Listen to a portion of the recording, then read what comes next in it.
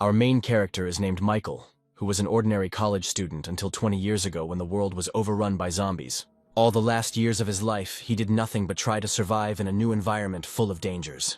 Over the years, his mind began to crumble from the realization that he would not be able to meet his family, whom he abandoned in order to survive in this harsh world. Being on the threshold of death, he was not afraid of it because he understood that his entire existence was meaningless.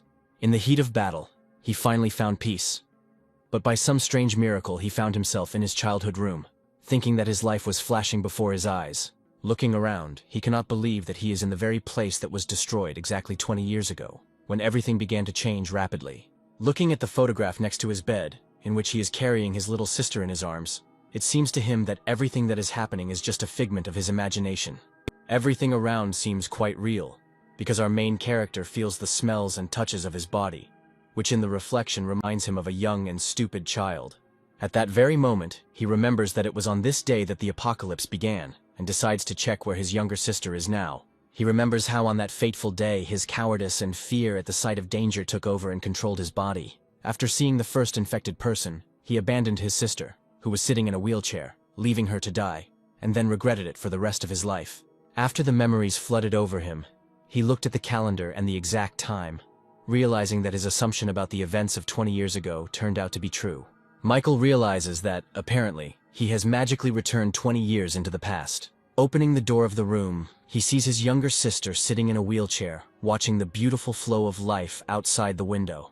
Unable to contain his emotions, the protagonist throws himself into the arms of his sister Sylvia in tears, and she does not understand what is happening. The confused girl, thinking that her brother had a bad dream, tries to calm him down, but he, without explaining anything, says that he will not make the mistakes that he managed to survive. He wipes the remaining tears from his tear-stained face with his hands and asks his sister to stay home while he goes out for a short while to run some errands. Sylvia asks him not to hurry and takes off one of the hairpins from her head and gives it to the protagonist, saying that when he returns alive she will give it back. Having promised his sister that he will return soon, the main character changes clothes, realizing that there is very little time left before the apocalypse begins, and he needs to prepare properly.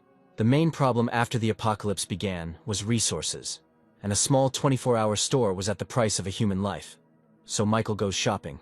The girls working in the store are discouraged by the amount of goods that our main character buys and decide that he is out of his mind.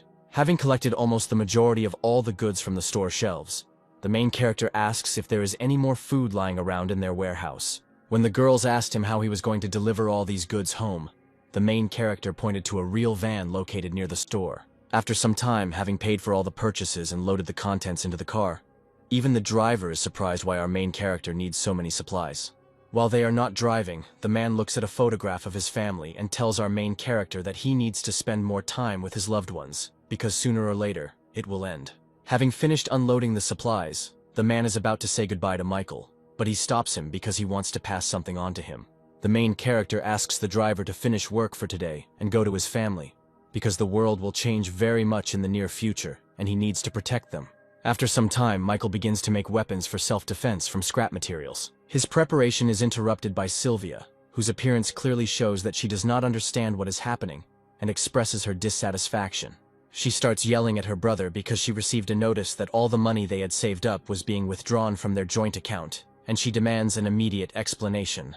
Her brother smiles, asks her not to be so angry, and, hoping for understanding, says that the apocalypse is coming and asks her to believe him. The surprised girl puts her forehead to her brother's head, thinking that he has a fever, because what he says seems like childish pranks.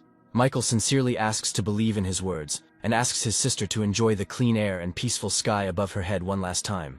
Sylvia says that her brother is acting very strangely today, and doing thoughtless and very strange things. But the girl notes that for the first time in her life she sees Michael so serious, and this makes her not deny what she heard.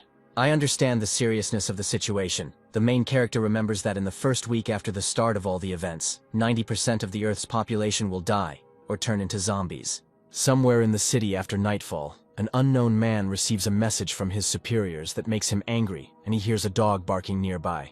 Unhappy that he will have to work all weekend, he throws his phone at the dog with all his might, venting his anger. After which, he sees how it turns out to be not an ordinary dog, but a mutated animal that attacks its offender. Our heroes, watching the chaos starting on the city streets, are overcome with genuine primal horror. Sylvia, shocked by what she saw, asks her brother what is happening when suddenly someone starts knocking on the door of their apartment. The girl hears from the voice that it is their neighbor calling for help, and the main character remembers that in the past it was because of her that they encountered the first zombie. Sylvia rushes to open the door as their neighbor's cries for help become more and more persistent. Opening the doorway, she sees in front of her the frightened face of a woman who lives nearby and asks what happened to her. Any emotion disappears from Sylvia's face as she sees an enraged mutant behind the woman. Our protagonist's head flashes with memories from a past life, in which he, along with other survivors, went on a very important mission. Their group found themselves surrounded on all sides by high-level monsters, and panic reigned among them. The protagonist tried his best to buy some time for his comrades to retreat while fighting against enemies that were superior in strength. Looking around, he noticed his close friend, who asked for forgiveness and simply left him to die, and ran away. Michael remembered that he himself had once done exactly the same thing, leaving his defenseless little sister all alone. At that moment he realized how desperate and helpless Sylvia was feeling and, having time to react, he threw the weapon he had made towards the infected. Michael asked his sister to close her eyes, promising that he would protect her at any cost, and that everything would be fine with them. He asks Sylvia to stay put, and sees how the zombie with a stick sticking out of its skull rushes to attack again in the hopes of tearing the pathetic humans apart. The main character, with ease and composure on his face, parries the attacker's attack and cuts off one of his limbs. He understands that in front of him now stands the first, lowest level of zombies that appeared at the very beginning of the apocalypse, and they do not have intelligence. Without any problems, with a few lightning-fast movements, he deals with the infected using his many years of experience. After defeating his opponent, Sylvia tugs at the hem of his jacket, asking her brother to stop fighting. Michael hugs his sister, saying that everything is over, and that everything will definitely be fine with her, after which he begins to look around because he hears someone's voice. His sister, not understanding what is happening to her brother, tries to help him, but the main character begins to lose consciousness. After some time, he comes to his senses and sees around him a strange sanctuary, shrouded in a blue glow and draining incredible energy. A few moments later, the statues located around the sanctuary shoot powerful beams of energy from their eyes at our hero. Our protagonist's head begins to split from the huge amount of information entering his brain, and he sees information windows popping up before his eyes. His body begins to change rapidly, and the voice of the system in his head says that a restructuring and study of genes is taking place. Having completed the transformation, the protagonist is informed that the recognition of the system owner is complete, and he finds himself in a changed body. Michael feels his body filling with vital energy, and context windows in his head tell him that he can improve himself and his skills. He understands that in order to develop, he needs to pay evolution points, which he will need to earn by killing various infected. He can spend evolution points on various characteristics of his body, such as strength, detection speed, intelligence, and so on. Having received his first points, he decides to upgrade his strength indicators to increase his chances of survival. Better than his skills, he suddenly feels a surge of strength in his body, and hopes that this time he will be able to change his future thanks to this power. After distributing the points, he again loses consciousness, and comes to his senses in our world, watching as his sister waited all this time for him to wake up. Having regained consciousness, the main character's sister immediately says that her brother scared her very much because he fainted too suddenly, and she did not know what to do. Sylvia starts to cry and says that she couldn't bear it if something happened to her brother, and he strokes her head and explains that everything will be fine. Having regained consciousness, Michael immediately understands that he needs to deal with the corpse of their neighbor, otherwise even more zombies will come here. But when he goes out the door, he discovers that she is missing. Instead of a lifeless body, he sees only a pool of blood and a trail that stretches down the stairs to the lower floors. Realizing that he will have to clear the entire perimeter in order to remain safe, the protagonist decides to change his clothes because they have become too small for him.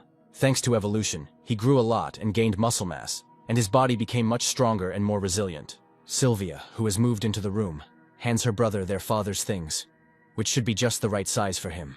While waiting for the t-shirt to be put on, the girl begins to worry about the state of their parents now, because there is real chaos in the world. She remembers how their parents left them alone when they were 10 years old, after which they were left to their own devices most of the time. After that, Mom and Dad started sending them money every year, and only this fact hinted at their existence. Having finished changing clothes, the main character asks his sister not to worry, because their parents are quite independent.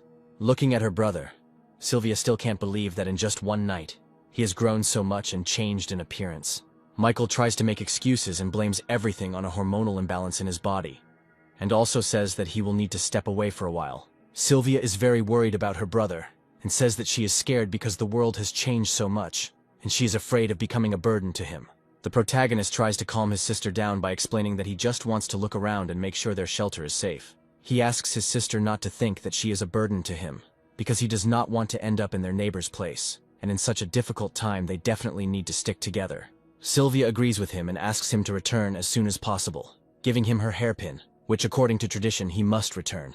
Armed with a dagger, our main hero leaves the walls of his apartment and goes on reconnaissance. He looks at the bloody trail left on the floor by the zombie he killed, and realizes that they live on the top floor. All the danger will be below. Michael begins to slowly descend the stairs, carefully examining each floor and checking all possible rooms until he stumbles upon new infected. As soon as the zombie notices our main character, he immediately begins to move towards him, uttering incomprehensible phrases. Having rushed to attack our protagonist, the infected suffers inevitable defeat, since Michael has more than enough skills and experience in fighting high-level enemies. The context menu informs the protagonist that for each entry-level zombie he receives 1 evolution point. Also, looking at the upgrade window, he sees that different skills require different amounts of evolution points to upgrade, and to upgrade the same strength he needs 6 points. The most expensive thing is to pump up the mental spirit, because in a past life he heard about people who had various mental spirit skills, and decides that this is perhaps the most important characteristic. Looking at his skills, he understands that to obtain the ability he needs the 10th level of mental spirit, and at the moment it is better to pump up other skills and leave it for later. Descending to lower and lower floors, our protagonist's main priority goal becomes killing as many infected as possible. While inspecting another apartment, he sees traces of blood on the walls and furniture, which indicates that a recent battle has taken place. Going into the bathroom, he sees the lifeless body of a woman who, apparently, did not have time to turn into a zombie. Michael understands perfectly well that not everyone is able to withstand such drastic changes in life, and it is easier to end their own life. At that very moment, his detection skills allow him to react to the infected behind him. Opening its huge mouth, the zombie is about to sink its teeth into our protagonist and bite off a huge piece of flesh. The main character manages to react and, using his dagger, pierces the skull of the mutant who attacked him. He must not let his guard down under any circumstances, because the Tree of Evolution did not make him immortal. After clearing the next floor, he decides not to delay and continue to inspect the building, since he doesn't have much time left. While inspecting the next floor, he is noticed by a certain woman who managed to survive and, apparently, is also one of the residents of this house. After knocking on the door and asking if there are any survivors, the woman looks out of the doorway and says that her apartment is safe and asks to be left alone. The main character asks to be allowed to personally verify the safety of her shelter because he does not want to use force. The woman nevertheless decides to let the main character into her apartment for a short while, where everything looks quite peaceful and calm. While looking around the room, Michael notices a photograph hanging on the wall and decides to ask where her husband and child are now. The woman replies that her son is at school and her husband went to meet him and they still haven't returned, and she is very worried about them. After which she asks him to leave her apartment because she is very scared, and as soon as our main character is about to leave, he hears strange sounds coming from the bedroom. He immediately decides to check what exactly is causing the noise, and the woman with a frightened look on her face tries to stop him, saying that there is no one else here. Michael begins to open the doorway, with blood visible on the other side, and the woman tries her best to stop him. Entering the room, he sees a small silhouette of a man holding a bloody corpse in his hand. This terrifying image, apparently, is the son of that very woman who turned into a zombie. He asks with a crazy smile to play with him. At that very second, the main character manages to react to the fact that the woman standing behind him is trying to attack him.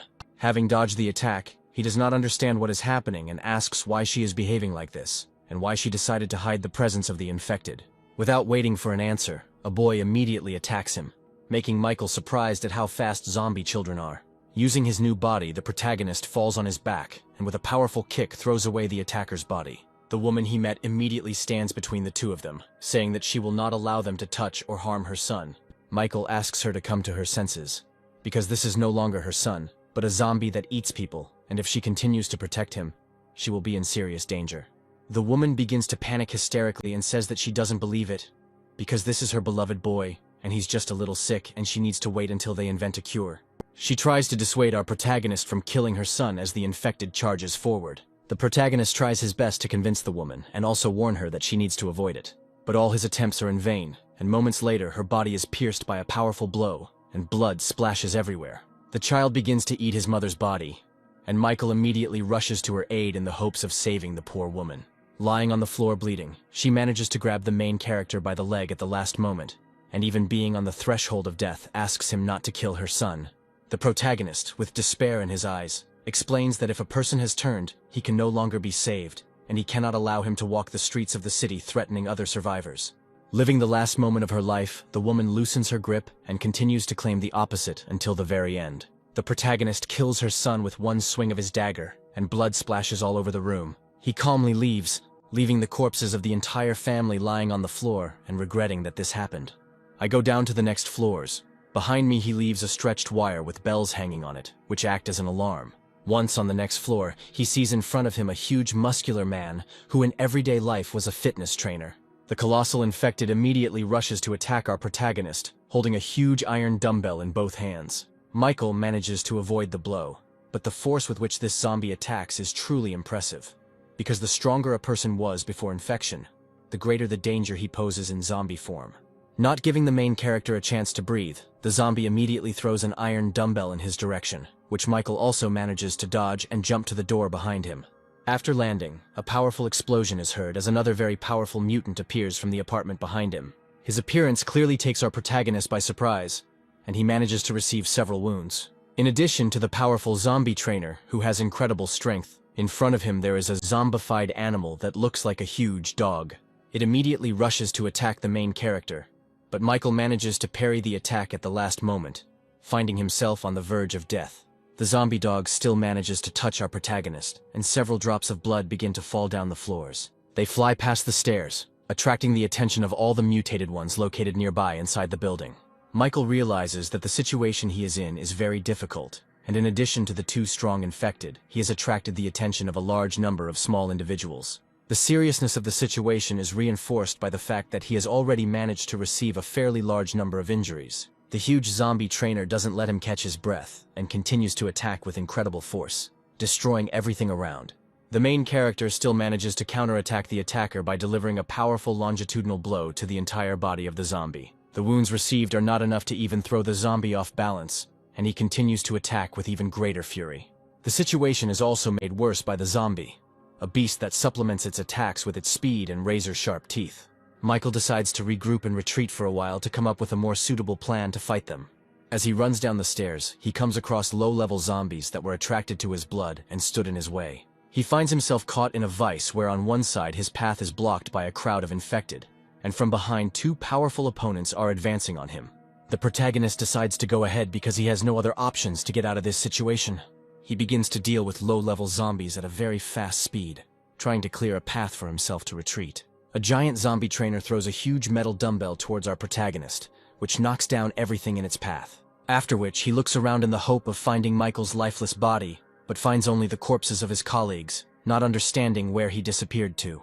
Meanwhile, the main character manages to hide in the confusion in the nearest apartment, which apparently belonged to some gamer. Trying to catch his breath, the main character tries to understand why the infected are developing so quickly, because their strength has already gone beyond the first stage of the apocalypse. While he was thinking about the fact that the evolution of the infected was proceeding at an incredible speed, his opponents were already combing through the apartment in which he was hiding. A giant zombie fitness trainer finds our protagonist, who has been hiding behind the back of the sofa all this time. Without wasting time on thinking, he immediately attacks the main character, who in turn tries to defend himself from the blow by taking all the energy on himself. The energy from the impact is so powerful that Michael's body breaks through several concrete walls and ends up in the next room. For some time he loses consciousness and, drowning in emptiness, he realizes that even after rebirth, he still remains a worthless and weak person, unable to change anything. Lying in a pile of concrete rubble, the sound of the bells he left on the upper floors breaking brings him to consciousness. He immediately remembers his younger sister, whom he promised to protect at all costs, and this thought gives him strength. Michael decides to immediately spend the points he has on upgrading his speed and strength, which allows him to get back on his feet. He rushes up to his apartment as quickly as possible, destroying all low-level infected with one blow thanks to the upgrades he received. At this time, Sylvia hears strange sounds behind the door and hopes that it is her brother and decides to open the door. Meanwhile, outside there are two infected people, on whose bodies light from our hero's apartment begins to shine. But Michael is already rushing to help. Having dealt with the zombie in an instant, he approaches the door and asks his sister if everything is okay with her. asking her not to worry because everything is okay with him. Meanwhile, a couple of powerful infected have already managed to reach their shelter, and he asks Sylvia to close the door and not open it to anyone at all costs. Michael points his dagger towards the zombies, saying that he will not allow them to take a step towards him. The zombie fitness trainer starts screaming furiously, saying the same phrase over and over, asking for a membership card to their gym. Having taken one extra step, the main hero immediately rushes into the attack, cutting off his leg, saying that he warned about the consequences. After which he immediately jumps up, soars into the air, and throws his dagger with all his might into the body of the zombie beast. At the same time, during the landing, he delivers a powerful kick to the zombie trainer, hitting his head on the concrete floor. The main character hurries to get his weapon back by pulling it out of the dog's body, and at this time the zombie trainer tries to attack him again, although he moves much more slowly.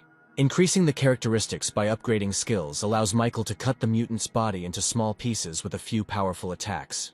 Our protagonist emerges victorious from this battle, and since these zombies are of a higher level, he receives more points for them. He also notes that there is very little time left before the crazy evolution of zombies, and if everything continues to move at this speed, he needs to adapt as soon as possible.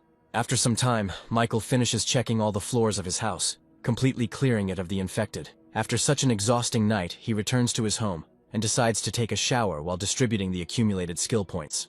The main character decides to develop his skills evenly, investing a little into each available skill branch.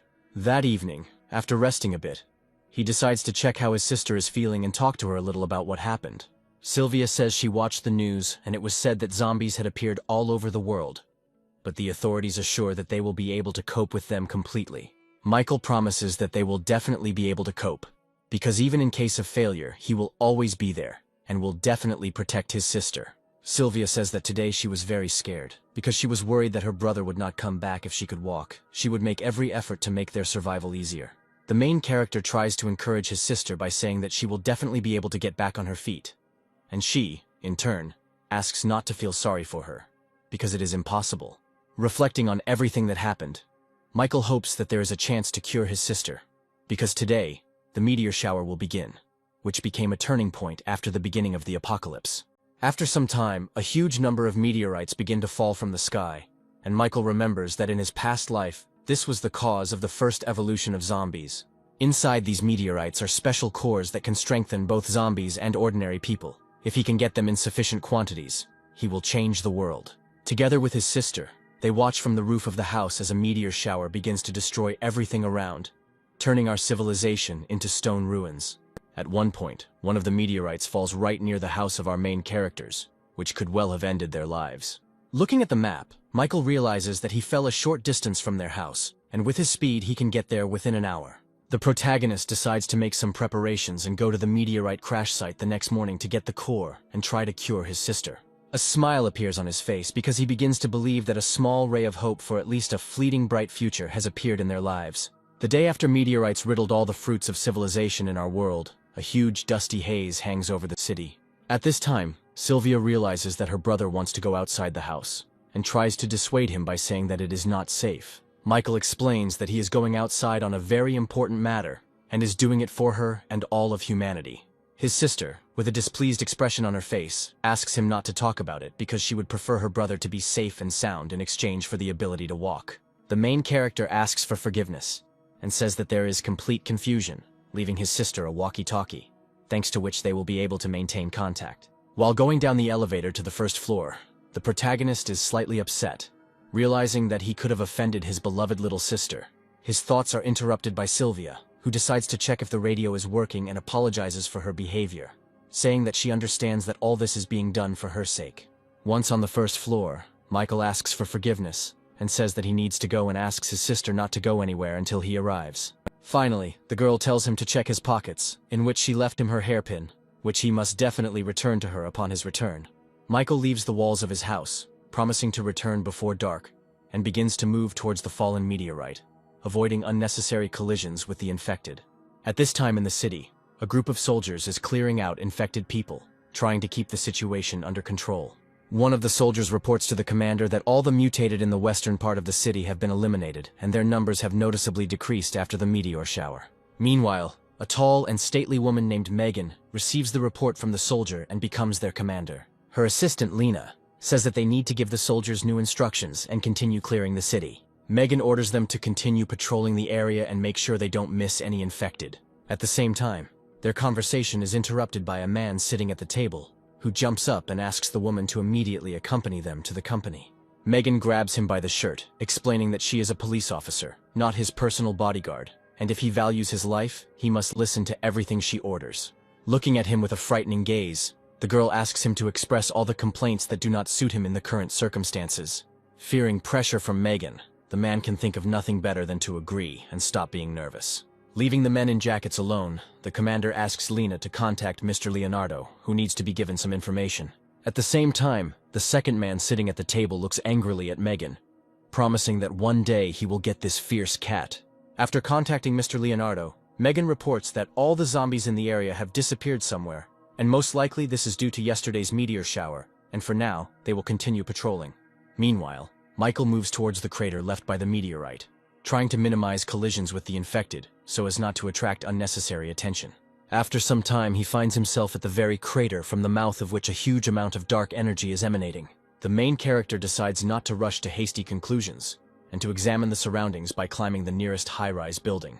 He sees a meteorite fragment located in the center of the crater, emitting a huge amount of energy, and in his past life, he had never seen it in real life. He also notices a zombie near one of the crater walls trying to get out, and who is not at all interested in absorbing the fragment. Michael realizes that time is starting to move towards sunset. If he delays, the zombie can absorb the energy, and this will become a very big problem for him. The protagonist makes a decision to use his speed to avoid confrontation and simply take the shard and run away. Once he reaches the crater, he makes a lightning-fast dash towards the zombie in the hopes of catching it off guard and finishing it off quickly. When striking the infected's body, his homemade weapon breaks as if it were made of glass, and the zombie's skin turns out to be as strong as steel. The zombie girl turns to our protagonist and greets him, and her appearance clearly says that she is definitely not a weakling.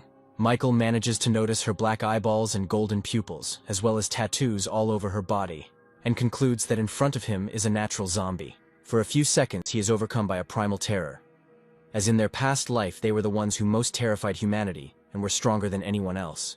In an instant, the infected closes in on our protagonist, grabbing him by the remains of his makeshift spear and throwing him into the air with incredible ease. Trying to land on the ground, our main character begins to be hindered by vines shooting out from under the ground like bullets.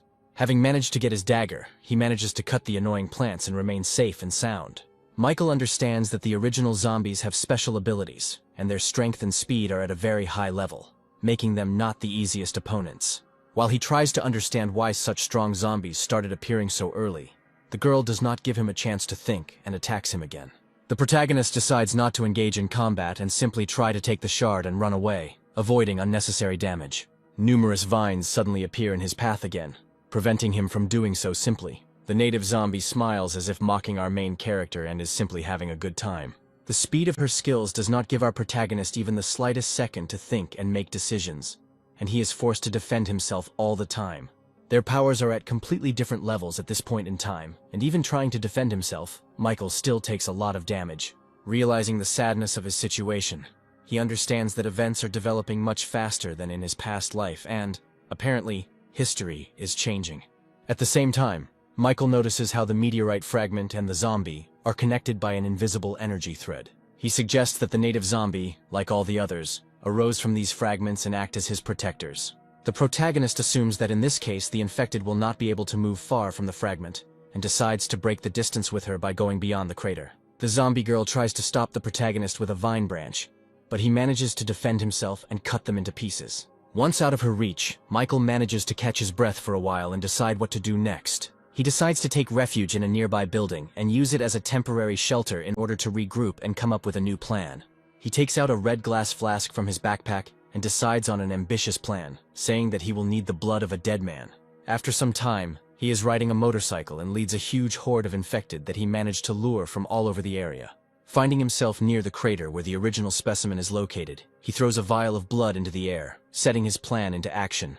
The main character manages to break the test tube and all the contents fall out like a rain of blood. His plan was to use the dead man's blood as bait for a large number of low-level zombies that the primordial zombie would have to fight. Such impudence and insidious plan enrages the female, and she begins to attack with even greater speed and fury everything that tries to harm her. Michael begins to watch everything that is happening from afar and hopes that his plan will have at least some effect. Even with an incredible advantage in strength, the primordial zombie is unable to deal with the horde of infected rushing towards it so quickly, and they simply overwhelm it with numbers.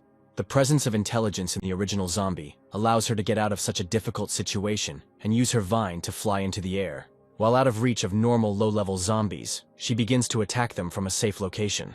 At this moment, Michael decides to get closer to the crater and try to steal the fragment while the original is busy fighting.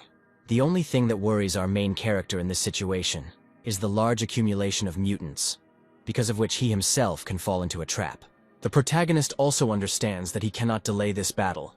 Otherwise, the fragment will have time to restore the energy of the female, and it will become even more difficult. Unexpectedly for everyone present, a very powerful and ominous roar is heard, which can only mean one thing.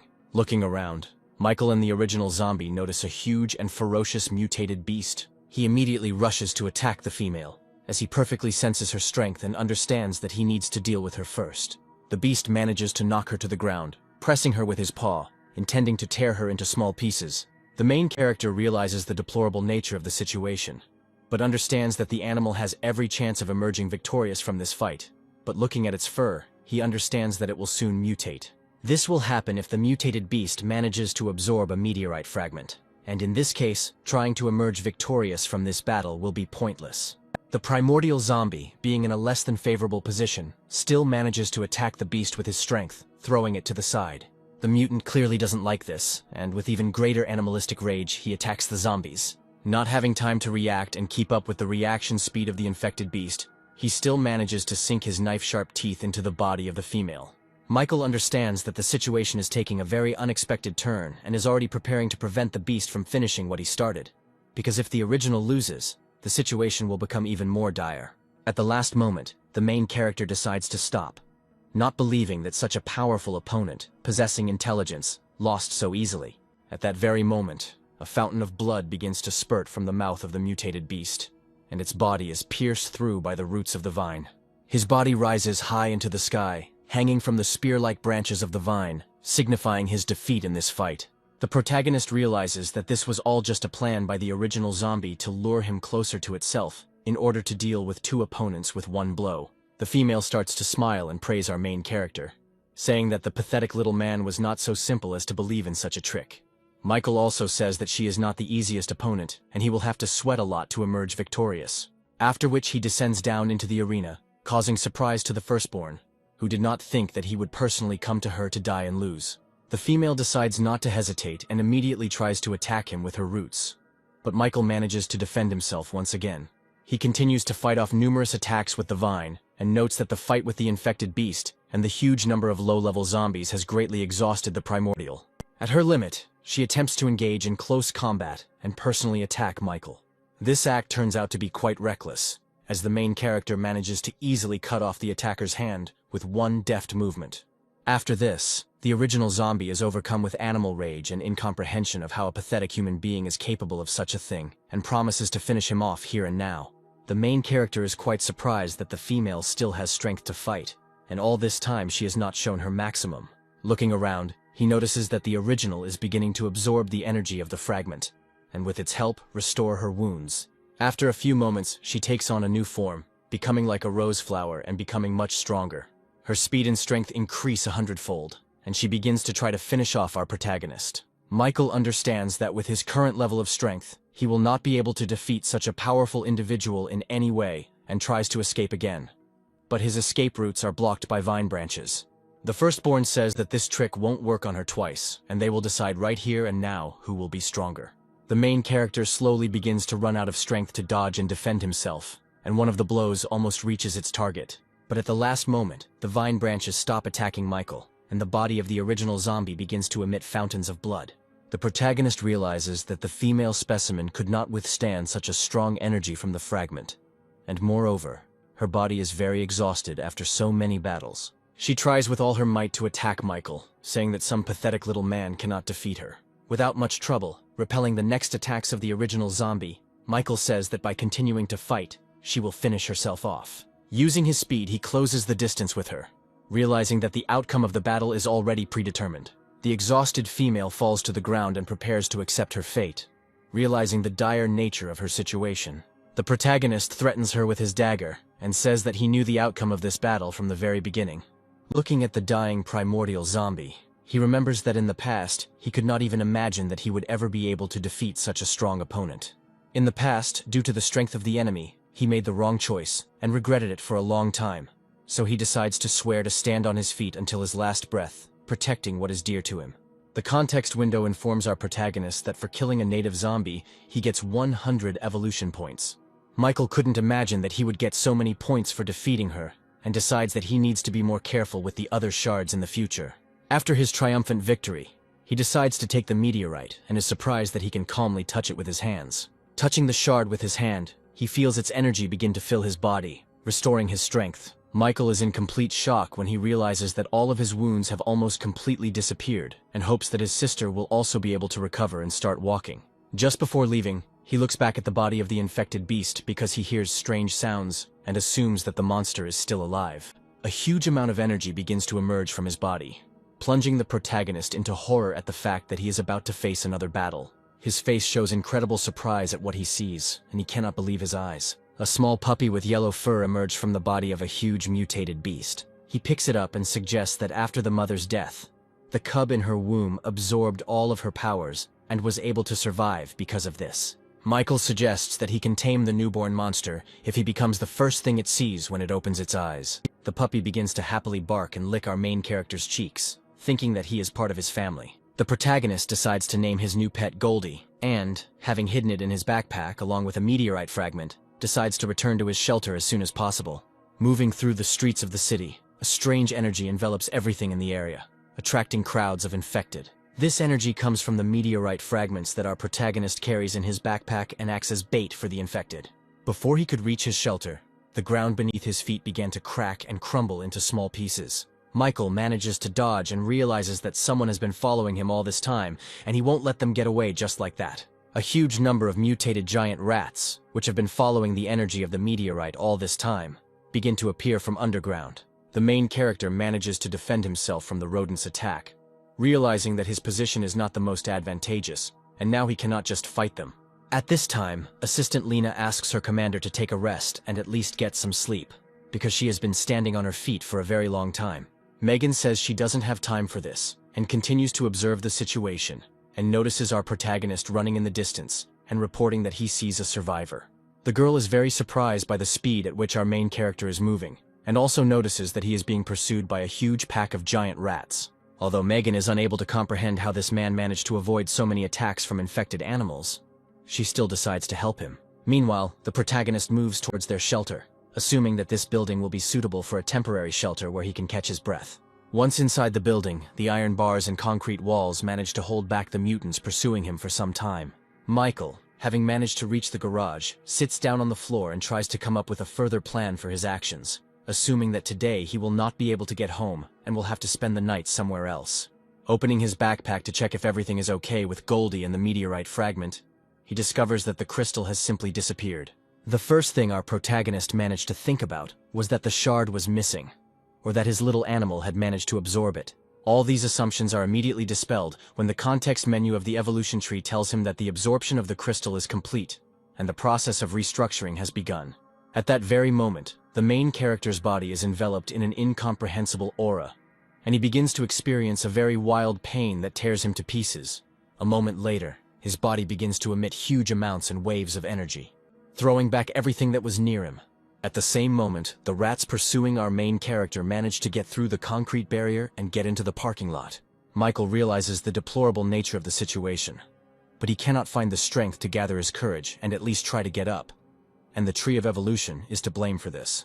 His eyes begin to close and he slowly loses consciousness, not believing that he will be dead here and now. At the last moment, Goldie manages to save her master by fighting off the rat's attack and standing up to defend him. The body of the small puppy becomes covered with a thin layer of electricity and begins to emit a large amount of energy. He places himself between the attacking rats and his master's body, ready to give his life to protect him.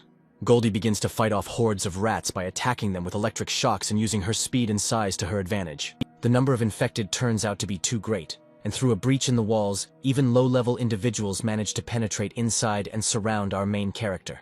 The faithful puppy can't keep up with such a number of opponents, and has to continue the battle with the rats located outside the building. Before attacking and finishing off our main character, one of the rats is met with inevitable death from a bullet from a gun. At that very moment, other surviving people appear in the parking lot, armed and arriving to help our main character. The gray-haired man asks Megan if they should have brought strangers to the shelter, because if he was bitten, they would have a very hard time. The commander replies that they cannot abandon the survivor, they need to isolate him and observe him. The survivors manage to take refuge inside the building, while Goldie remains outside to defend the shelter from the infected rushing towards it. At this time, Michael, being unconscious, wakes up in the sanctuary of the Tree of Evolution, which has noticeably changed. His body begins to be covered with clots of yellow energy, merging into one whole with the set of genes that he had. This process takes a very long time, but at some point our main character regains consciousness. While Michael was unconscious, his faithful companion spent the entire time fighting hordes of zombies. Opening his eyes, our main character realizes that his head is splitting and he is trying to remember all the events that happened to him before he lost consciousness. Megan, who is in the same room with him, immediately points a gun at him and orders him not to move and to answer her questions first. Michael replies that he doesn't have time for that, and he needs to urgently go about things that are a higher priority. The girl is about to tell the main character that he won't just leave, when he suddenly appears behind her. The protagonist manages to disarm Megan and throw her to the ground, replying that she doesn't have enough strength to stop him just like that. At that very moment, all the survivors enter the room and ask Michael not to move or make any sudden movements. Otherwise, they will open fire. Megan orders her men to remain still and explains that she is the commander of the military police, and that they were the ones who saved him from certain death. One of the two men in suits says that the main character is an ungrateful jerk, and they shouldn't have babysat him for 4 whole days. Hearing this, Michael completely forgets about everything that happened. Realizing that he was out cold for 4 whole days, he immediately rushes towards the exit, realizing that all this time his sister is alone and in possible danger. Megan manages to stop him, saying that the street is full of zombies and it is too dangerous, and invites him to stay in their squad. While Michael asks what will happen if he refuses this offer, a huge, terrifying silhouette is visible outside the window of the room they are in. A moment later, the monster bursts into the room, destroying everything in its path and letting out a furious scream. All the survivors immediately rush in different directions, trying to protect themselves and everyone around them. Stunned Lena, still a schoolgirl, experiences incredible fear and simply cannot move while standing in one place. The main character manages to save the defenseless girl by stopping the monster's huge paw with his body and blocking its path. At that moment, he realizes that he himself did not understand how he managed to do it, and most likely his dexterity increased many times over, as well as his physical skills. Not a single person on the planet is capable of holding such an incredible force of a mutant rushing at him with his bare hands. All the survivors, looking at what is happening, cannot believe their eyes and doubt that the stranger they met is an ordinary person. Using his newly acquired powers, the protagonist manages to throw the monster's body back. Realizing that his physical indicators have increased, he immediately rushes into the attack, intending to begin a battle with the huge mutant. At the last moment, his fist stops right in front of the beast's nose, and waves of energy from his blow spread across the ground. The main character realizes that in front of him is not a monster, but his little tame dog Goldie, who has grown a lot in 4 days. He begins to happily wag his tail and lick his owner, rejoicing at his return. Michael decides to check his skill stats and notices that all evolution points have disappeared, and a new upgrade point called Gene Enhancement has appeared. Trying to remember everything that happened, he understands that something amazing clearly happened to him, and most likely all the points were spent on his evolution. As he dives into his consciousness, he sees that the Sanctuary Tree of Evolution has also changed, and apparently he has experienced the first gene enhancement. When asked what happened to him, the context menu answers that the main character reached the limit, and a meteorite fragment helped him overcome it. Michael remembers that every person has a genetic limit, and in a past life he saw high-ranking fighters who tried to overcome it, but eventually died. This term is called gene restrictions, and apparently our protagonist is able to develop indefinitely bypassing this prohibition. Realizing what happened to him, Michael, riding a dog, returns to the survivors, who are both surprised and very scared. Michael explains that Goldie was very tiny not long ago, but after eating so many zombies he grew to such a size. Megan, like everyone else present, does not understand how the monster can be his pet. The main character says that it's a long story and he'll tell you about it later, but now he needs to deal with the crowd of infected rushing here. Noticing a huge number of zombies on the horizon, Megan understands that their strength is not enough to resist such a horde. The girl says that they have nowhere else to go, and they were able to find this place after a week of searching after the start of the apocalypse, and they have no other. Michael begins to warm up and asks the girl not to worry, because there is a military shelter 40 kilometers from here and they can go there. The protagonist asks them to wait in a safe place while he single-handedly deals with all the infected, and Megan says that this is just madness. Michael asks to follow his instructions and then rides into battle on his tame dog. Lena, looking at everything that is happening, asks her commander if this stranger will be able to return safe and sound and accompany them to the shelter. Having reached the right place, the main character decides not to fight with his bare hands and to rip the road sign out of the ground. He attracts the infected with a loud metallic bang and asks Goldie to stand aside because he wants to test his new abilities. When faced with a crowd of infected, he makes a powerful blow with a road sign, destroying a huge number of low-level zombies in a second. Michael realizes that in a short period of time he has become much stronger, which is why his blows have become many times more deadly. Gradually dealing with ordinary zombies on his way becomes an awakened infected who has reached the initial level. The classification that our main character uses has been preserved from a previous life, when the infected were assigned a rank, and this individual, although he has incredible strength, is still not gifted with intelligence. Trying to deliver a powerful blow to the mutant's head with a road sign does not bring visible results, and the metal bends like plasticine. Meanwhile, the survivors, led by Megan, finish collecting supplies from their old hideout and await the return of our protagonist. The man in the suit starts to panic, suggesting that he might not return and then they will be easy prey while here. The girl says that they need to stick to the plan and not panic, otherwise they will have no chance of survival. The man says that they clearly saw a crowd of zombies rushing towards him, and in such a situation, no one can survive, and if they just sit and wait, then everyone will die. He adds that if they hadn't saved this guy that time, they wouldn't be in this situation, and if he voluntarily decided to become bait, then they need to get out of here as soon as possible.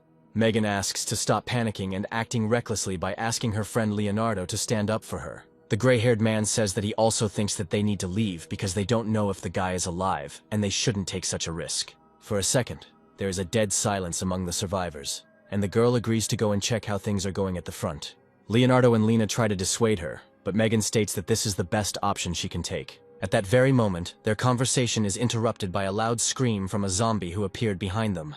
Having decided that they are all facing inevitable death, the infected immediately receives a powerful blow to his skull and flies away in an unknown direction.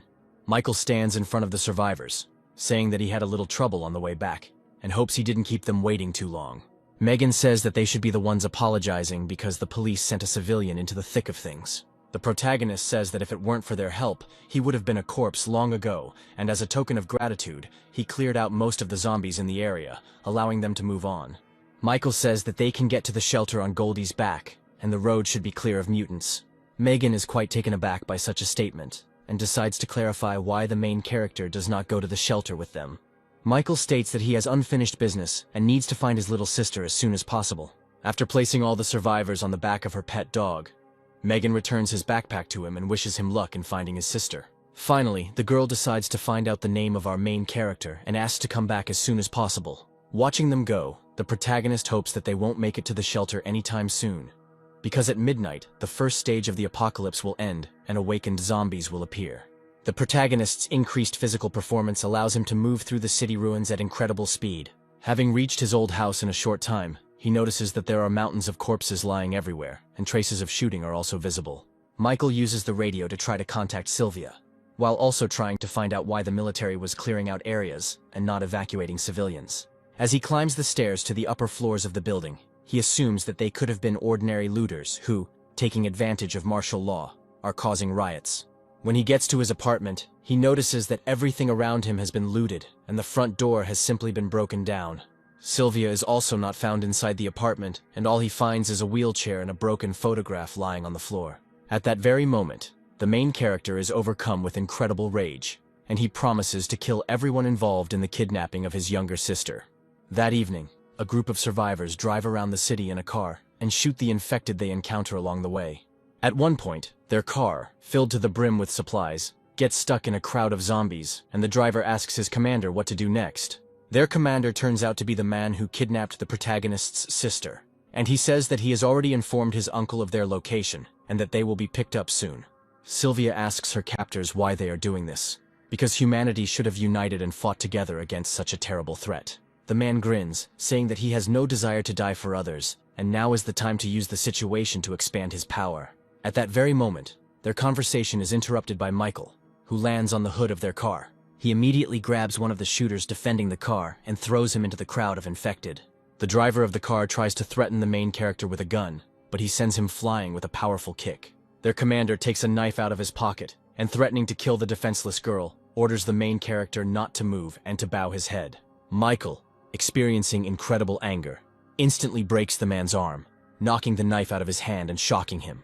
He immediately begins to threaten the main character, trying to boast about his family ties and the fact that they will definitely find him and save him. The main character says that he knows perfectly well that he is dealing with a local bandit who uses martial law and his uncle's connections to do whatever he wants. Michael holds the man's body over a crowd of infected, threatening to throw him to be torn apart by the entire crowd. His sister's kidnapper begins to pitifully beg for mercy, saying that he will do whatever our protagonist wishes and fulfill any of his orders. Realizing that persuasion does not work on our protagonist, his pleas turn to aggression and harsh threats. At this time, 2 helicopters appear above our heroes' heads, which apparently arrived at the call of this man to save them. The man starts laughing, thinking that salvation is near. But the protagonist simply lets him go, and he falls into a crowd of infected that starts eating him. One of the people who arrived by helicopter notices everything that is happening and asks to be connected with Commander Roger. A man reports that his nephew was killed by some unknown young man and that there is a little girl in his company. Commander Roger, who apparently was the same uncle who threatened the murdered man, orders the main character to clear the area. Our heroes are fired upon by 2 helicopters, and Michael, holding his defenseless sister in his arms, tries to find shelter. Having managed to react to the fact that they were fired upon with missiles, he moves to the nearest building to find temporary shelter there. He manages to run inside and avoid a direct hit from such a powerful weapon and save his little sister. The protagonist finds a safe room where he leaves Sylvia and asks her to wait for him here until he completely sorts things out. The girl understands the gravity of the current circumstances and asks her brother to be very careful and return safe and sound. After which Michael, leaving his sister in a safe place, returns to the street to deal with 2 military helicopters. Having come under fire, he realizes that fighting from the ground is not very advantageous and decides to retreat. The sounds of gunfire attracted a huge number of zombies from all over the area, making escape routes very difficult. Thanks to his superhuman skills, Michael manages to break through the crowd of mutants. The military commander on one of the helicopters observing the situation cannot believe his eyes and assumes that this guy is not an ordinary person. He orders the pilot to find a tall building nearby and land him on the roof, then continue pursuing the guy. Having dropped off my captain at Michael, I open fire from a machine gun that fires up to 70 rounds per second. Seeing how our protagonist manages to dodge the lead rain, the machine gunner cannot believe it, because an ordinary person would already be a corpse. At the same time, the military captain, being on the roof and armed with a sniper rifle, takes aim at our main character. He fires a precision shot with a large caliber round, hoping to finish the guy off with one shot. Michael's reaction speed and perception allow him to react to the sound of the gunshot and dodge the projectile, preventing it from hitting his heart, but he still gets wounded. The captain is informed over the radio that the object has disappeared into one of the buildings. I have touched it. The blood will attract the infected. Continue observation. Michael is trying to stop the bleeding. How lucky I am. Another millimeter to the left, and I would already be dead. Lost in thought, the main character loses concentration for a few seconds and comes to his senses only when a rocket flies into his building. A powerful explosion occurs, completely destroying the entire building, and the blast wave knocking out all the windows within a radius of several kilometers. The pilots report that the target has been destroyed, but the captain manages to notice some movement under the pile of debris. The smoke and dust cloud left behind by the explosion clears, and the military sees a huge dog with golden fur, emitting a terrifying roar. "Goldie, you really helped me out, baby. You came just in time. I really need your help." The familiar releases huge wings from its body and asks its master to attack with it. While the stunned military cannot understand where this monster came from, Michael, riding a dog, attacks one of the helicopters. At this time, the pilot of the second helicopter, watching his colleague crash, loses sight of our heroes. Panicking, he quickly rushes to report to the captain that the target has been lost, when suddenly Michael interrupts him, climbing into the helicopter's cockpit. The squad captain, hearing on the radio that his soldiers were defeated, requests reinforcements, saying that they found a survivor. At this time, Mike, thinking that the battle is over, lands on the ground with the desire to introduce Goldie to his sister. His joy is interrupted by the military captain. "Hey kid, it's too early to rejoice. This girl is clearly very important to you. Mike, seeing that his sister is being threatened with a weapon, begins to scream and demand that she be released immediately. The man, holding the barrel of a rifle to Sylvia's head, declares that he would be interested in checking what is faster, the bullet or our hero's reaction. "Put down your weapon. You need me, right? My sister has nothing to do with it. I will surrender without resistance, but promise that you will let her go." Mike moves towards the captain with his hands raised, giving Goldie a final order to take Sylvia to safety. At this time, an infantryman armed with a rocket launcher, who apparently arrived with reinforcements, reports that the target has been captured and is in the kill zone. The captain grins and gives the order to open fire, and a shell is fired at our hero, producing a powerful explosion. The military is happy that the mission is completed, but as soon as the fog clears, Michael's faithful dog appears at the site of the explosion, taking the full brunt of the blow. The captain shouts into the radio that the target is still alive and they need to move to Plan B. But it turns out to be too late, and Michael delivers a crushing blow from behind his attacker. The man, having flown several dozen meters and received a lot of injuries, lies in a mountain of debris, and having miraculously remained alive, orders everyone to be destroyed. More missiles are fired towards Sylvia as Michael struggles to save his sister. A moment before the explosion, he manages to cover the girl with his body, taking the entire blow on himself. Falling to the ground, Sylvia looks at her bloody hands, hoping that her beloved brother is still alive. "Brother, don't scare me. Don't even dare fall asleep. What's wrong with you? Don't leave me alone." Meanwhile, the captain still manages to get back on his feet, while simultaneously rejoicing that all his limbs are intact and he will not remain a cripple. Michael, opening his eyes slightly, wipes the tears from Sylvia's face with his finger and asks for forgiveness for not being able to protect her. "Don't cry, Sylvia. I'm so glad I was able to look at you again. It all seems like a dream in which I want to stay forever."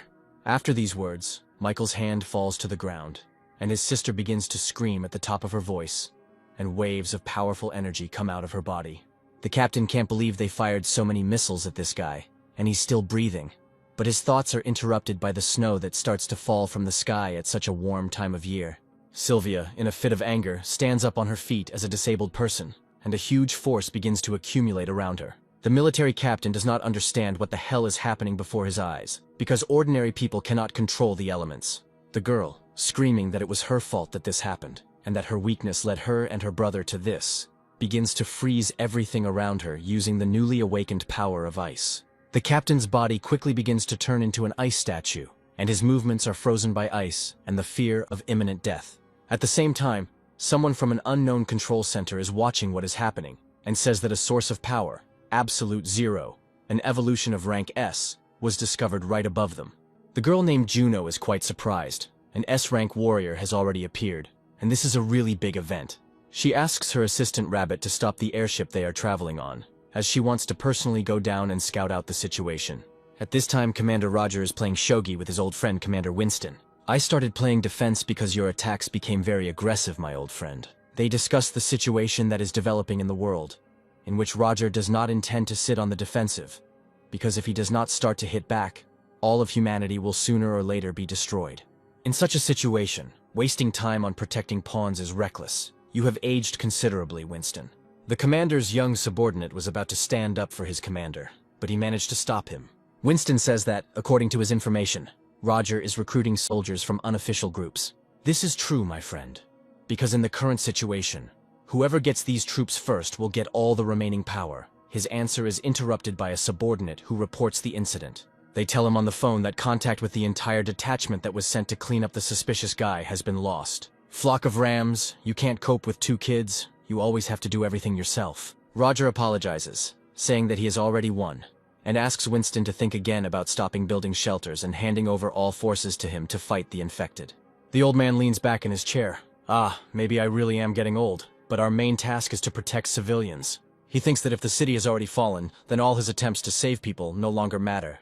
Deciding to ask his subordinate Scott what he thinks about this situation, he replies that Commander Winston is still very young, and all his decisions are thoughtful and pragmatic. "You're such a straightforward person. You're such a blunt person. I always liked that about you. I promise that as long as I live, I'll protect the common people." Now go and find out what Roger was talking about on the phone. The subordinate smiles, encouraged by the words of his captain, and putting his palm to his forehead, is ready to carry out the order. At this time, Rabbit tells Juno that she needs a little time to find a place to land. The girl asks her not to land the ship, but simply to lower the height at which she can jump out. Flying over the battle site, Juno jumps to the ground and uses the ice blocks created by Sylvia as landing ramps. Finding herself in front of our heroes, she notes that they used too much force and simply passed out. Looking at the frozen military man, he wonders how the skill he just awakened turned out to be so powerful. The rabbit uses the radio to report that this is already the 4th of the 12 S-rank warriors. According to the inquiries made, this girl is not listed as the owner of Absolute Zero. Instead of her appearance does not match. Juno, looking at the wounded girl, suggests that there may be several owners of Absolute Zero. She takes the girl to her ship, leaving Michael alone, saying that they need to go in search of the next awakened. After some time, the main character's body, which is on the hair, activates the tree of evolution that permeates his entire body. The system reports that the right first level is open, and the process of divine evolution has begun, which has launched a huge number of tree roots throughout the earth. The tree of evolution began to search the entire area for any living creatures and mutants, starting to destroy them and pump energy out of them. All this power, collected in a matter of hours, began to flow straight into the heart of our protagonist, saving him from imminent death. At this time, Commander Winston's subordinate Scott enters his office and reports that he has completed the task given to him. He hands the commander a tablet with a video recording saying that this guy and the little girl were being pursued by Roger's men, but he managed to neutralize them single-handedly. However, he was wounded, and then the entire area became covered in ice for unknown reasons. At the end of the recording, rays resembling tree roots began to emanate from this place, after which the camera turned off. In the final seconds of the video, Winston notices a stranger appear, whose face is too blurry to identify. The commander orders the cattle to go to that very place and find out what happened to this guy, and if possible, deliver him to headquarters. Something very inexplicable is happening. Roger's powers are getting stronger, and my abilities have a limit. This world needs a hero. After a few hours, the roots of the evolutionary tree begin to retract, penetrating Michael's body. The system informs him about the accrual of 1,000 experience points that have reached the peak, which in turn triggers automatic distribution. At this very moment, the main character opens his eyes, trying to understand how he managed to survive and what happened to him. Looking around and not finding Goldie and his sister nearby, he rushes to inspect the surroundings, completely covered in ice, hoping that his loved ones are still alive. In such a hopeless situation, he decides to turn to the tree of evolution to find answers to his questions and penetrates deep into his own consciousness. The system informs the protagonist that the deification plan has been put into action, and only one attempt has been allocated for its implementation. Michael also tells us that he has awakened, and all his stats have been increased to the 5th level of power. Looking at his stats, he realizes that his physical strength has increased incredibly since awakening. Thanks to the meteorite fragment he received earlier, he gains a new skill called absorption. From his past life, Michael knows that the power of skills cannot be increased, and that it only grows with the increase of the wearer's physical characteristics, and therefore, his new ability is equal to S rank. For a moment he thinks that he has become the first awakened with a rank, but at the last moment he remembers that he noticed a similar reaction in Sylvia, and perhaps all this ice in the area is her doing. While he was looking around the area, he didn't find his sister's body, and decides that he needs to find out what happened while he was unconscious picking up a fallen hairpin from the ground. Approaching the same captain, chained in a block of ice, he breaks it into small pieces and says that if the military is involved in this, they don't have long to live. At this time, a man driving a car passing by the checkpoint tells the private not to sleep at his post. It turns out that this is Cattle saying that during such an important period of building shelters they need to be extremely careful and not let a single infected person into the territory. Commander Roger, who is watching him, and his subordinate, who Scott was visiting, understand that Winston is trying to extract secret information. Meanwhile, in one of the abandoned buildings, the main character decided to collect his thoughts and think over a plan for further action. Taking the soul into his head comes the thought that the best way to get into the military unit is to go through the shelter to which he sent Goldie along with his new acquaintances. As the morning approaches, he sets out on his journey holding a photograph of his younger sister in his hands and promising to definitely save her. Having set off on his journey and moving towards the shelter, he easily deals with ordinary rank-and-file infected thanks to his new physical abilities. When trying to use his new, recently acquired absorption skill, the system tells him that it cannot be used on normal opponents. Assuming that the skill requires a stronger enemy to use, he stumbles upon an advanced infected that gives off an ominous aura. The infected turns out to be quite strong as he is an awakened F rank and is easily able to crush the ground under his feet with powerful blows.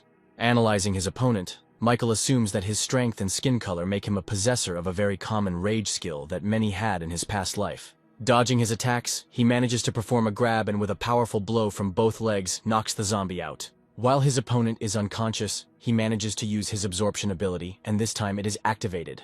Before this, I only used it on awakened zombies. I wonder what will happen now. By absorbing energy from the body of a defeated enemy, powerful waves of multicolored energy begin to hover around, and the system informs that the absorption is complete, and disintegration has occurred. At the same moment, Michael notices a new rage skill that has appeared inside the system, the scale of which is filled to 1%. As far as I remember, in my past life there were very few people who could awaken 2 abilities, and there were no people with a large number at all. The protagonist understands that now he only needs to collect enough skills and fragments, and with a gene limitation he will be able to evolve almost infinitely. His thoughts are interrupted by a strange sound and huge waves of energy similar to those that occurred when he absorbed a new ability fall from the sky. A powerful wave of force pierces his body, and Michael, in horror, does not understand what is happening to him. After which, a huge mutated beast emerges from underground, and according to the system, it is at the level of an awakened monster. Michael's insight tells him that someone much more powerful is approaching here.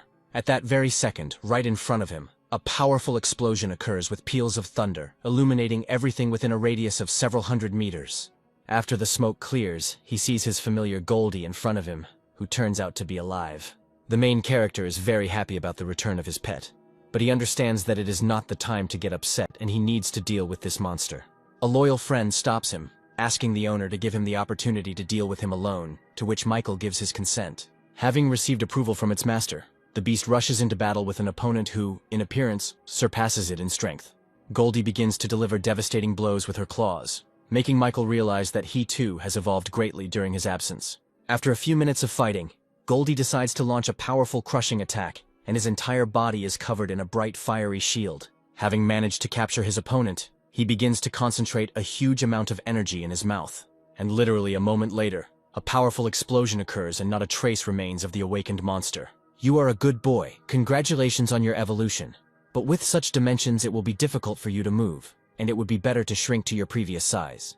Obeying the orders of his master, Gold shrinks to his original form, turning into a small, harmless puppy. Thinking about where to go next, the main character uses his detection skills to scan the entire area, sensing a huge number of signs of life nearby, and decides to go there. Mistress Juno, I will connect you to headquarters for a further report on the situation. The screen that turns on shows a blurry image and the silhouette of a person who is interested in how the case is progressing.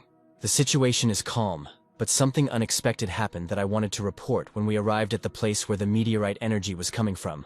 The fragment itself was no longer there. In its place we found an S-rank warrior. Her skill is absolute 0, but she is not on the lists. I took her on board and await your further instructions. The mysterious man through the screen says that this whole situation is very strange, as is the warrior who is not on the list. The man orders Juno to immediately deliver the girl to headquarters, after which the rabbit sets course back to base. At this very time, a handful of survivors armed with machine guns are trying to fight off a wave of infected. Among them is Scott and the commander's assistant Roger, who does not understand how his colleague ended up here. I went on a mission, but Commander Roger did something to my car, and I'm stuck here. How did you end up here? Roger's subordinate says that he was accompanying the scientists to the shelter, but suddenly their car was struck by lightning and disabled.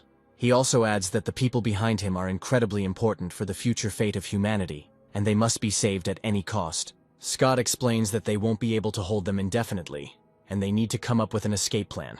At that very moment, their conversation is interrupted by a collapsing wall, through which a zombie of colossal size passes, which they cannot cope with. Roger's subordinate rushes into the attack, ordering everyone to protect the scientists, while he distracts the zombies. Scott orders everyone to retreat and reduce the battle formation to save ammunition, because now the priority task is to protect the scientists. At this time, Commander Roger's subordinate begins to fight back against ordinary advanced infected with his bare hands. He continues to hold back the zombies rushing towards him, ordering everyone to retreat and take the scientists to safety. Scott, realizing that they are in a hopeless situation, orders everyone to follow his instructions and leave the battlefield as quickly as possible. Before he could finish his sentence, an object resembling a human body flew past his face at very high speed and crashed into the wall. Looking at the pile of rubble, he notices a wounded colleague, who apparently could not hold out for long against a zombie of colossal size. The shadow of the huge mutant obscures him and the scientists, and for a moment it seems to them that their lives are hanging by a thread. At that very second, a powerful explosion was heard behind them, and something with incredible speed managed to protect them from the colossal mutant. Michael stands on the corpse of the defeated enemy, having already managed to absorb another % of the rage skill.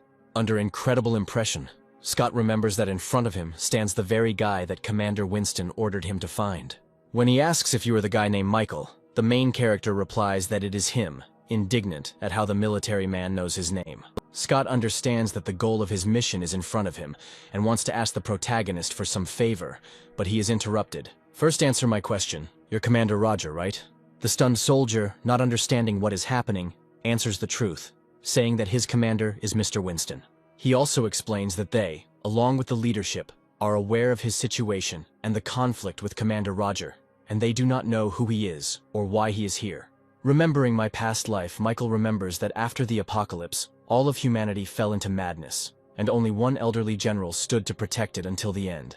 When the commander found out what you went through, he wanted to meet you in person. I hope you will return to the shelter with us. At that moment, their conversation is interrupted by a powerful explosion, and a mutant appears from the crowd of infected, his hands covered in lightning. Michael asks his new acquaintances to protect the scientists and wounded comrades while he deals with the enemy himself. "Goldie, you also keep an eye on them just in case. But don't transform unless necessary, otherwise you won't be allowed into the shelter." Looking at the crowd of opponents, the main hero understands that only the one with lightning is awakened, and all the rest are low-ranking, and there is no need to use the skill. Before he could think of a plan of attack, a crowd of pawns immediately pounced on him, and it seemed to Michael that an advanced zombie was capable of controlling the weak. He uses them as a distraction, and while the protagonist is distracted, he tries to attack him with lightning bolts. The main character is surprised that the zombies have already evolved to a level where they began to develop intelligence, and, apparently, events are moving much faster than they did in his past. At this time, Commander Roger's wounded subordinate says that this advanced mutant is the one who struck their car with a bolt of lightning and knocked them out of action. During the battle, one of the electrical discharges hits the roof above our heroes, breaking the supports, and a huge number of fragments begin to fall to the ground. The falling pieces of roof and metal raise a huge column of dust, in the outline of which Goldie can be seen taking on her true form. After the smoke and dust clears, all survivors are found to be unharmed, with no idea how they managed to escape harm. The girl scientist says that she imagined and saw a huge dog with wings that saved them, while simultaneously looking at the little puppy. Goldie's mind flashes back to the time he was ordered not to take on his true form, or he would not be allowed into the shelter, and he is overcome with fear. The little puppy starts rolling around on the floor, pretending to be a harmless and weak creature so as not to arouse unnecessary suspicion. Meanwhile, another colossal fat zombie intervenes in the battle between Michael and the advanced mutant. Looking at him for a second, the main character thinks that his opponent has the skill of controlling awakened individuals. He immediately rushes to attack him, deciding that he needs to get rid of one opponent as quickly as possible, because together they will become much more dangerous. The survivors and scientists watching the battle cannot believe that an ordinary person is capable of fighting off such formidable opponents alone, having exhausted the colossal mutant. Michael manages to use the absorption skill on him, and receive another % of rage. After which he tells the electric zombie that it is his turn, and apparently this does not make him very happy. Ultimately, having chosen a convenient moment, the main character manages to get close to the enemy and use his ability on him. The enemy is defeated, and the evolution tree informs that a new lightning skill has been unlocked and 1% of its abilities have been received. A handful of survivors rejoice at the protagonist's victory, while scientists discuss the crystals left in the bodies of the defeated mutants. The professor in glasses, looking at the artifact, says that this confirms the results of his research, and since yesterday these crystals have been appearing on the bodies of the dead. The old scientist extends his hand to the protagonist, saying that his name is Bruce, and he thanks him for saving them. In a past life, the professor and his team were able to obtain energy from the cores of monsters, and thanks to him, genetic medicines appeared.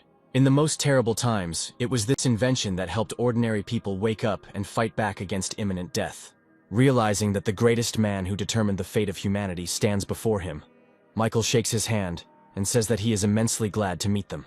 The intern asks Professor Bruce to come to him because he needs help, and the main character says goodbye to him, hoping for a further opportunity to meet him again.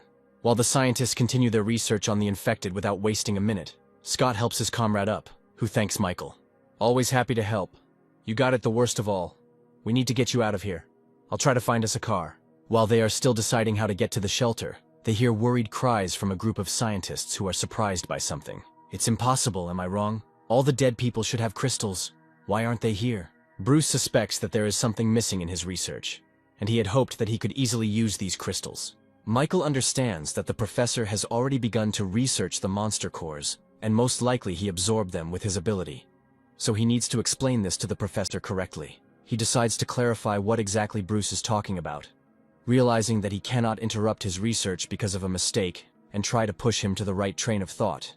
The professor hands him a green crystal and says that he needs to understand where these things come from and how they can be used to fight the infected. Michael says that it is unclear why they are called genetic cores, and he has already managed to eat several of them, after which he became stronger. Bruce, indignant at how one could be so reckless, scolds the young man, explaining that it was too dangerous to eat these kernels because they could contain a virus. After which he continues his thoughts about the fact that this in any case helped the main character become much stronger, and most likely they can be used somehow. The professor begins to develop his own theory, and the protagonist is internally happy that he gave the professor the necessary food for thought.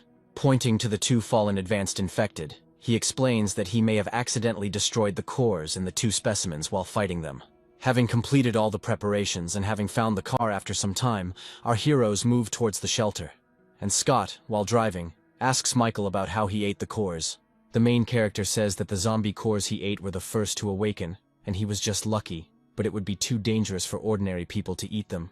Michael understands perfectly well the military man's desire to become as strong as possible, but warns him against rash actions. Scott says that Captain Roger is secretly gathering awakened soldiers, while Winston spends his time building a shelter, and he wants to protect his commander. Don't worry about your captain.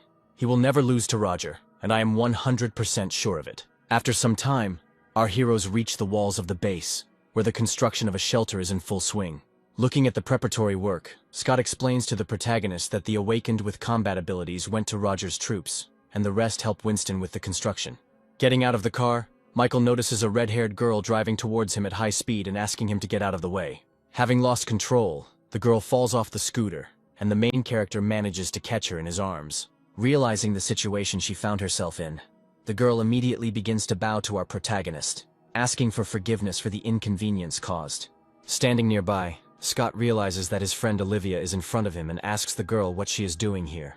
Captain, we are so glad you are alive. Commander Winston was unable to contact you and we thought you had died on the mission. Scott hits the girl on the head saying that's not what he asked, to which Olivia replies that she came to meet the new survivors. Michael, I'll report everything to the captain for now, and you go through the verification procedure along with the other survivors, and I'll try to arrange a meeting for you with Winston as soon as possible. Watching the scientists and his new friend, Michael understands that it is better not to rush into trouble until he gets used to the new environment. Meanwhile, Olivia asks all the survivors to line up for further testing to see who among the people may be infected.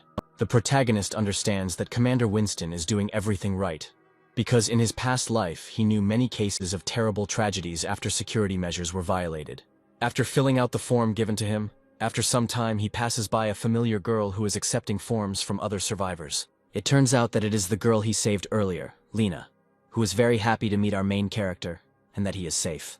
The girl rushes to thank our protagonist for recently saving their entire group from certain death. Michael is very glad that they managed to survive, and also that the girl joined the medical team. Lena reports that their squad captain Megan holds a much higher position, and has recently had problems.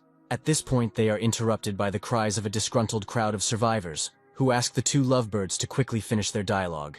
The girl says that she needs to work, and Michael finally asks Lena to look after his puppy. The girl is very happy to meet the little puppy, realizing that this is the same familiar that helped them get to the shelter. Alina agrees to finally suggest that Michael have dinner together today, because she is very happy to see him. After some time, the protagonist finishes taking tests, and the nurse asks him to go to the waiting room where he will be told the test results. After some time, a menacing-looking man enters the room where all the survivors are gathered and asks the name of one man. A voice of a man is heard from the crowd, who is immediately grabbed by two soldiers who say that he is infected and must be immediately quarantined. The survivor tries to say that there is some kind of mistake here, but the commander immediately shuts him up, saying that this is not a kindergarten, and the situation is very serious. The man, realizing that he has no choice, stops resisting, and traces of a spreading infection are visible on his neck behind his shirt. All the rest of the uninfected, the man named Michael must stay here, and the rest can go rest, and tomorrow they will begin to help build the shelter. The survivors leave the room looking at our protagonist, assuming that he was very unlucky, and that the same fate awaits him as the stranger who was just taken into quarantine. The commander says that he was informed about a certain important person by his name, and asks to follow him to a special room. Michael sits down on the bed where he is asked to wait for a meeting with Commander Winston, and all the while he looks at a picture of his little sister. At this time, somewhere in the laboratory, Sylvia is in a strange capsule, and people nearby are discussing the fact that her blood test did not show the result they needed. After some time of waiting, there's a knock on our protagonist's door, and someone asks his permission to enter. Lena enters the room, greets Michael, and asks him to come with her to dinner, saying that she will take him to the dining room. They walk together through the corridors of the shelter, and Michael compliments the girl that he did not recognize her in different clothes, and that she looks very cute. Lena suggests visiting her commander Megan and giving her a surprise, because she would also be very happy to meet him. The girl also says that the problems she spoke about are related to the fact that Megan has awakened, and Commander Roger is trying with all his might to lure her to his side. This information begins to anger the protagonist, realizing that this willful warrior is trying to stick his nose where it doesn't belong. Their conversation is interrupted by an alarm, which informs that a conflict situation is occurring in the dining room on the 3rd floor. The girl assumes that most likely this is connected with her commander, and Roger's subordinates are again trying to bother Megan. At this very time, the mustachioed man tells Megan that Roger greatly appreciates her abilities, and once again asks her to come over to their side. The girl says that she will not back down from her principles for any money or values that they offer her, because she is disgusted by Roger's policies. Megan is about to leave, but she is stopped by 2 men who were saved by Michael along with her and block her path. One of them says that they don't want to work for old man Winston all their lives. And since she is a very capable girl, they don't just remind her that she needs to choose the right side. Megan begins to lose her temper, and her body begins to emit a huge amount of energy, and her eyes begin to glow red. Everything around begins to tremble, and the man notices that the telekinesis that the girl possesses is incredible, and now he understands why the captain needs her so much. After which he says that not only she awakened her powers, and they both have F-rank abilities, fire element, and metal transformation.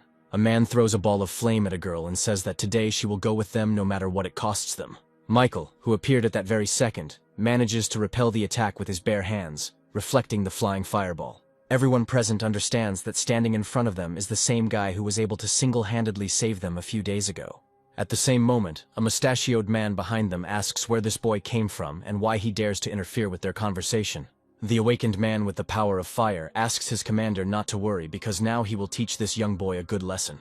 Preparing to reflect in such 2 awakened people, Michael thinks about whether it is possible to use absorption on people, but at the last moment stops realizing that this could lead to their death and attract unnecessary attention. Already familiar with a large number of skills awakened from his past life, he understands that half of his strength will be enough against the metal transformation. After he dealt with one of the awakened with 1 blow, he asks his friend why exactly they went over to Roger's side. Not receiving a constructive answer to his question, and only listening to pleas for mercy, he knocks out the second attacker with 1 blow. Megan, standing behind him, is surprised at how the guy managed to defeat 2 awakened ones in just 2 hits. Moving towards the mustachioed man, he tries to intimidate Michael by telling him not to approach him because he directly reports to Roger. Without listening to the end of his hysterical screams, the main character grabs him by the head and lifts him up on an outstretched arm, forcing him to shut up. Megan tries to stop the main character, the pig, from letting the mustachioed man go, because if he dies, they will both be in big trouble. At that very moment, armed infantrymen climb the stairs to the 3rd floor, asking everyone to calm down immediately. The soldiers surround Megan and our protagonist, and their commander orders the rebels to surrender immediately. Michael is already starting to accumulate energy in his hand. I'm going to fight back against the military, asking if they are too weak to raise their hand against him. How dare you threaten us? We are the law here. If you do not follow the instructions of the authorities, we will take you out of the shelter on it. Megan manages to stop the main character, asking him to calm down. Otherwise they, together with Commander Winston, will suffer greatly. Our heroes are handcuffed and taken to another room while the mustachioed man continues to behave defiantly, looking down on them. Megan, I have a favor to ask. As soon as you're free, find out about a girl named Sylvia. This is my sister, whom I lost because of Commander Roger, and now I don't know where she is. So if you can, try to find out. While our heroes are being taken to another location, a crowd of ordinary survivors discuss the Battle of the Awakened, not understanding how one boy was able to defeat 2 of Roger's subordinates. Standing nearby, Lena and Goldie are worried about our main character, hoping that everything will be fine with them. Moving along the corridors, the mustachioed man stops next to the punishment cell, saying that the girl should be taken to the commander, and the guy should be left here. Michael completely obeys the orders of his willful commanders, fearing for Megan's safety, and is sent deep into the punishment cell. Once at the bottom, he sees in front of him a huge number of muscular men, creating a frightening appearance.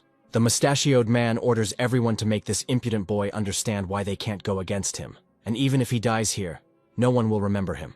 Michael easily breaks the handcuffs, realizing that Megan is no longer here and he can stop holding back. He can take out a dozen trained fighters with incredible ease using simple blows. You understand that the situation is not going well. The mustachioed captain, fearing for his safety, once again tries to threaten the main character and asks him not to come too close. His vile and mean behavior begins to cross all boundaries, and he holds a test tube with a virus from the laboratory in his hands, saying that if something happens to him, his subordinates will poison the young girl Lena. At that very moment, their conversation is interrupted by Scott, who, along with other armed soldiers, goes down to the punishment cell asking his colleague for an explanation. The mustachioed man points towards the defeated fighters and says that this young man wounded 6 officers and should be punished. Scott grabs the man's hand, asking what the vial of virus is doing in his hands and where he got it. He orders the man to be immediately delivered to Captain Winston, saying that now no one will save him and that a cruel punishment awaits him. Michael thanks Scott for saving him and wants to ask for something, but he interrupts him saying that first they need to leave this blood-smelling room. After some time, they both go up in the elevator, and when Michael asks where they are going, the cattle answer that he will soon find out everything himself. Having climbed to the top floor and opened the door, Michael sees Commander Winston in front of him, who greets him and asks him to sit down in a free seat. The main character is very surprised by the long-awaited meeting with the commander, because in his past life, he only saw his statue, and now he can talk to him like an ordinary person. Dear Michael, I'll tell you straight. I think I can guess your purpose for coming to the shelter. Commander Roger sent a squad to kill you and your sister, and after the battle, your sister disappeared. The protagonist is quite shocked by old Winston's knowledge, and asks how he found out about it. And after a few seconds he adds to his answer that since he knows the reasons for his appearance here, he must guess that his main goal is revenge. When the apocalypse started, Roger and I were military men, but he only cared about power and wealth, not other people. I know about all his plans and that he wants to take over the shelter. Listening to Commander Winston's speech, Michael decides to ask directly if he is ready for an open confrontation with Roger. Exactly, but we are not in the best position, and we need your help because I know that you are incredibly strong. Commander Winston says that Roger controls about half of the entire army, and is secretly recruiting awakened warriors into his ranks. According to my data, he already has about 100 awakened, and we only have 20 and our strengths are too different. Michael says they still have a chance because Dr. Bruce's lab is under their control. Commander Winston says that Roger is interested in the parts of the shelter that are developing various weapons. The protagonist explains that most likely the commander should have reported that ordinary people can also become awakened. Winston says that he received such information, and she still cannot believe that it is possible. Michael dispels his doubts by adding to his answer that people can obtain the source's weapons. Inside the bodies of zombies, there is a special material called genetic cores, and with their help, you can get very powerful weapons. Commander Winston immediately jumps up from his seat, slamming his hands on the table, saying that the young man is simply lying to him now and cannot believe it. The protagonist understands the commander perfectly well as his mistrust, and asks to use a pen and a piece of paper. Michael writes down some instructions on paper and hands the sheet to the commander, saying that the basic ideas for creating the source weapon are described here. He also says that if this information falls into the hands of Professor Bruce, he will be absolutely delighted. Winston understands that before him is a difficult young man, who was a university student, after all. Not even a week had passed since the apocalypse, and he knows so much. The main character is very happy that the old man does not ask him where he knows all this information from and allows him to keep the secret. After which he hands the captain a photograph of his sister, saying that he assumes Roger is connected to her kidnapping, and asks him to check it out. After looking at the photo, Winston says that apparently things aren't that simple with his sister, and hands him a tablet with a video recording from the surveillance cameras. At first I also suspected Commander Roger, but after a while I realized that it was not his doing. The commander assumes that his sister was kidnapped by an unknown organization, and Michael realizes that in his past life, there were no other shelters or secret organizations. The protagonist remembers that while he was unconscious, he did not feel anyone else's presence. But who in that case was this woman, and why did she need to kidnap Sylvia? I noticed the protagonist's concern. Winston tries to cheer him up by saying that everything will be fine with his sister, but he won't necessarily help her. I swear that for the rest of my life I will help you in any endeavors, and will definitely find your missing sister. Frankly, Michael, I had a plan to defeat Roger even without the genetic weapon, and I want you to look at it. Commander Winston hands the protagonist a small black box containing a black cube.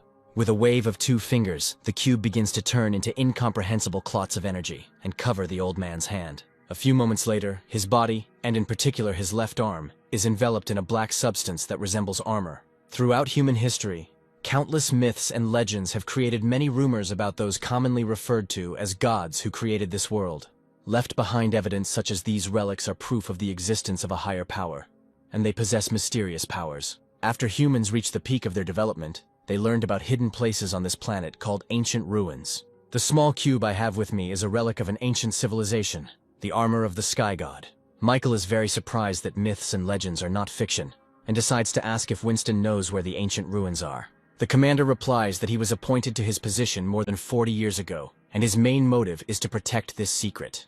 He says he only has one relic in his possession, but with their current technology, it's difficult to obtain them without resolving the ancient ruins. Michael remembers that in his past life, the commander had to reach the 2nd floor of the ancient ruins to defeat Roger. Young man, I hope that you can help increase the rate of ruin mining and speed up the opening of the 2nd floor. And as a reward, you can choose any relic there is. The main character thanks the old man for his help, clarifying that he needs help in finding his sister. Winston gives his consent and also wants to discuss ideas and directions in building a shelter, hoping for help from our protagonist. Having finished the negotiations, Michael leaves the commander's office, and at the exit, Scott is waiting for him, asking how everything went. On the way to the living quarters, he says that the meeting went well, and that things will only get better in the future. Commander Winston spent the entire night in his office, pondering the information he had received from Michael, and solving organizational issues. Already in the early morning, he decides to contact Professor Bruce to pass on to him the information he received about a powerful weapon. While the professor explains that he is busy with research that was prompted by a young man he met recently, Winston says that he also received some information from him. They are both surprised that one young guy has had such a strong influence on the course of their common confrontation in the fight against the apocalypse. Bruce says he never thought that 2 old men who were almost 200 years old would be helped by some young guy and forced to move forward. Winston suggests that Michael's appearance in their hideout is not a mere coincidence, and that he may be a new hope for them. Our main character is met by Megan and Lena, who are happy to see him, and that everything is fine with him. Megan says that after she was captured, Commander Winston immediately sent several people to her who managed to save her. After which, our heroes understand that the situation is gradually improving, and go to the canteen to have a little snack. Meanwhile, Commander Roger is beside himself with rage, realizing that Michael, whom he sent to kill his people, has come to the shelter. In a fit of rage, he orders the recruitment of Awakened to continue and the training of their special unit to be intensified. Assuming that Commander Winston is trying to strengthen his position, he is in no way going to give in to him. That evening, 2 sentries stationed on the walls of the shelter take turns at the observation post. While one of the soldiers looks around through binoculars, the second reassures him, saying that there has been no danger for several weeks and there is nothing to worry about. Suddenly, the man notices a huge crowd of zombies moving straight towards them, and the entire shelter becomes alarmed. All people are informed that 15 kilometers away from them, a large group of infected has appeared and is moving towards their base, and according to rough estimates, there are more than 10,000 individuals there. This can't be. Our base is still under construction, and we are completely unable to cope with such a number of enemies. Winston immediately contacts Commander Roger, who says that he is aware of the situation and that if they do nothing, the walls will be destroyed. He also says that his awakened squad is the only one capable of fighting back against such a number of infected, and he has one condition. Roger asks in return that Winston hand over all his military powers to him and resign. In the commander's rage, Winston does not understand how, in such a hopeless situation, when the lives of other people are at stake, Roger cares about gaining power and authority. My dear friend, I have told you long ago that in an extreme situation only with absolute power can you rule as a king. Winston does not understand what to do in such a hopeless situation, when the lives of tens of thousands of people are at stake. The commander gives his consent, after which the cattle immediately begin to try to stop him, saying that under no circumstances should power be transferred into Roger's hands. We have no choice but to ask him for help. I can't look for profit when the lives of my people are at stake. At this very time, Roger orders all their forces to be transferred to the front lines to fight the zombies, and also immediately start mobilizing their awakened squad, because he doesn't want his shelter to be damaged. Meanwhile, panic and rumors begin to spread among the military about what is happening outside the shelter walls. Commander Winston comes down to the people, asking for silence and reporting that a huge horde of infected is moving towards them. He asks people to remain calm because they should not be afraid, and let everyone be ready to defend this place at the cost of their own lives. Right now, more than half of the shelter's forces will be sent to the front, along with Commander Roger's advance party, to protect all of humanity. The old man gives a fiery speech trying to raise his fighting spirit and inspire the soldiers to defend all those remnants of people for whom all this was started. Meanwhile, panic begins to break out in the corridors of the residential sectors, and Scott rushes to meet with Michael. He informs him that the shelter is currently being attacked by more than 10,000 zombies, and Commander Winston was forced to turn to Roger for help. He also reports that the commander was forced to make a deal, which included the conditions of a complete transfer of power and command over the shelter. Michael can't believe it, saying that this can't be done and asks to tell him where the commander is now. Scott says that Winston has already gone to the front lines, and he also needs to hurry, after which he hands the main character a map indicating the escape routes. Finally, he asks not to worry about Megan and Lena, and promises to take care of them. The protagonist understands that the wave of zombies moving towards them should have appeared only after a month, as it was in his past life, but everything is going much better. Meanwhile, the military, using helicopters, observes a huge accumulation of mutants moving towards the shelter. Using military equipment located around the perimeter, as well as bombs, they try to stop the moving horde. Unfortunately, this is not enough, and although they manage to thin out the ranks of mutants, the main forces of zombies move towards the shelter. I begin to transfer military equipment towards the base. A detachment of awakened people of Commander Roger arrives at the front line. The man leading their squad declares that after much training, they are finally ready to fight in real life. Awakened humans are able to easily fight off ordinary low-ranking zombies. This picture gives confidence and optimism to ordinary soldiers who hope that the power of superhumans will help them cope with this threat. The morale of the awakened begins to rise, and they are confident in their abilities, saying that dealing with mutants is as easy as crushing ants. At that very moment, one of the warriors of the detachment tries to warn his friend of the danger approaching him. Before he could react, his body was instantly cut into two parts by a very powerful and dangerous enemy. Behind him is a mutated awakened zombie with truly incredible power. The squad leader says that they have about 200 people, which is enough to deal with ordinary zombies, but the awakened ones outnumber them, and at this rate they will lose. At this time, on the walls of the shelter, the commanders watch the battle unfold. Commander Roger is informed that 50 men from his squad have already died, and he orders them to retreat immediately. Old Winston, we cannot afford to sacrifice the awakened just like that and must give them a chance to regroup. The two captains are also informed that due to the sudden attack, the amount of military supplies is running out very quickly, and there is still about half of the available weapons left. Commander Winston orders a team to be created and the mines to be restored in front of the shelter, and also orders that civilians be taken to the bomb shelter if necessary. He distributes the task among his subordinates, ordering them to manage their defense points and not allow the slightest mistake. Looking at this, Roger understands that even in an emergency, his colleague is able to issue tasks in an organized manner, and he really deserves respect. After half an hour of preparation, the wave of zombies reaches the last line of defense, which contains mortar guns and traps along the road to the shelter. Roger says that they don't have enough power from him to fight for a long time, and they have no choice but to admit their defeat. He asks to stop showing off and follow him, because if he and the other awakened ones unite, they will still be able to fight back. There is nothing we can do in this situation, and if we continue like this, we will all eventually be finished off. Scott, realizing that the situation is becoming hopeless, wants to take Commander Winston to a bomb shelter, because it is becoming too dangerous on the front lines. Unexpectedly for everyone present, one advanced zombie manages to get close to the very walls of the shelter. He rushes to attack Commander Winston, and everyone present does not even have time to react to save their captain. The old man is called out by someone's voice, asking if all the fun is over, after which in an instant the mutant is cut into pieces. In front of our heroes stands Michael, armed with several katanas, who apologizes for being late, as he spent too long looking for the armory. The old man is surprised by the appearance of the main character, and he, in turn, asks the commander to be a little more trusting and not doubt that he will leave them. Michael asks everyone to remain calm, promising that nothing will happen to the shelter and that he himself will be able to deal with this whole crowd of infected. The protagonist jumps off the walls of the shelter and in mid-flight, his faithful familiar Goldie transforms into a colossal beast, taking on her true form. At this time, all the people present on the walls are surprised by the behavior of the young man, considering him a complete madman who just jumped off the high walls and is now going to die.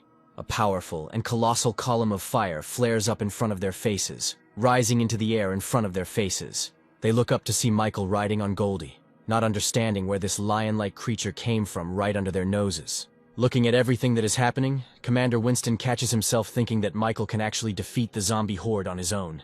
Our protagonist, without wasting a second, goes on an attack on the front lines, demolishing everything in his path. He splits up with his familiar, who begins to hold off most of the low-ranking infected, while our protagonist is busy clearing out the stronger ones. Michael finds himself thinking that from a close distance the wave of zombies looks simply monstrous, and in his past life, he was never so close to the epicenter of the battle. Making his way through the crowd of mutants, an advanced beast infected with snake skills stands in his way. Dodging this monster in this way, he understands why the squad of awakened ones suffered a crushing defeat, because among the crowd of low-ranking mutants, there are truly powerful opponents. Trying to attack an advanced snake zombie, his katana simply breaks on its thick and impenetrable skin. Our protagonist tries to regroup and retreat for a second, dodging attacks and thinking about a new plan of action. Realizing that conventional weapons cannot harm advanced zombies in any way, he decides that it is necessary to use supernatural abilities. His body is covered in a powerful purple aura, and he charges forward, his evolution tree informing him that he has already killed over 800 infected. The technique that our main character used bears fruit. He manages to defeat the zombie snake, as well as absorb 1% of his skills. Michael is well aware that he has only dealt with 1,000 mutants, and that he still has a very long battle ahead of him. He continues to chop up the flesh of the dead with even more pain in his heart, as if he were cutting vegetables for a salad. In the heat of battle, he thinks that activating the ability to devour with bare hands is rather inconvenient, and it would be nice to come up with another way. He suggests that it is possible to activate the ability to devour energy by transferring some of one's powers into the weapon. His katanas become covered in a bright purple glow, and he uses them to strip down hordes of zombies. His theory turns out to be correct, and the experiment bears fruit. But conventional weapons are unable to withstand the full force of ability devouring, and the katanas quickly become unusable. At this time, Goldie, using powerful area attacks in the form of fire breath, deals with most of the ordinary low-ranking mutants. The captains, watching everything that is happening from the walls of the shelter, cannot believe their eyes, because our protagonist single-handedly manages to stop the wave of zombies. Looking around, Commander Winston notices that thanks to Michael's actions, morale among the ordinary soldiers has risen greatly. He also orders Scott to gather all the awakened people under his command as soon as possible, and bring them here. This young guy who just arrived at the shelter immediately rushed into battle, and we can't just sit back and watch all this. Looking at this, Roger is indignant, thinking that all this time his old friend was simply hiding such a powerful weapon under his command. At this moment, Goldie's body begins to be covered in a bright scarlet flame, radiating incredible power and heat. Looking back at his familiar, Michael realizes that things are bad because he had to use this form to deal with a large number of infected. Collecting a huge amount of energy inside its mouth, the faithful dog shoots a powerful beam of flame, burning everything in its path. The commanders, watching everything that is happening from the walls of the shelter, are amazed by such a destructive force that even rocket artillery is not capable of. After such a devastating, powerful attack, Goldie, having spent all her strength, takes her original form and can barely stand on her feet. Looking at the scorched earth, Michael notices that the genetic cores of the zombies that his dog destroyed are scattered throughout the area. The body of the little familiar immediately begins to absorb all the cores, absorbing a huge amount of energy. Having absorbed such a colossal amount of nuclei, his body wraps itself in a cocoon, and Michael realizes that he is beginning to evolve. However, the energy released during evolution attracts all zombies nearby, and the evolution itself leaves the body too vulnerable to attack. The main character immediately rushes into the attack, protecting the body of his partner. Realizing that his strength is irreplaceable, and he evolves into an E-class, which will significantly increase his strength. Michael spares no effort in trying to protect Goldie, realizing that this is the very first wave, and the subsequent ones will be much more terrible, and the help of such a powerful partner will always come in handy. Having killed most of the low-ranking infected, only the awakened ones remained before him. But if the protagonist continues to fight, his psychological state may collapse. He remembers that in his past life he put all his strength into the final battle and died in the process. But this time everything is different, and it is too important for him to protect what he wants. Michael, realizing with all his might that he cannot give up right now, continues to protect the body of his faithful partner, fighting to the end. In the heat of battle, he is suddenly attacked from behind by a monster's hand. But a boulder that comes out of nowhere saves his life. Behind him, there is a squad of awakened ones led by Megan, who threw this boulder with the power of her telekinesis. The girl says that they all came to his aid because they are also ready to give their lives to protect the shelter. Having also managed to observe how the battle was going, she managed to take with her several swords that would help our protagonist in the battle. Commander Winston, watching all this, looks around, trying to tell Roger that the tide of battle is changing in their favor. Realizing that Commander Roger has disappeared somewhere, a soldier calls out to him, reporting that someone has left the shelter in a helicopter and taken with them a powerful weapon from the warehouse. At the front, Michael asks all the Awakened to be as careful as possible, and to distribute their forces in such a way as to form a line of defense guarding the cocoon with his familiar. The squad of Awakened ones, sparing no effort, rushes into the attack together with our main hero, defending all of humanity at the cost of their own lives. People with defensive abilities such as strengthening their bodies remain on the defensive, guarding Goldie. Other Awakened ones with more powerful and destructive skills rush into the attack, helping to exterminate the evil spirits. Some act as assistants using healing skills or enhancing physical or magical skills. The commander's subordinates are already so familiar with their abilities that they can easily work as a team. Megan, I ask you to stay here with everyone and protect Goldie at all costs while I go ahead. The girl is very worried about the exhaustion of the main character, but he tries to calm her down, saying that it is not important now and every second can be decisive. At this point, one man begins to strengthen Michael, calling him a hero and saying that if he had not appeared at the shelter, they would all have died long ago. The protagonist immediately rushes into battle, thinking about the fact that before he knew it, he had already become a hero for other people. Meanwhile, the Awakened frontline fighters encounter huge zombies and try to call for reinforcements. They tremble in fear, expecting a quick death, but the main character, rushing to their aid, saves them at the last moment. Using his incredible speed and strength, he cuts the body of an infected zombie giant in half in one motion. He asks people to regroup with their team and not get lost alone, concentrating their firepower and helping other people.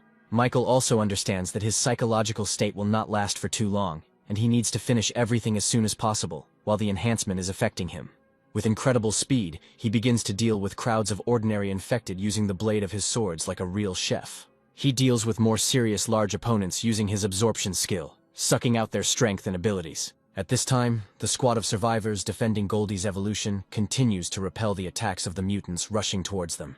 Commander Winston notices a combat helicopter flying past the walls of the shelter.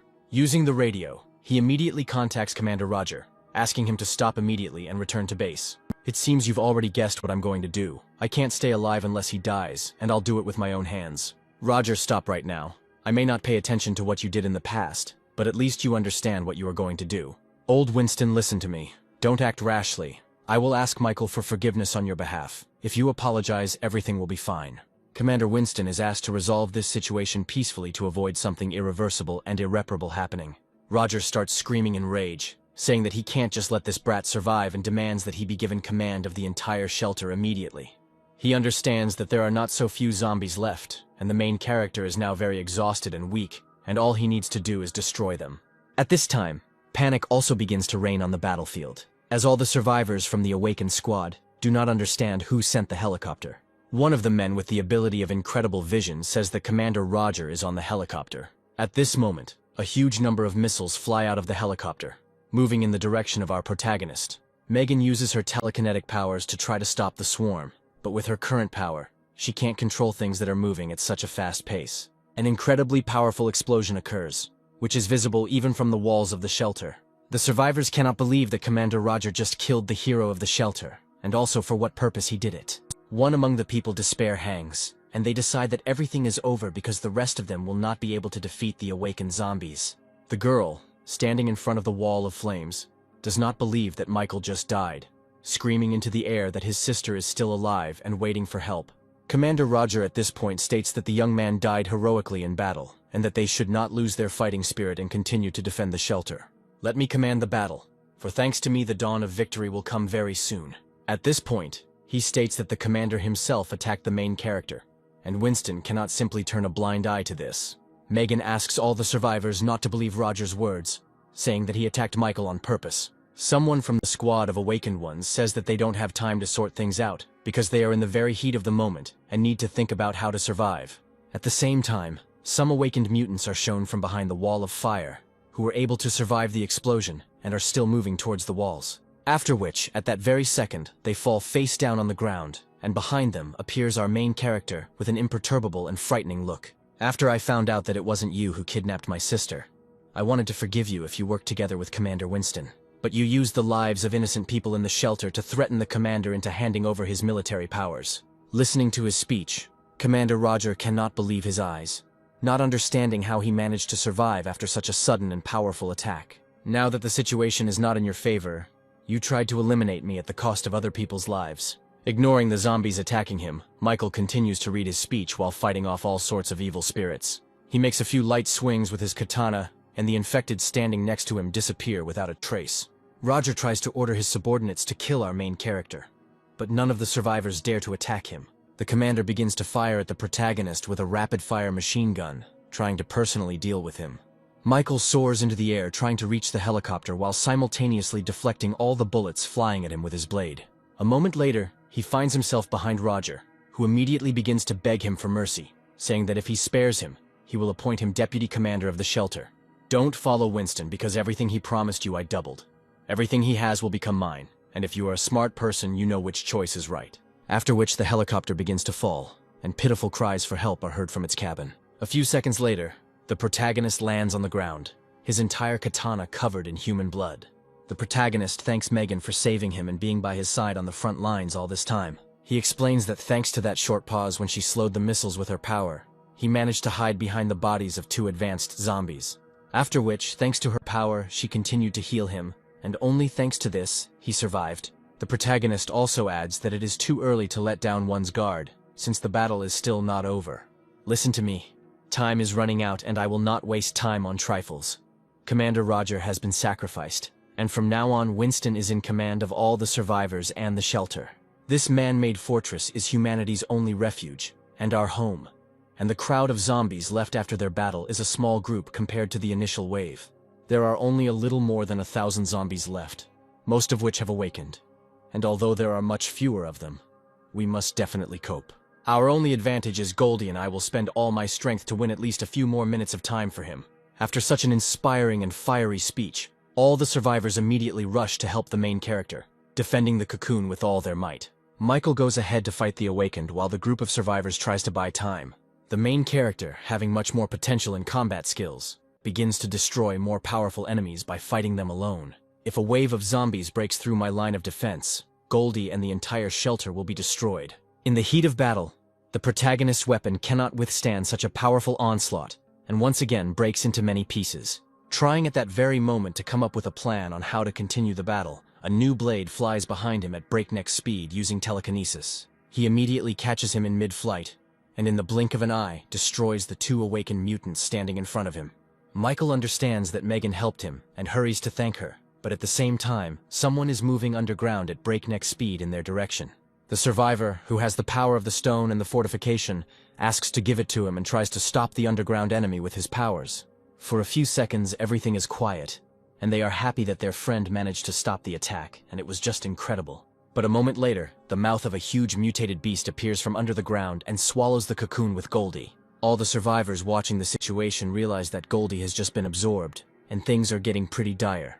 The zombie beast's huge body begins to emit a colossal amount of energy, becoming covered in a shining golden aura.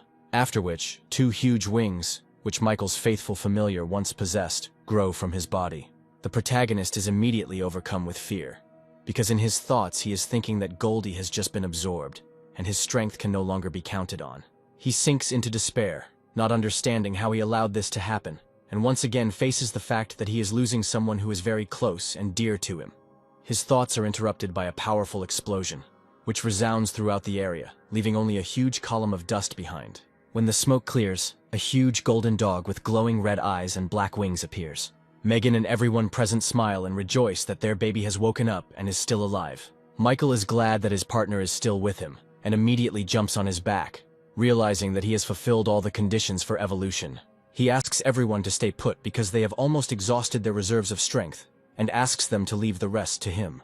His loyal familiar has evolved to E-class, so it should be able to defeat all the remaining mutants. Once near the infected, Goldie begins to concentrate a huge amount of energy in her mouth, preparing to attack her opponents. After a few seconds, it spews out a huge stream of fire, destroying and incinerating everything in its path. Turning back, Michael notices that another crowd of evil spirits has crept up on them from behind, and tries to warn his partner about the danger. A huge zombie with a bull mutation, possessing very high strength and defense, grabs Goldie by the tail. The dog immediately manages to react and, turning his head 180 degrees, attacks the offender with a powerful energy beam. The enraged bull immediately rushes to attack, but Goldie manages to block his attack by grabbing him by the horns. He then throws the bull to the ground and takes off into the air using his giant wings. While in the air, he begins to accumulate a large amount of energy, and all survivors immediately rush away, realizing that a powerful attack is about to occur. Goldie releases a huge beam of fiery energy onto the ground, destroying everything within a radius of several hundred meters. People looking at the huge wall of flame understand that if they had delayed even a few seconds longer, only ashes would have remained of them. Scott, along with Commander Winston, watching from the walls, rejoice, realizing that their main ally Michael turned out to be a very reliable and first-class warrior. Thanks for your hard work, buddy. You've dealt with a lot of monsters, so you can head down to the ground. At the same moment, Goldie manages to react to the sharp spears of energy flying at him, and manages to dodge. The survivors on the ground also manage to notice strange rays of light that were released in the direction of the main character. Michael looks around, trying to see the remaining infected survivors, as he no longer senses the presence of monsters. From the dissipating fog emerges an E-class zombie with a bat mutation, whose attacks contain a powerful poison. At the same moment, one of the squad of awakened ones comes to the aid of the main character, saying that there is only one zombie left, and suggests that Michael take a rest and leave all the work to him. The protagonist tries to stop the naive man, telling him not to come closer to this person, because she is different from ordinary zombies. The man assumes that this is usually a low-ranking infected who doesn't even have time to take a few breaths before his body is torn into several small pieces. All the survivors are in shock, realizing that their friend was just destroyed in 1 second and they are paralyzed with fear. Everyone step back immediately. She is on a completely different level. If you get too close, you will simply die. Goldie, this concerns you too. You were poisoned with a strong poison.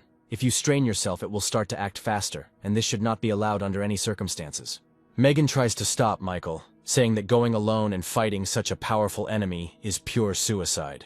The protagonist explains that it is useless, and if they go with him, they will simply be a burden. After these words, he immediately rushes into battle, hoping that his absorption ability will help him deal with such a powerful opponent. In his current state, being almost on the verge of exhaustion, he still tries to attack the infected individual head-on, but she blocks the attack without any problems. The E-class zombie turns out to have very powerful defense, and after blocking it, immediately counterattacks our protagonist. Trying to defend himself from her furious and powerful attacks, the main character catches himself thinking that his consciousness is gradually beginning to switch off, and his eyes are simply closing on their own. At one point, the mutated zombie grabs the main character by the neck, intending to tear him into small pieces. Michael decides that this is the right moment to activate his ability, and grabs the zombie's hand and tries to suck all the energy out of it. The infected immediately understands the danger of this ability, and throws the main character's body in the opposite direction. The evolution tree informs Michael that since the target is too strong to activate the absorption, the ability must be maintained for 1 minute. The protagonist is unhappy with this turn of events, realizing that after the zombie saw him, his trump card would increase his defense several times.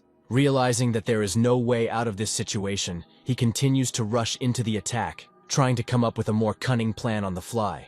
Michael decides to limit her mobility in order to buy time to activate his ability while simultaneously trying to attack her. The zombie girl, continuing to avoid direct confrontation, activates her ability, releasing a huge swarm of bats from her body.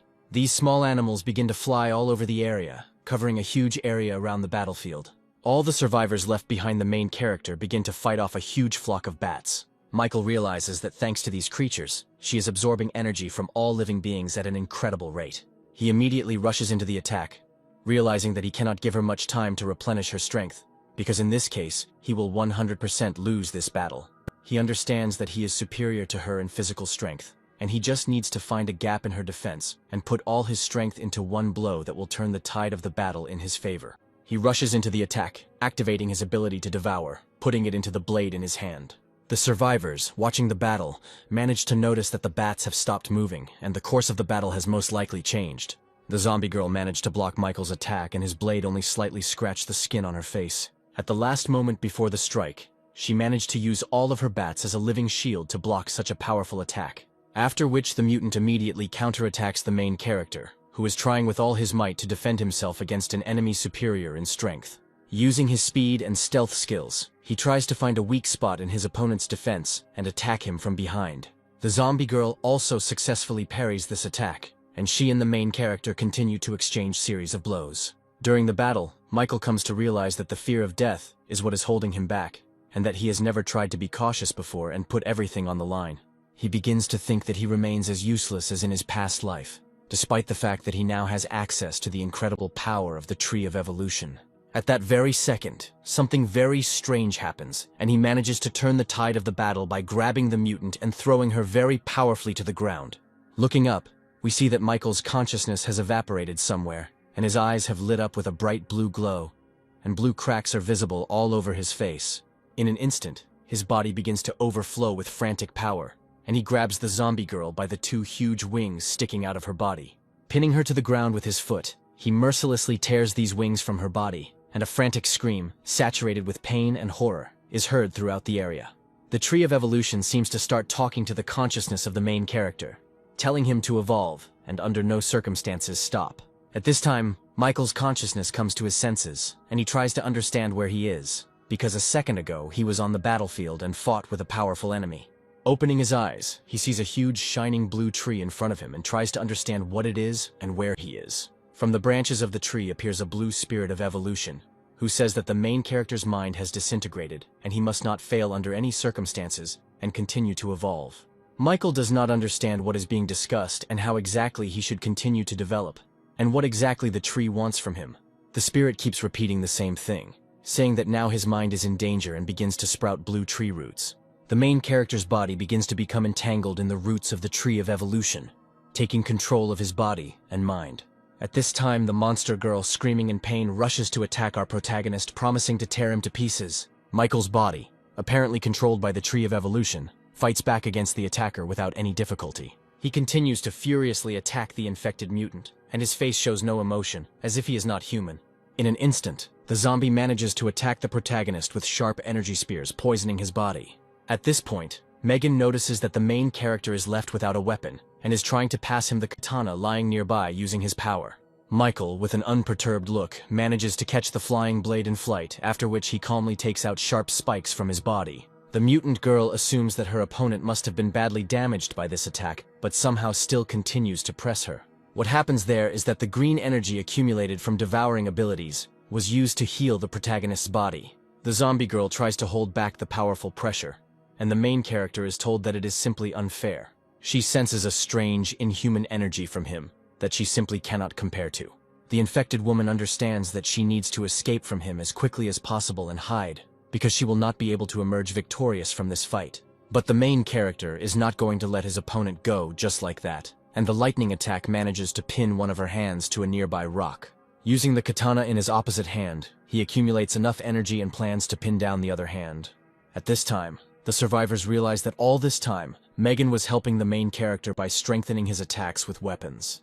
But the girl also understands that something strange is happening, because her body was moving as if someone was controlling it, and she felt an invisible force. Looking back at Goldie, Megan realizes that our protagonist's familiar also feels some strange and unknown force. All these facts lead them to the idea that something very strange and inexplicable is happening to Michael. The protagonist, using his katana, immobilizes the infected zombie's second hand to a rock and grabs her head with his free hand, preventing her from making a sound. After which, with an unperturbed face, he begins to activate his absorption ability, and the evolution tree begins a countdown. The survivors, watching everything that is happening, as well as Captain Winston, freeze in anticipation of the end of this fight. The evolution tree informs us that the absorption has been completed, and the vampirism ability has been unlocked. And for killing an E-rank zombie, 500 evolution points and a mysterious energy sphere have been received. In the hands of the main character, all that remained was the body of a once harmless girl, dried up to the last drop. The night gradually gives way to dawn, and Michael, standing over his defeated enemy, gradually begins to regain consciousness. Having managed to open his eyes for a moment, he immediately begins to fall to the ground because he is still not ready to accept the current state of affairs. A few seconds later, his consciousness again finds itself in an incomprehensible place, and he tries to remember everything that happened to him over the past few hours. At some point, someone's voice calls out to him, and turning around, he sees his younger sister Sylvia in front of him. He immediately tries to start talking to the girl, and also to get closer to her, but his legs are enveloped in the roots of the tree, preventing him from moving further. Sylvia apologizes to her brother and says that she cannot go with him yet. "I ask you not to go," Do not leave me alone, at least tell me where you are, and I will immediately rush to your aid. I'm sorry, but I can't. The current you is not strong enough and must become much stronger, and I will wait for you. After these words, Michael immediately regains consciousness, and looking around realizes that he is in a hospital ward. Remembering that the battle with the zombie horde was successful, he sets himself a new goal to find the very person who kidnapped his sister, and deal with the evolution tree. He immediately transfers his consciousness to the temple tree from which his path to becoming a hero began. After a long time of sorting through the trophies obtained during the battle, he finally finished distributing his skills. He sees 3 new types of notifications in front of him. The first is a kill, because a crowd of zombies allowed him to get more than 10,000 evolution points. The second is the ability to devour, which at some points can take quite a long time and informs about a large number of abilities. Thirdly, it is a treasure, because killing a rare monster gives a certain chance to get a rare energy source, which in this case was obtained after killing an E-rank zombie. The Tree of Evolution offers to open the energy sphere, and after agreeing he receives a fragment of a universal ability that can replenish 20% of any skill. This is quite an unexpected gain, and this way I will be able to collect and accumulate abilities faster. Initially, the protagonist assumed that he would be able to develop to E rank, but the absorbed gene core has several garbage substances that will be removed. Looking at his body's indicators, he understands that strength, speed, and detection are at level 5, and intelligence is at level 3. And to increase the first 3, he needs 1,000 evolution points. The system offers him to perform a reactive gene process and spend all the accumulated points. But Michael decides to stay at his current level for now, until he evolves to C rank. Strength and dexterity are important for battle, so I'll raise them to level 6 first. Mental spirit also cannot be neglected in the horde of monsters. Instant spirit, there are problems, so the remaining points can be spent on improving the mental spirit. After successfully distributing the upgrade points he had accumulated, the protagonist decides to go out onto the balcony of his room and admire the sunset. He is interrupted by Megan, who asks how long ago he regained consciousness and what he is doing here. The girl says that now, for all the survivors of the shelter, he is a real hero, and some even call him the God of War. Michael says that he is not worthy of such a title because he could not even protect his little sister, and he does not have the qualifications to become a real hero. The girl says that the main character was unconscious for 3 days, and every morning Commander Winston came to visit him in the hope that you would regain consciousness as soon as possible. Looking at Michael's thoughtful face, Megan assumes that he wants to leave the shelter's walls and decides to ask him about it directly, after which she receives an approving answer, marking the beginning of a new chapter. Before setting off, Michael decides to look in on the commander, who is very happy that he has regained consciousness and is doing well. They both sit down, and the old man asks if the main character's body has completely returned to normal and stopped after the injuries he received. Commander Winston, I'm here to ask you about what happened today and how the genetic medicine research is progressing. When you were in a coma, I went to the research lab. The creation of gene medicine is almost finished. We are preparing for injections to people. Michael smiles as he is very happy with this news, and he says that in this situation, he can calmly leave the walls of the shelter. Winston can't believe his ears and asks our protagonist why he decided to leave them and for what purpose. You must know why I came here. Now that what I wanted to do here is ready, I need to go in search of my little sister. I approve of your decision, young man, so tell me everything you need for your further journey and what kind of help you need. I will go to the central areas of the city and conduct an investigation there to find evidence of the disappearance of my younger sister, because the appearance of a horde of zombies may be connected with this. Winston says that the city center has become a desert since the apocalypse began, and no one even dares to go in that direction. Michael asks him not to worry, because he knows perfectly well what he is doing, and there is nothing more important in his life than the task at hand. The commander understands that he won't be able to stop the main character just like that, and doesn't even try to convince him otherwise. He asks him to wait for a while and contacts the research lab by phone. After 15 minutes of waiting, he receives a call, and Winston asks Michael to go with him to a place because he wants to show him something. The research lab is an amazing place. After you fought the zombie horde, I ordered Bruce to make a special weapon for you.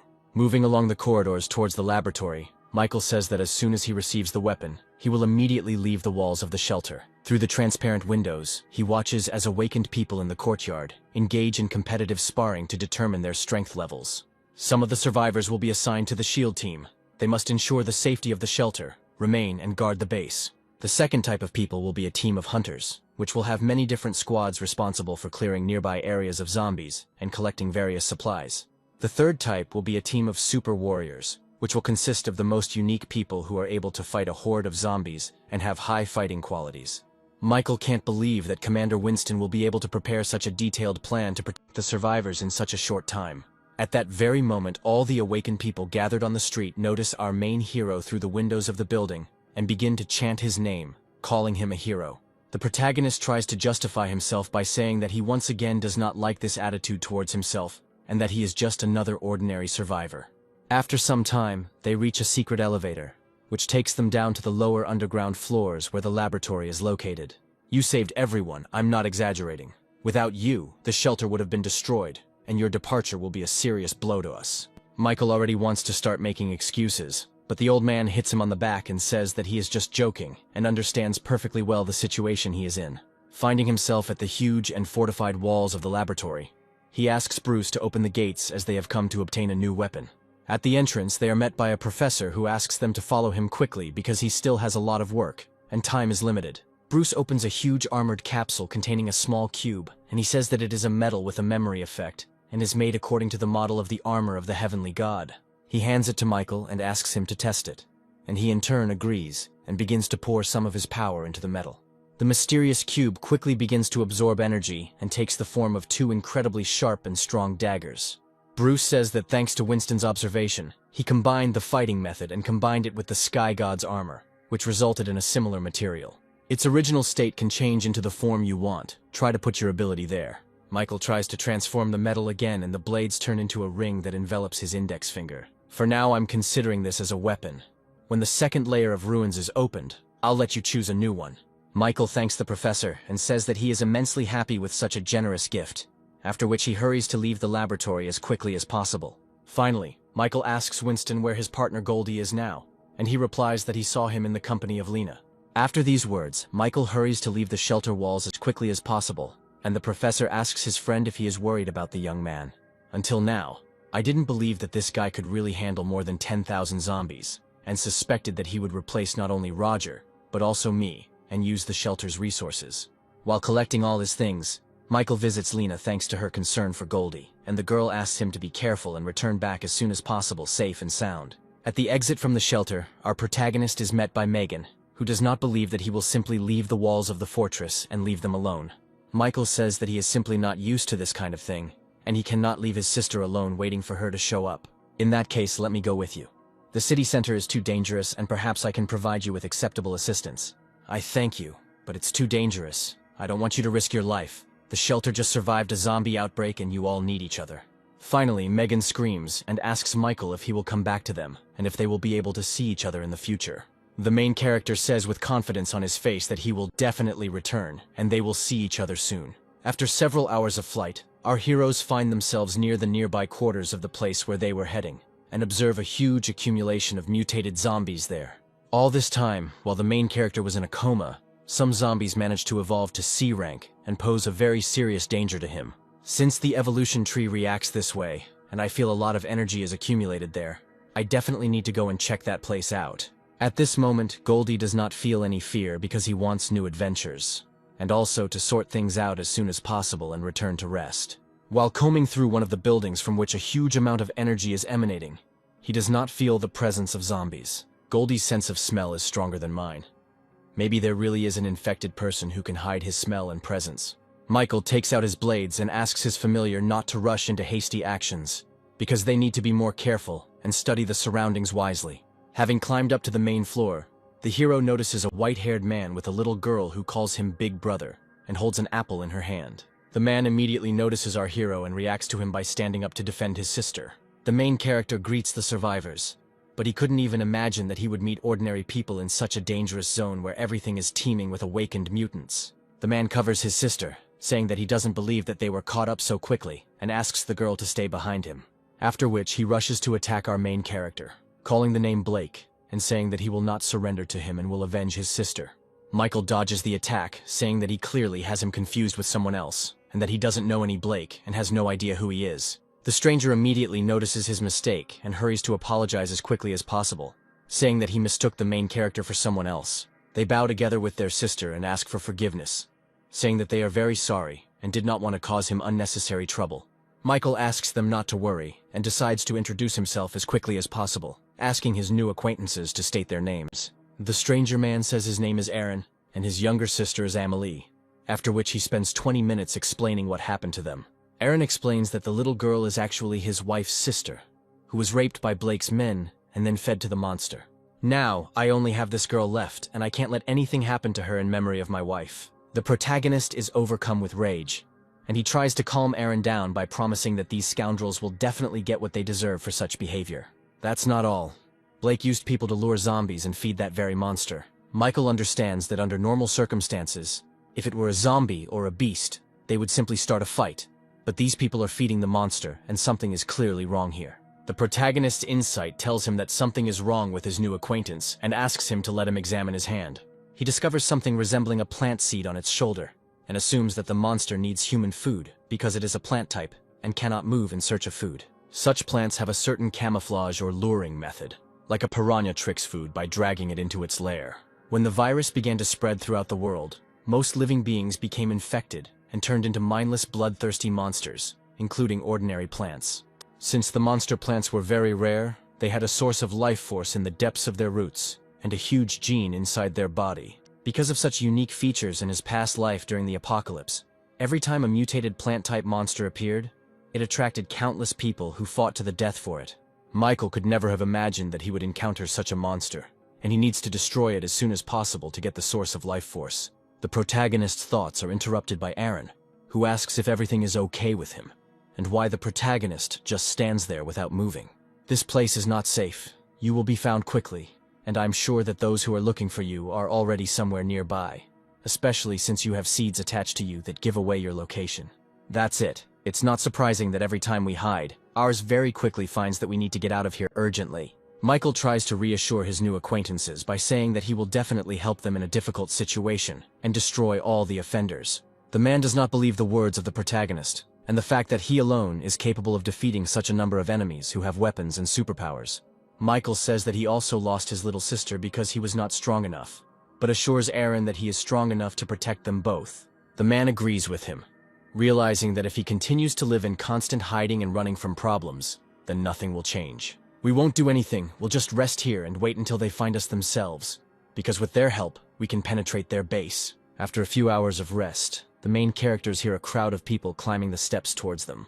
Looking at the thugs, Aaron says that Blake is not among them and that they are just pawns who do dirty work. One of the bandits says that because Aaron and his sister ran away, the boss punished him very severely and he is going to take revenge for it. After these words, he runs up to him and starts beating him with his fists with all his might, using his face as a punching bag. Michael already wants to help his new friend, but he stops him, saying that he is fine and there is no need to interfere. The thug doesn't understand who Michael is. They decide to take him with them to the base, because they will all be useful as additional food. After some time, using a vehicle that is fit for movement, they reach a huge stadium, covered in giant roots and branches. Near one of the doors inside the building, 2 guards are standing, and they hear someone screaming at the top of their lungs behind the door, begging for mercy. The boss has been playing around lately, bringing in guys and girls and making them watch while he has fun with her. This guy's name seems to be Austin, and the boss definitely has some kind of disgusting interest in him. But in this situation, might makes right. Inside the room, we see a guy sitting and tied to a chair with a gag in his mouth, and a man getting dressed, zipping up the fly of his pants. On the bed in front of him lies a disfigured and beaten girl who has just been abused, and is asking Austin for forgiveness. Having finished dressing, the man moves towards the tied-up guy, asking him if he liked the performance. "Why are you angry? You should be grateful to your girlfriend. Because if it weren't for her, you would have died long ago. Blame yourself for being weak and worthless." He then tears off a piece of tape covering Austin's mouth, saying that he is interested in hearing his thoughts after watching this spectacle. The guy immediately starts screaming at the top of his lungs to the point that the capillaries in his eyes start to burst, promising Blake to kill him at the first opportunity. He in turn immediately delivers a powerful blow to Austin's stomach, causing him to writhe in pain and stop screaming throughout the room. He starts kicking him, mocking him and saying that he will not stop until he becomes crippled, and then uses him as bait. The girl lying on the bed asks Blake to stop, saying something about promising to let her boyfriend go if she agrees to his request. Blake says that she turned out to be a naive fool, because he had no reason to just let them go and lose valuable ingredients for the plant. At that very second, a powerful explosion occurs, and a huge hole appears in one of the walls, through which our main character enters the room. "You bastard! Where did you come from? You want to become a hero? Do you at least know who I am, and what will happen to you after such impudence?" Michael is behind Blake in an instant, saying that he doesn't need to know the name of the man who is going to die in the next few minutes. He gives the girl his jacket, asking her not to worry about anything and to find a safe place to hide. Blake immediately starts screaming at the top of his voice, telling the guards standing behind the door to immediately go inside and grab this insolent fellow. At that moment, the rest of the team members appear and ask him to save his strength, since they have already dealt with his henchmen. Austin, who had been tied to a chair the whole time, notices Michael and calls him by name, saying that he knows him. The protagonist remembers that once in elementary school he was bullied for not having parents, and Austin was the guy who always protected him. Blake's body begins to change, and he apparently activates his ability, saying that after such a heartfelt meeting between his classmates, it's time for them to die. He attacks the protagonist with a huge mutated hand, and Michael realizes that he has the ability of the Beast Claws, which is too weak at this stage. Unless the claws have a strong nerve-paralyzing poison, this is one of the most useless abilities. The main character, without any problems, inflicts a huge amount of damage on Blake in a few seconds, forcing him to retreat. His opponent, realizing the seriousness of the situation he found himself in, begins to beg for mercy and asks not to kill him. At the last moment, Austin and Aaron stop Michael and ask him to give them the opportunity to deal with him themselves. They say he should know how badly he treated them, as well as their girlfriends and wives, and they want to pay him back. Looking at them, Michael feels the presence of a small part of the potential of the awakened bodies, and decides to give them the opportunity to realize it. He agrees, but asks them not to force the issue and to be wary of the poison of his sharp claws. Blake realizes that these two guys clearly want to die and he can use them as hostages to escape from here. The boys immediately begin to attack Blake using steel bats as weapons and try to overpower him. "You want to kill me, but you are just a worthless piece of trash who can't even protect your own women." Blake doesn't understand how these guys have so much confidence after everything they've been through. He begins to get furiously irritated by the fact that some worthless people like them look down on him, and he promises to destroy everyone who is here. Even though Blake is seriously injured, he still manages to hold his own against two opponents, keeping up with each one's movements. The girl, watching all this from the side, asks the main character to help her boyfriend, because they could die in battle with this villain. I understand their pain. They hate him because they are weak and desperately trying to protect what they love. They try to atone for their guilt, and in search of change and strength they take unprecedented risks, putting their own lives at risk. The girl continues to beg the protagonist to help them, but he does not dare, hoping that in a critical situation they will still be able to awaken their potential.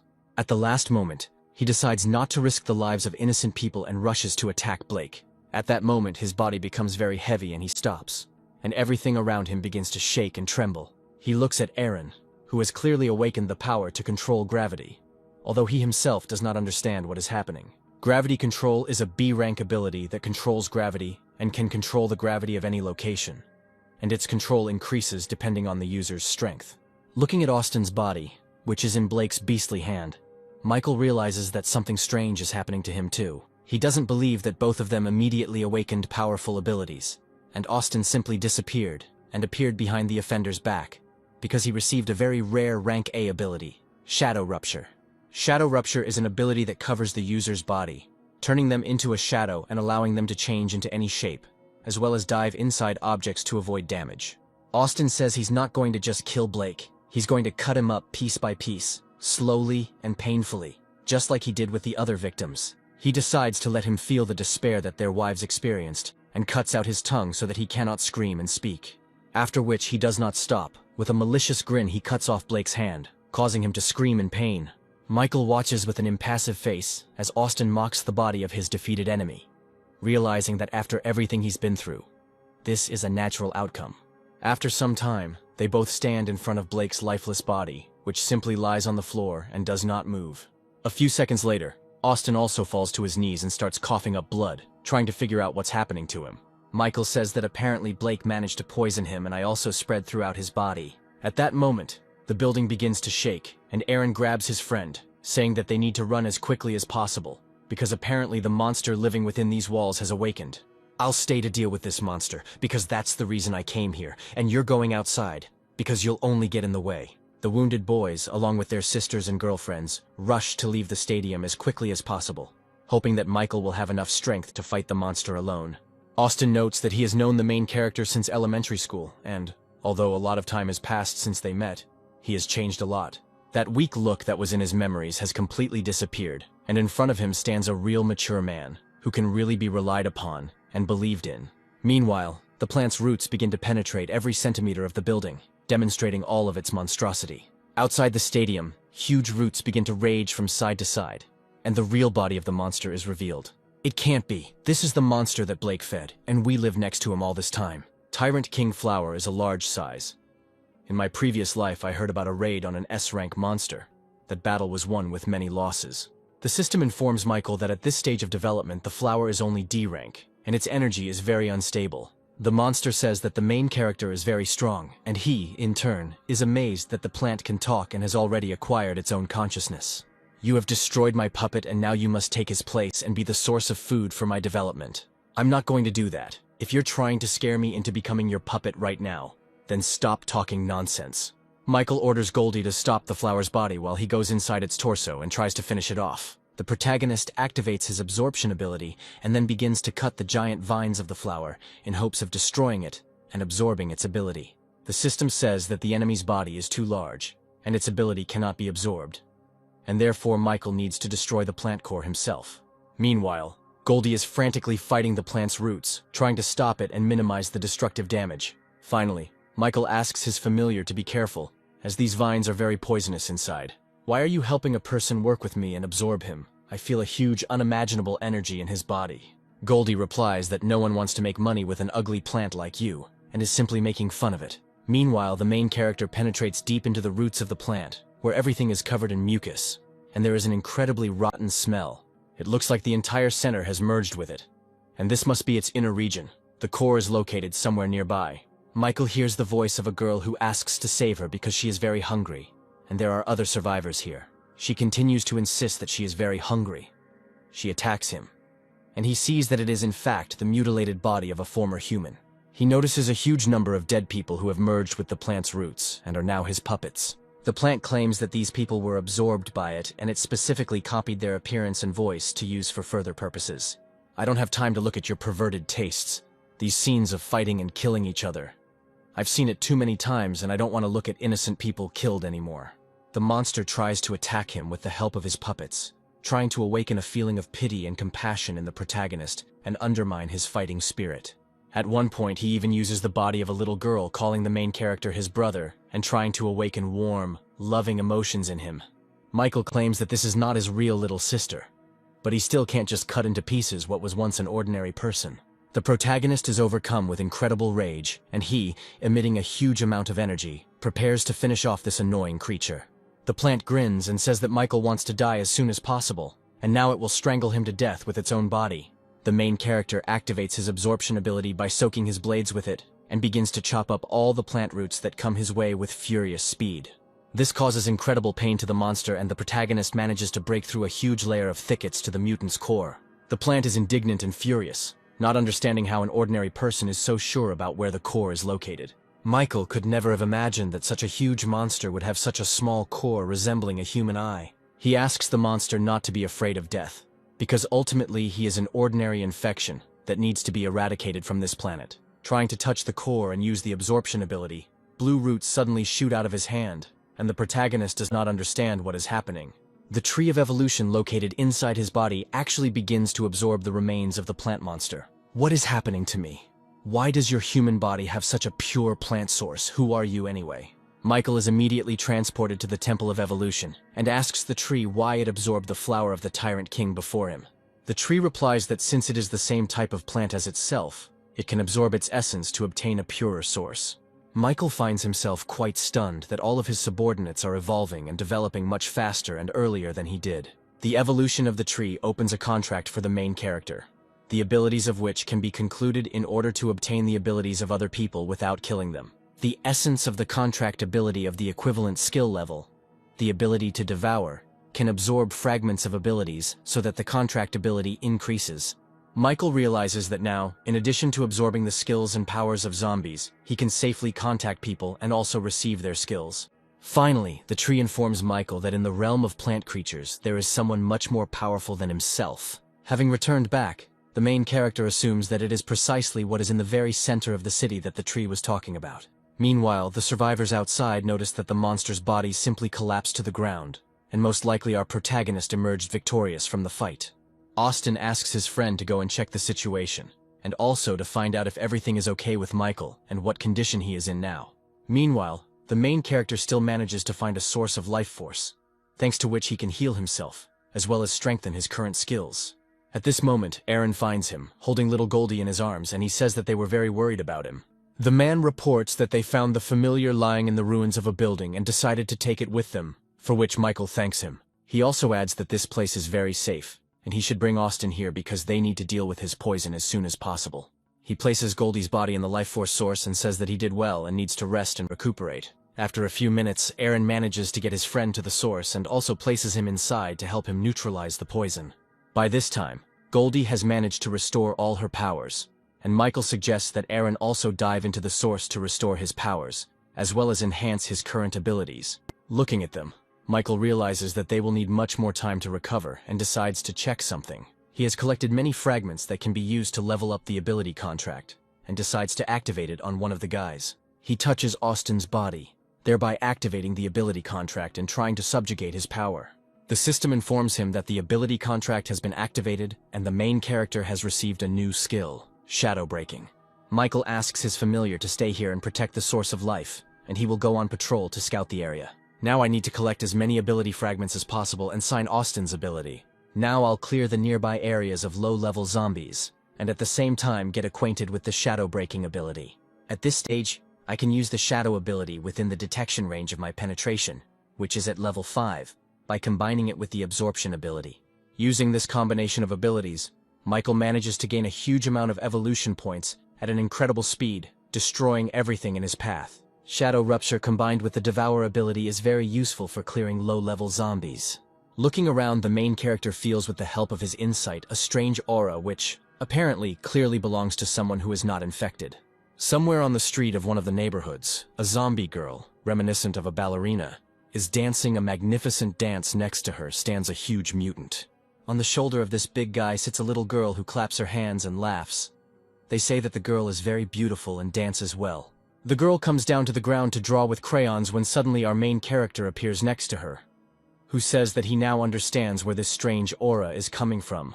The zombie giant immediately rushes to attack our protagonist, but he manages to defend himself with his blade. "Who are you, and how did you suddenly appear here?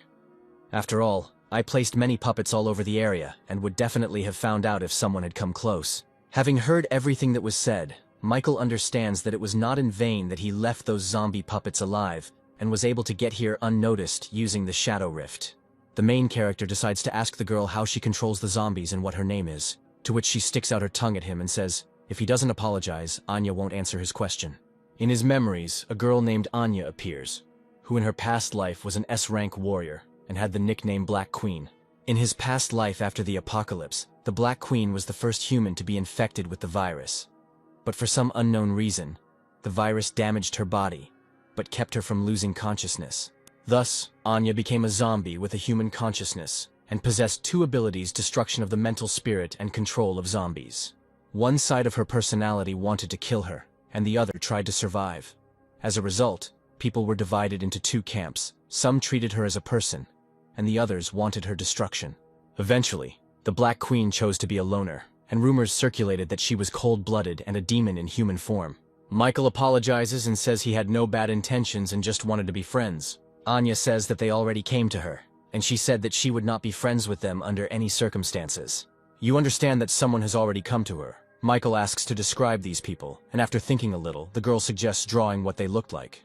The girl draws two strange people on the ground and says that a few days ago they came to find her, but she ran away.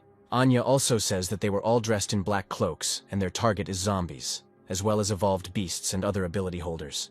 At that moment, the earth under their feet begins to crack, and the main character manages to grab the little girl and save her.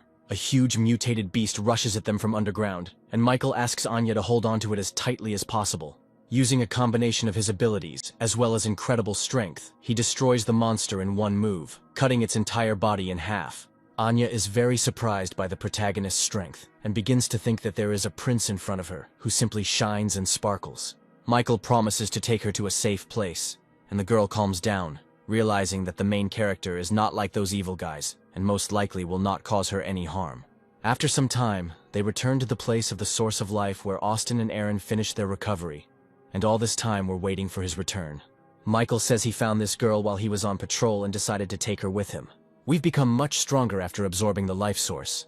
And I'm also interested in the ability you just used. The ability I just used is your shadow gap, and I can open the possibility of borrowing other people's abilities. After the explanation, Michael asks the guys to come closer to him, because the situation has changed a lot, and they need to plan their next steps. Michael explains to his new friends that the situation is getting complicated, and staying here could be dangerous, so he suggests that they go to the shelter and wait for him there. He also, realizing the seriousness of the situation, asks the guys to look after two defenseless girls while he deals with other matters. Noticing how little Anya is playing with Goldie, he decides to send his familiar along with the survivors for additional protection. Austin suggests that the main character go with them and not risk his own life if it is so dangerous here. I will refuse this offer. The center may contain information about my sister, and I need to find out. Aaron gives Michael approval, noting that since he now has Austin's ability, they will only be a burden to him. The protagonist also says that he will take little Anya with him, since she is very unique and is temporarily not suitable for being in the shelter. Friends tell the protagonist that they will wait for him at the shelter and ask him to return safe and sound. Little Anya says that Goldie would prefer to stay with them, but because of her submissiveness, she cannot refuse, and also wonders if she can take control of him with her own powers. They both watch as the familiar flies away along with the handful of survivors while the little girl waves goodbye to them. Michael covers his body in a shadow cloak, and Anya is surprised by his appearance and the fact that he begins to shine at this moment. The girl does not understand why everything around her has turned black, and the main character explains that he is not in the shadow of his abilities, and so will be able to move much faster and remain unnoticed. Michael realizes that there may be many unknown things in the city center, so they must be prepared for this, and decides to spend the accumulated evolution points.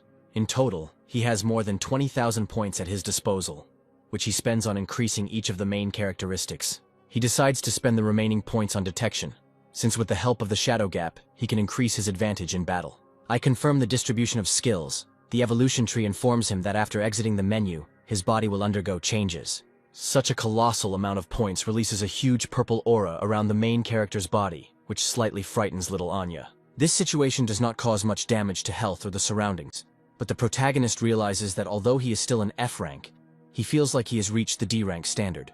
At the same time, somewhere near the city center, a small group of survivors is wandering around, clearly busy with some kind of search.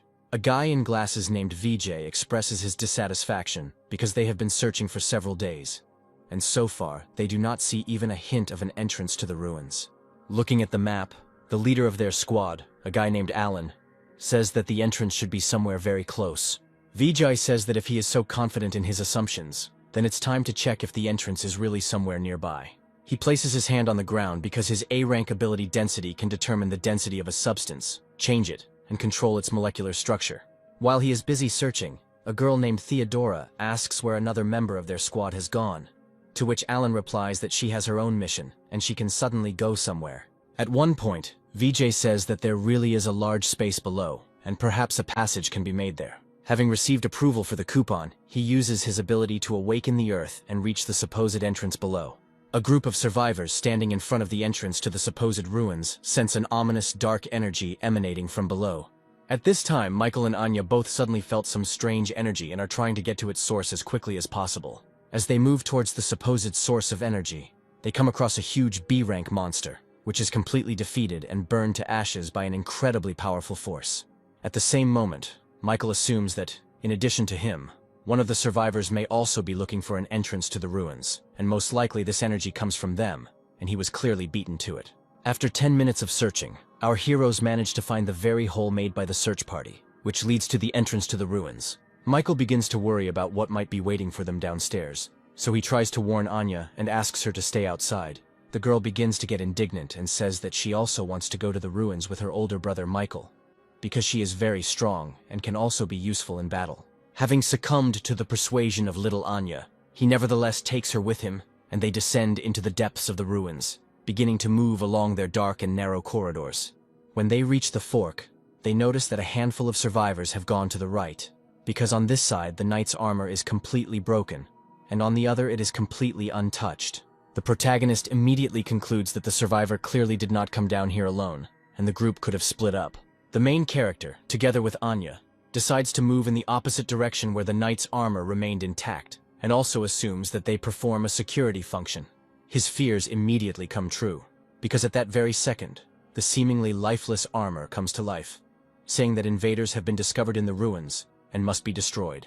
Michael, deciding not to stand on ceremony and without wasting much time, uses the shadow rupture technique and in a matter of seconds deals with all the soulless puppets. After the victory, little Anya finds something strange on the bodies of the defeated knights and tries to tell the main character about it. The girl takes something interesting out of the depths of her armor with her hand, saying that apparently this thing makes the knights come to life and move. She holds a small blue crystal in her hand, saying that if her memory serves her correctly, it is called an energy core, and there is a lot of energy in this crystal. Michael upsets the girl by saying that, unfortunately, they are all of the lowest rank and completely useless, and she can throw away all those that she has already managed to collect. Their conversation is interrupted by a creepy, ominous sound of iron scraping against a stone floor, which makes them wary. The sound continues to increase in volume, and soon from the depths of the dark corridors appears the silhouette of a huge knight, who is on a completely different level than the previous ones. Without much ceremony, the enemy immediately tries to attack our protagonist, but the shadow skill allows him to avoid the blow.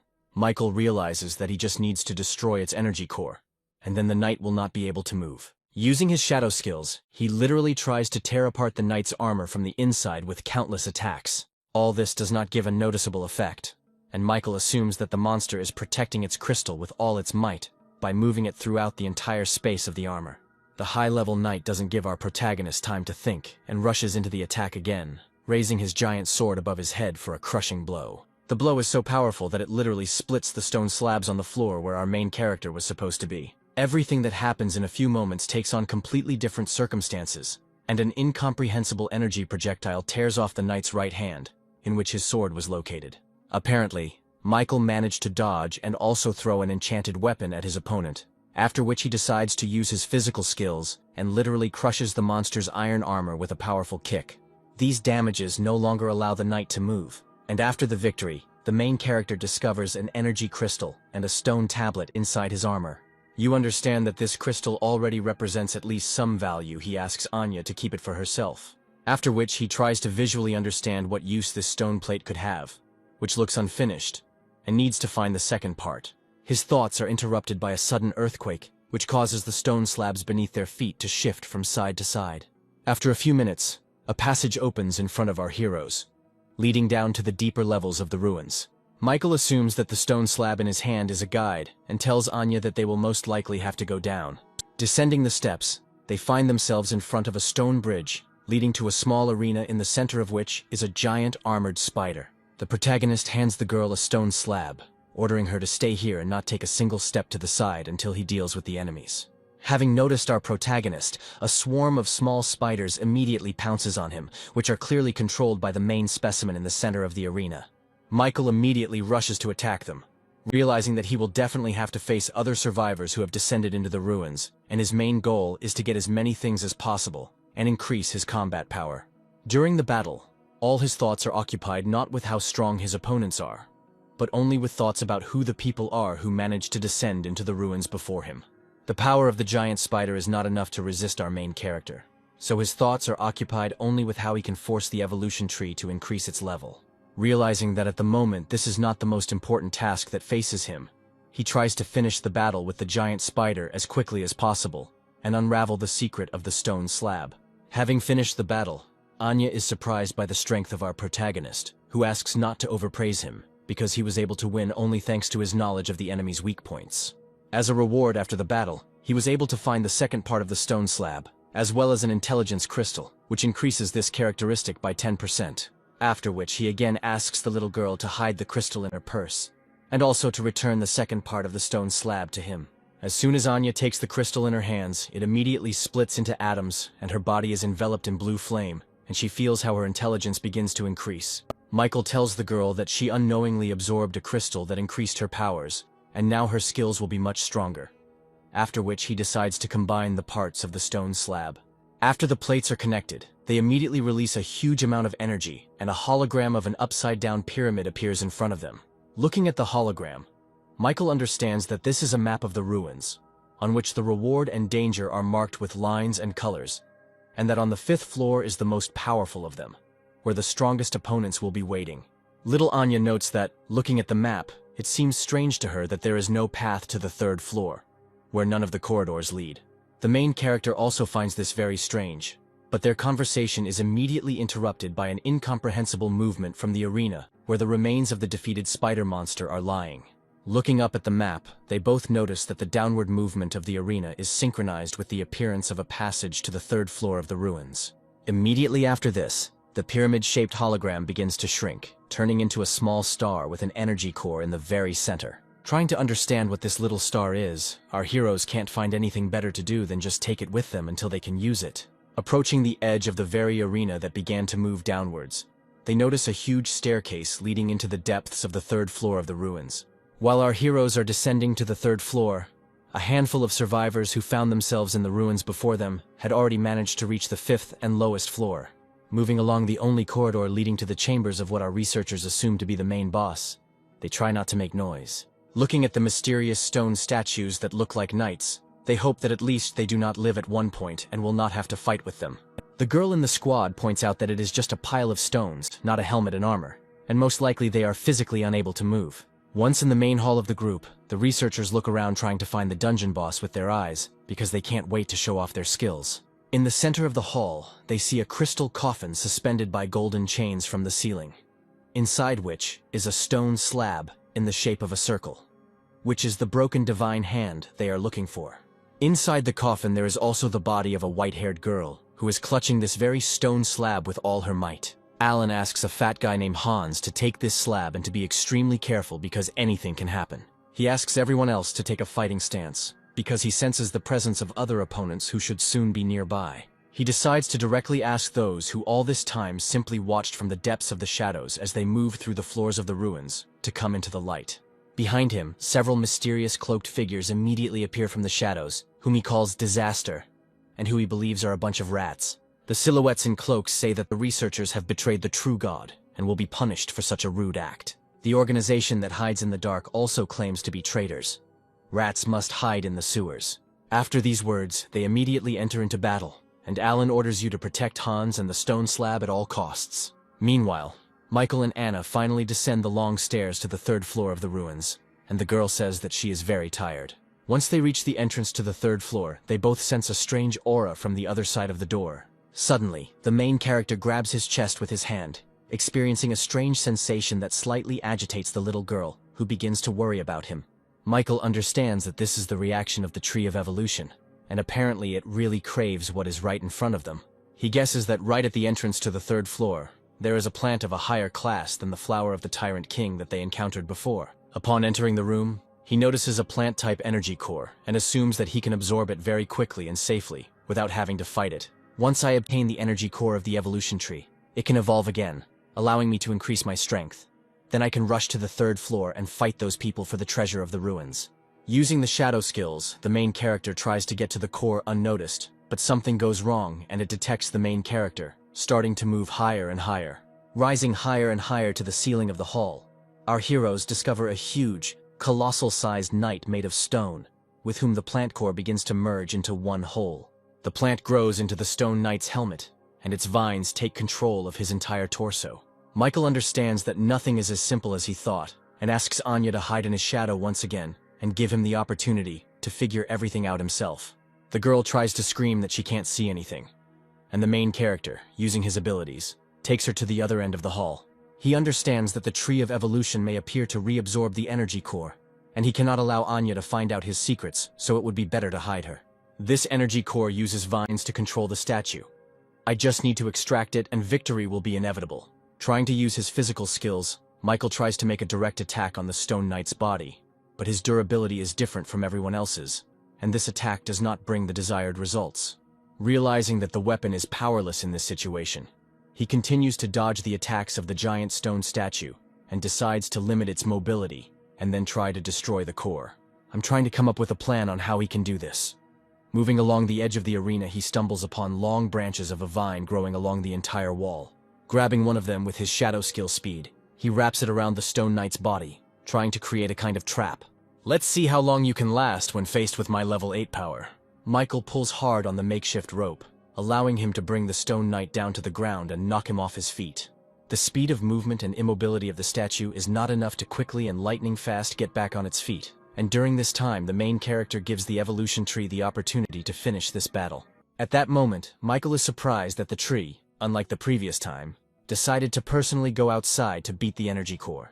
It releases its roots, digging into the eye of a defenseless plant, and beginning to suck out all the juices from it. After absorbing the core, the tree of evolution begins to shine and change, and in front of our protagonist appears a tall, slender girl, who all this time was the tree of evolution.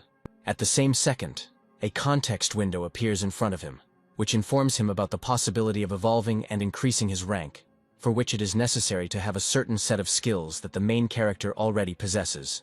I accept the offer of the tree. Michael feels how his body begins to overflow with energy, and all his characteristics begin to noticeably increase.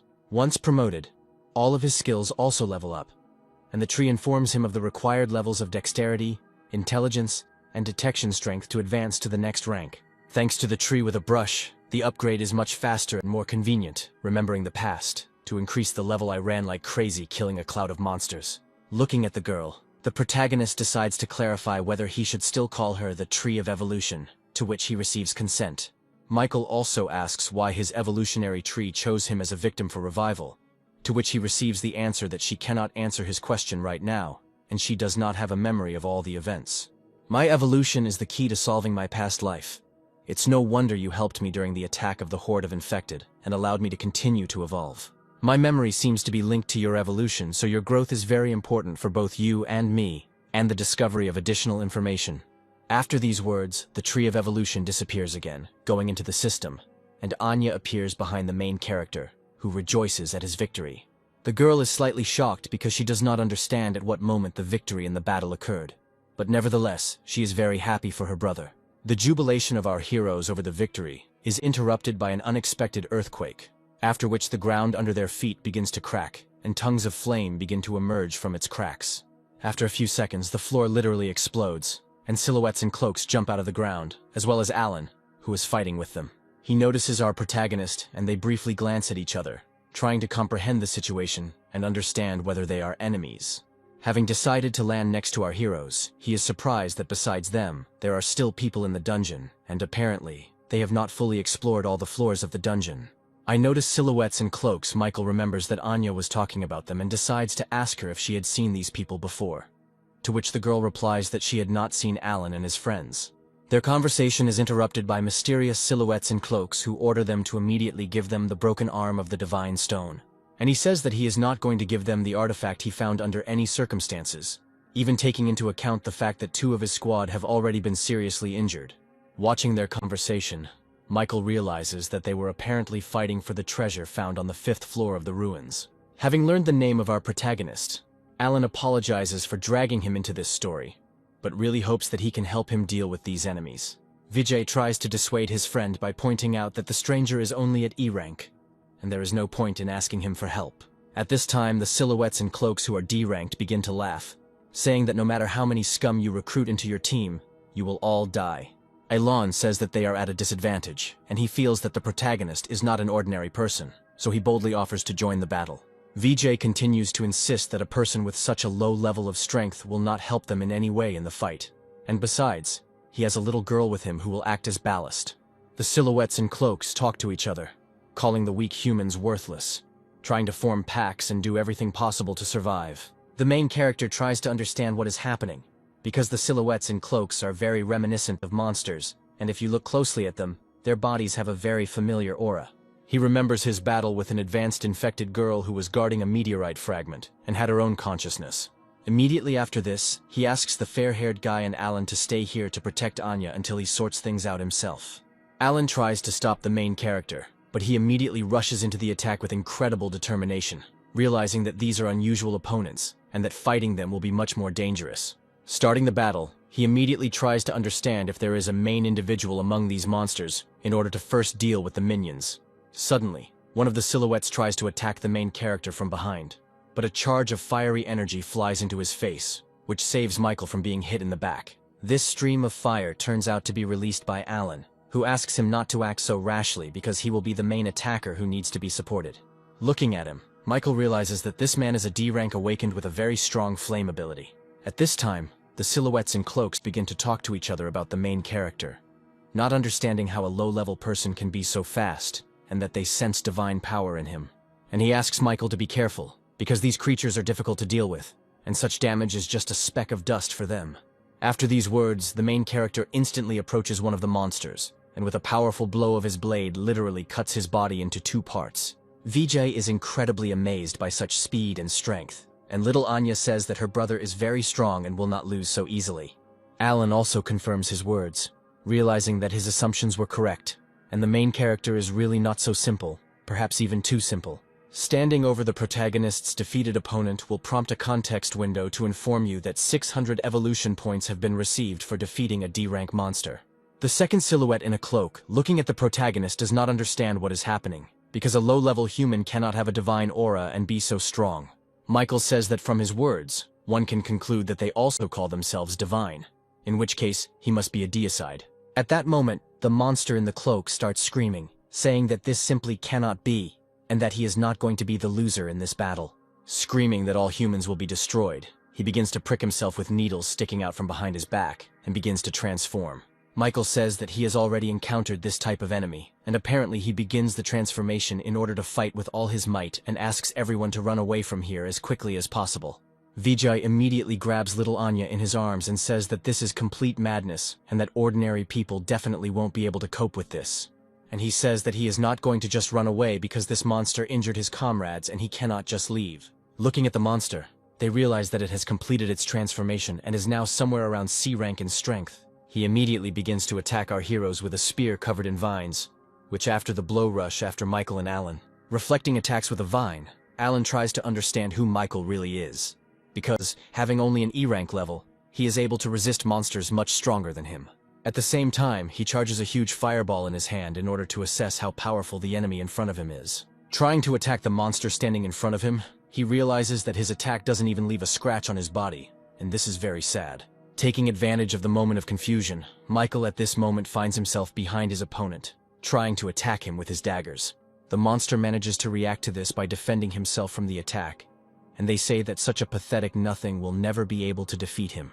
The protagonist realizes that this native type of monster is much stronger than what he has encountered before, and it seems that they continue to evolve at a breakneck pace. He also realizes that he himself is not the same as he was a few days ago, because, like other survivors, he is evolving, but he still needs to restrain himself because there are strangers nearby. Michael fights the monster using only Shadow Rift and his own physical skills, but even this is enough for Alan and Vijay to be amazed by its colossal strength. Alan asks his friend not to ask how this is possible because this is the first time he sees an E-rank fighter being able to suppress and fight on equal terms with a C-rank monster. At the same time, the main character continues to push his opponent with a powerful blow, sending him towards the nearest wall. Retreating to Alan, he says that he is amazed at his strength if he is able to fight alone against such a terrifying opponent. Michael says that his defense is too high and his current weapon won't be able to deal him fatal damage. While in his head, he understands that he can use the ability to devour to instantly kill him, but he needs to check something. Now he has a plan to deal with it, but he needs Alan to give him some time to prepare. His new friend gives his consent, and Michael understands that this is being done in order to test the fighting abilities of his new acquaintance and his strength. After his request, Alan engages in battle with the monster using his strength to the maximum, causing a huge column of fire tornado. The infected, breaking through the wave of fire, tries to shout offensive phrases at people, but Alan shuts his mouth with a firebomb. Even if I can't defeat you here and now, I can at least make you shut up for a while. The main character understands that fire abilities are very strong, and it is not surprising that the guy was able to reach D rank in such a short time. Considering the destructive explosive power and large attack area, he assumes that this ability will be very effective for him in the future. He hopes that in the future he will be able to find an opportunity to make a contract with him for the ability, but for now he returns to the body of the defeated Stone Knight to take his spear. At this time, Alan tries his best to distract the monster, dodging its attacks while trying to inflict at least some damage on it. All this running around begins to drive the infected into an unprecedented rage and piss him off, which is why he wants to end the battle as quickly as possible. He uses his needles to catch up with the fleeing guy and finish him off right here and now. But Michael, who arrives in time, does not let him do this. Throwing a stone spear lying on the ground with all his might, he throws the mutant away, saving Alan's life. The guy can't believe what he just saw. because an ordinary person can't have such strength to lift a giant stone spear and throw it such a distance. Unfortunately, the force of the throw is not enough, and the monster manages to catch it in flight and survive. At that very moment, Michael, who had arrived, began to try to press from the opposite end of the stone spear, trying to prevent the monster from having the opportunity to come to its senses and counterattack. Alan also immediately comes to his aid and begins to help, creating efforts to defeat their common enemy. The infected tries to suppress their morale by saying that a pathetic little human who only knows one attack won't be able to do anything to him. Alan states that in order to deal with such a worthless person as he only needs to know one attack, and he begins to concentrate a huge clot of flame in his hand. He asks Michael to stand still and not to lose his position, after which he releases a huge column of flame, which, performing a reactive function, pushes the spear towards the monster. Trying to resist this effort, the infected person catches himself thinking that his consciousness is beginning to change, and as if someone is trying to take control of him. For a moment he pauses, lost in his own thoughts, saying that Anya is the sweetest and most beautiful girl in the universe. This second is enough for our heroes to squeeze out the last of their strength and send the mutant flying on a spear towards the nearest wall. Looking at little Anya, they understand that she tried with all her might to control this monster for at least 1 second. She had to spend all her strength on it. Fortunately, these efforts of our heroes are enough to achieve victory and deal with such a formidable enemy. Just after a crushing victory, Michael helps Alan to his feet, while grabbing his hand and activating his ability, forming a contract for the ability of fire. Immediately after this, Michael asks his new acquaintance to tell him everything he knows. I tell you that these people in black cloaks belong to an organization called Catastrophe. They are extremely mysterious. Their location cannot be determined by the usual human methods. Catastrophe. What kind of organization is this, and what is their goal? Asks the main character, while remembering that in past lives he had never heard of such an organization. All that is clear to me is this, and the fact that they are constantly catching the infected, but I can't tell myself more. The protagonist understands that his words almost exactly coincide with Anya's testimony, and also decides to clarify how they were able to find these ruins. And he says that they are mercenaries and came here as part of a mission, and as for the recruit, they themselves do not know. This is a broken arm made of divine stone. The loot we got on the 5th floor, you dealt with the disaster, and this thing should belong to you. There is no need for this. You can keep it for yourself because without it, you will not be able to complete the mission. Michael realizes that he has already gotten enough and was able to make a contract for the fire ability, but he has one request. He shows Alan and everyone present a photograph of his younger sister and asks if they know any information. And he replies that at the moment he doesn't know anything, but he will try at all costs to help in her search. At this point, their wounded friend begins to cough up blood, and the girl tries to hurry her commander, saying that they need to find a doctor as soon as possible. Alan asks for forgiveness and says that they need to go, giving the protagonist an address where he can contact him when he finds himself in another city. Leaving the ruins, VJ asks the commander if they will really just leave, because they outnumber him, and they could try to take away from him all the treasures that he managed to find on other floors.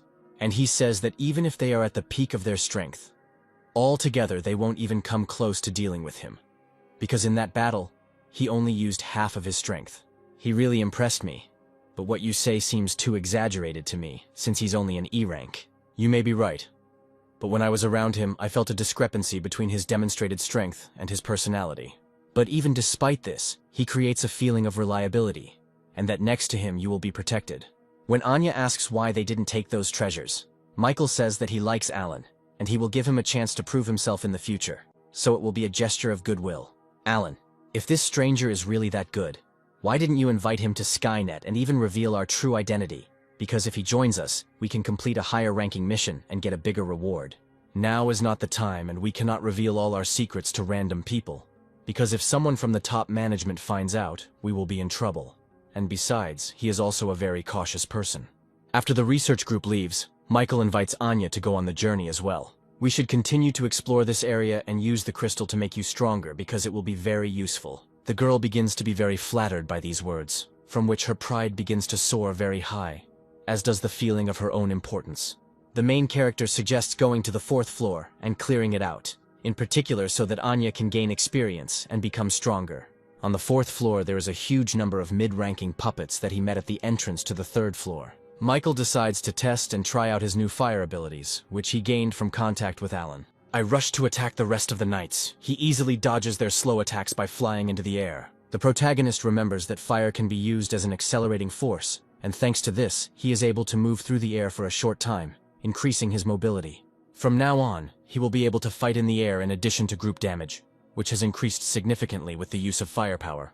I want to finish them off in one move, so I need to concentrate as much fire energy as possible in one point and throw it out. Having finished accumulating his strength, Michael launches a huge stream of flame at the knights, burning everything in its path.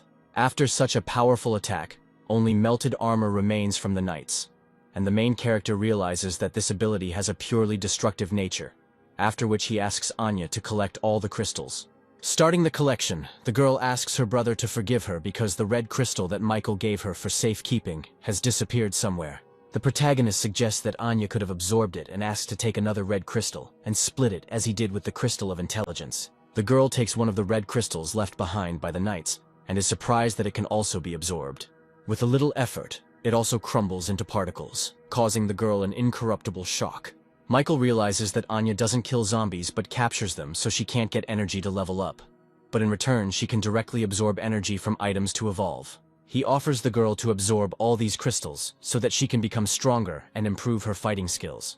Having collected all the available crystals on the battlefield, the girl begins to emit a huge amount of energy and her body begins to evolve. Having completed the evolution, Michael congratulates little Anya that she has now reached the status of an E-rank warrior. Next, our heroes go to clear the corridors of the dungeons and eventually find themselves on the 5th floor in the very hall that the researchers visited. They see a crystal coffin in front of them and assume that inside it there must have been the treasures of this floor, which Alan and his friends had already managed to take. The little girl suggests that apparently the coffin contained the protector of these treasures, and it seems that the atmosphere around becomes piercing.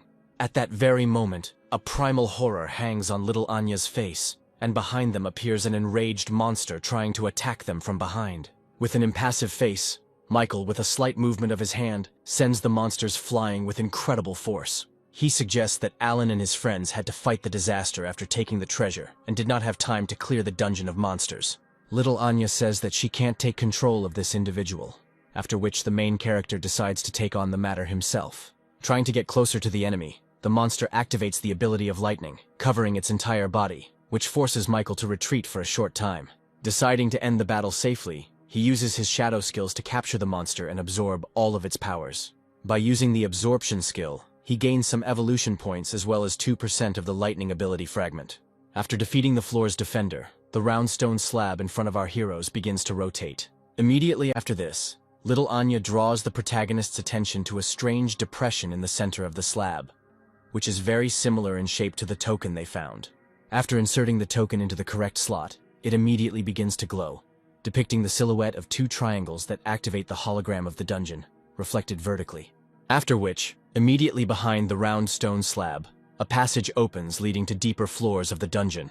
Moving down the stairs and exploring the ruins, little Anya asks Michael if she can fight, to which she receives the answer that when they encounter stronger zombies, they can fight together.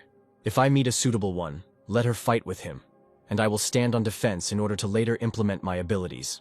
As they move through the corridors, they encounter monsters in berserker armor. The armored doll became a warrior, and it looks like there is a very large gap between the upper and lower floors. The armored warrior immediately rushes to attack the main character, but he dodges to the side without any problems. He throws one of his blades towards the monster to distract its attention, after which he instantly approaches him and activates the ability to devour, receiving 400 evolution points and also 2% of the fragment of the berserk ability. Immediately after this, Anya screams that further down the corridor a huge number of warrior monsters, also dressed in armor, are approaching them. The main character asks the girl not to interfere with him and to give him the opportunity to deal with them. After a long period of time, the battle finally ends, and Michael realizes that using several abilities at the same time is draining him of a lot of energy. They were also finally able to reach the next floor in preparation for the next boss fight. Having opened the doors, a flock of angry birds immediately rushes at our heroes, which apparently are the defenders of this hall. Michael realizes that these are mutated owls, and tells Anya that the plan has changed, and because there are too many of them, he will immediately send her into the Shadow Rift. The girl expresses her dissatisfaction, saying that she doesn't want to constantly hide behind his back, and that if she is now evolved, she will be able to stand up for herself. While dodging an attack from one of the birds, the girl tries to use her control skills and manage with a few words. Taking control of one of them, she manages to cause a small stir in the enemy ranks, and also begin to fight. Looking at everything that is happening, the the main character understands that Anya really increased her powers, and he should not worry so much about her. Unconsciously, he treated Anya like his own sister and tried to overprotect her and defend her from any danger. At this time, the little girl is attacked by a swiftly diving eagle owl with bright red eyes from the sky. She still manages to dodge the attack, as at that moment another bird's fiery feathers fly at her. An argument begins between the two owls about who attacked the girl first and who should get her. Michael suggests that Anya take control of Phylan, saying that he is very strong and apparently is the leader of this small group. The girl says that she is not going to do this because she does not like him and she will not make him her companion. She also looks at the small white owl, which seems to be emitting S-rank ability energy, and its overall combat power is the strongest among everyone in this building, but he can't use it yet. The girl says that she can help him awaken his powers if she manages to enter his mind, but for this, she needs a little time. I try to take control of the white owl and barely manage to dodge the attack of two angry owls, as she still manages to take control of him. Little Anya starts laughing, declaring that she never doubted for a second that she would have enough time, and she would get the greatest familiar of all time. At this time, all the other owls in the room look at the little familiar and call him a traitor. Little Anya gives a name to her new pet, calling him Bugu and giving him confidence in victory. He immediately goes on the attack using his S-rank ability called Absolute Wind Tornado, which allows him to quickly deal with his opponents. Anya hugs little Buga with all her might, amazed at his strength, and saying that from this moment on they will become best friends. Michael congratulates the little girl, but asks her not to lose concentration, because now they don't have time to relax. Watching the behavior of a flock of owls, he assumes that the main owl, who is the boss of the floor, should appear soon. His assumption turns out to be correct. After a few seconds, a magical beast with the ability to increase its size appears in the center of the arena. Overflowing with energy, Anya asks the main character to let her deal with such a formidable opponent herself, because this will be the first fight for little Buga. Michael gives his consent to the little girl, telling her that he will be there to help and give her the opportunity to concentrate on the goal. The little familiar doesn't really like this whole idea, but Anya takes control of him, and he understands that he is once again no longer in control of his body. Immediately after this, the giant owl tries to attack the little Buga, but he easily dodges the attack due to his size. Meanwhile, Michael protects the little owl from being attacked by other owls using his shadow ability. He asks Anya not to rush and do everything in a measured manner, because she must trust her companion, and not just control him. Anya understands that when she first entered little Buga's consciousness, she felt that he was cowardly and unsure of himself, and she thought that if she forced him to fight, he would regain his confidence. From childhood, he was treated as a different species and was often bullied and mistreated. Gradually, he began to fear those around him and stopped trusting others. And Anya understood this perfectly well, because she was the one who also had no parents and was constantly bullied. The girl says that at one point she still managed to meet her older brother Michael, and he treated her with all kindness. So she wants to do the same for Bugu. Such a motivational speech immediately gives the little familiar an unprecedented boost of energy, which allows him to begin fighting with greater strength. Taking advantage of its speed, as well as the clumsiness and colossal size of its opponent, the little owl manages to deliver many quick and lightning-fast attacks. Michael realizes that this little owl that Anya chose, although it doesn't seem that strong, can still be useful. At this time, the battle with the floor boss drags on, and he continues to grow in size, slowly starting to destroy the entire floor of the dungeon. The protagonist realizes that the situation is becoming more serious, and asks Anya to let him finish the battle. Meanwhile, baby Bugu continues to dodge the hail of pointed feathers flying at him. I understand that it is impossible to delay. The girl activates the ability of her familiar Tornado of Absolute Wind. At the same second, a huge energy tornado appears around the boss, sucking in a huge amount of debris and stones, which begin to inflict a lot of damage on the boss's body. This is the S-rank ability of the Absolute Wind Tornado, and in my past life, this was the peak combat ability. Michael is surprised that they were right, and this little owl really is the strongest here. She managed to take control of it. After this, the dungeon boss simply falls to the ground, and they rejoice at their first and grand victory. The girl runs to hug her new familiar, being incredibly happy. Michael also turns out to be very happy for his companion, and offers her to give Bug the opportunity to absorb the energy source. The familiar goes to absorb the boss's body, and the protagonist asks the girl how she was able to assess his potential. Anya says that when using mind control, she can see the abilities of monsters and determine the strongest one, and then control him. The protagonist is surprised, albeit briefly, that a warrior like Anya has an ability that can directly influence the strongest enemy unit and turn it into an ally. Big brother, don't you have an ability that allows you to copy others? Michael says that he really does have such an ability. But what is the point of this information? Anya suggests taking and copying her power. The girl says that after everything that happened, she trusts the main character very much, and wants to let him also get her ability to become even stronger. Michael realizes that he must have enough points to develop another ability, and tries to make a contract with the little girl as well. The evolution tree cancels this request, informing that concluding a contract with a monster is simply impossible. Anya asks if everything went well and if Michael can control the opponents from now on, to which they receive a negative answer. By this point, Bugu has finished absorbing the boss's energy and evolved to E rank. Little Anya rushes to her familiar to congratulate him on his new level of evolution, which is why it was not possible to conclude a contract with Anya. He remembers that the girl is not human, but is also a monster that resulted from the apocalypse. But during the time spent with her, he had already begun to forget about it. He promises himself that this time he will not allow society to do to her what happened in his past life, and invites her to move on. Making our way further into the dungeon, our heroes think over further plans for the battle, because their forces have already been significantly depleted. Even if Anya didn't show it, this little girl has been through so much with me and is most likely holding on with all her might. Michael activates the Shadow Rupture ability to get the most out of this place to level up. Analyzing this evolution tree about the required levels of power, intelligence, agility to level up, he realizes that he needs about 150,000 evolution points, and at the moment, he only has 40,000. At this time, somewhere within the walls of the shelter, a small commotion begins to reign in connection with an unexpected guest. Some stranger tries to pick a fight with every survivor in the shelter, trying to find a worthy opponent, and also wanting to see the god of war. Megan notices panic within the shelter walls, not understanding what is happening, receives information from one survivor that people from another shelter have appeared and want to fight us to determine our strength. Meanwhile, on the third mirror floor of the ancient ruins, Michael and Anya feel a strange, mysterious energy. The main character suggests that the girl move forward because soon they will meet their last enemy. After passing the third, fourth floor, I received 90,000 evolution points. The fifth floor gave me 20,000 as a backup. First, I better improve my combat abilities. Michael spends almost all the points he has collected to upgrade his skills, after which the evolution tree informs him about the transition of the strength skill to a higher level of power. The only skill that remained at a lower level after distributing points is intelligence, to raise which the main character needs to accumulate a few more points. After distributing the skills, the increase is so great that it causes a severe attack in the body. Little Anya decides to check if everything is okay with the main character, as she is very worried about him.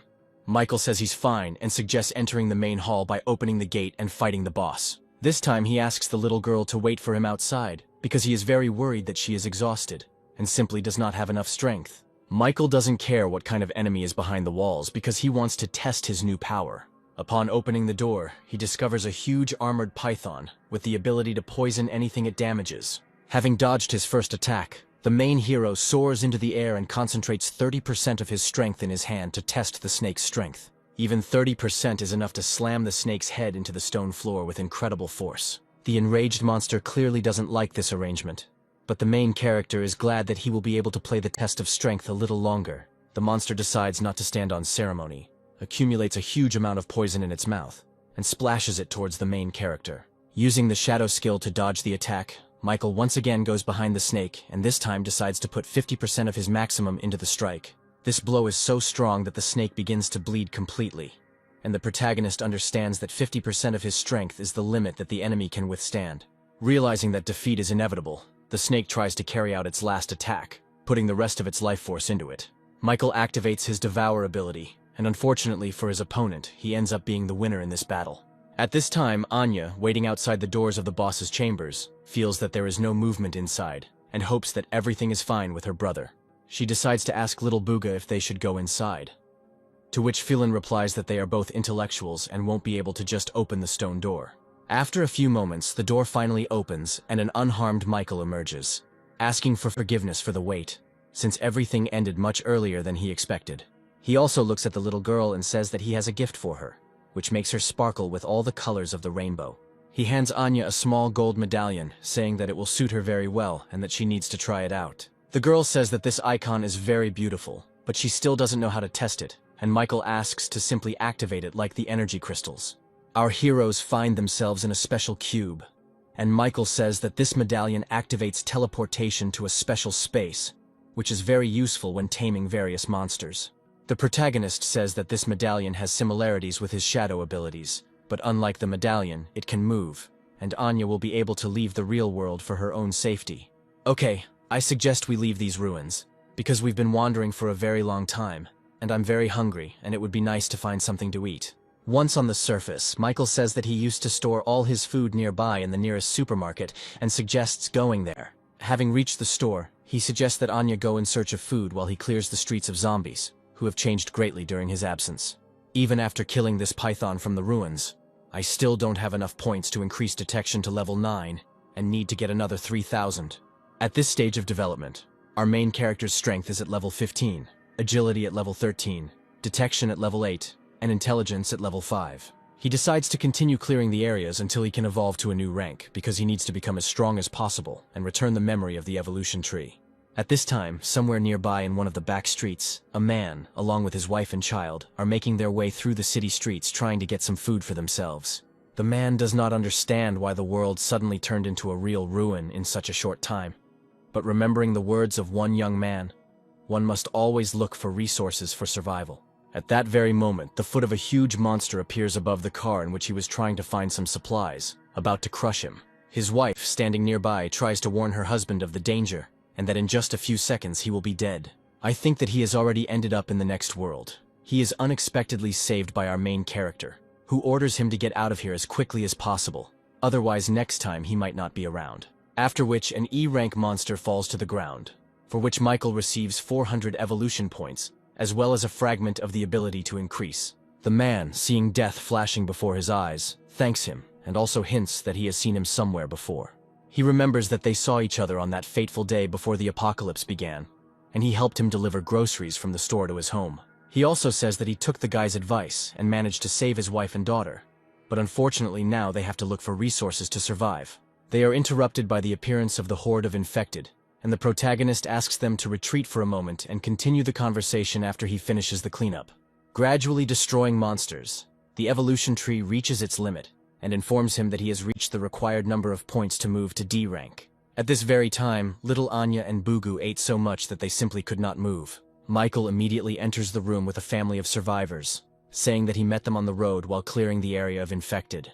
He tells the man that for now they can stay here and eat, and later he will take them to the shelter, for which he receives incredible gratitude. Anya says that she will take care of everything, and the main character can also take a break, and at least have a little snack at this time. Having had a good meal, and going out onto the balcony, Michael finally decides to distribute the evolution points and start moving up to a new rank. He dives deep into the system and finds himself in his consciousness in the middle of the Temple of Evolution. Having fulfilled all the conditions, its characteristics are significantly increased, as are its abilities, which begin to work with greater power. The evolution tree congratulates him on reaching D rank, and Michael immediately decides to ask her how she got here. The tree says that so far all she knows is some scraps and fragments of memories from a past life, and the time in which they are now located is different from the one that was before. The main character immediately tries to ask what exactly she means and what kind of world she implies, but his questions are immediately interrupted by his sister's voice, which is heard in the air. All this turns out to be just a figment of his imagination, and in fact it is Anya's voice, who calls him on urgent matter, and the tree suggests that Michael discuss this next time. Returning to the real world, the girl hurries to tell the main character that Goldie has returned, and is in a hurry to convey important information. At this time, within the walls of the shelter, real mockery continues, where the same man continues to demand that his god of war be brought, because all the other survivors cannot give him a worthy battle. Such impudence begins to enrage all the survivors present in the shelter, including Austin, who decides to volunteer in gratitude for Michael saving him. Climbing into the ring, the man begins to laugh at yet another pathetic corpse who decided to volunteer. They begin to fight, and Austin immediately decides to use his shadow rupture abilities, but the man's insight allows him to strike even at sterile creatures. You are all fools here who rely only on your abilities while your technique and physical strength are very poor. After these words, he throws Austin out of the arena, hoping that there will be more daredevils ready to compete with him in strength. His speech is interrupted by Megan, who says that there are still awakened ones that he has not fought, and that she will act as a candidate. The man is surprised that among the volunteers there is a girl who has no choice but to protect all these weaklings. Before the fight, Austin tries to warn the girl that her ability is intended for a single attack, and his level is much higher than hers. Having climbed into the ring, the man offers the girl to make a deal, and if she agrees to have dinner with him, he will not beat her. At the same moment, Goldie manages to reach the gates of the shelter together with Michael, who is rushing to help the survivors. Right at the entrance, he is met by Olivia, who has lost her glasses and tries to stop the main character, demanding that he undergo a test. At this time, Megan is completely broken and covered from head to toe in abrasions. Well, listen, Victor would definitely like you, and if I ruin your beautiful face, he clearly won't like it. With her last strength, the girl tries to attack her opponent, which makes him surprised that she still hasn't given up and is still trying to resist. I am surprised by such determination. He says that since she wants to die so much, he will allow her to do it. At that very second, a powerful blow from Michael's palm sends the impudent fellow into a deep knockout, face down on the ground. All the survivors in the shelter begin to rejoice at the arrival of the god of war, in particular Megan kneeling before him. Michael says that Goldie managed to inform him of the situation and he arrived as soon as he could to sort it out completely. One of the survivors asks the protagonist to be careful because people from another shelter want to absorb their ranks for their own purposes. At this moment, the man rises up full of anger, not understanding who dared to touch him and promising to destroy the impudent man. Michael says that if he is addressing him, he should turn around and say it to him, looking him straight in the eye.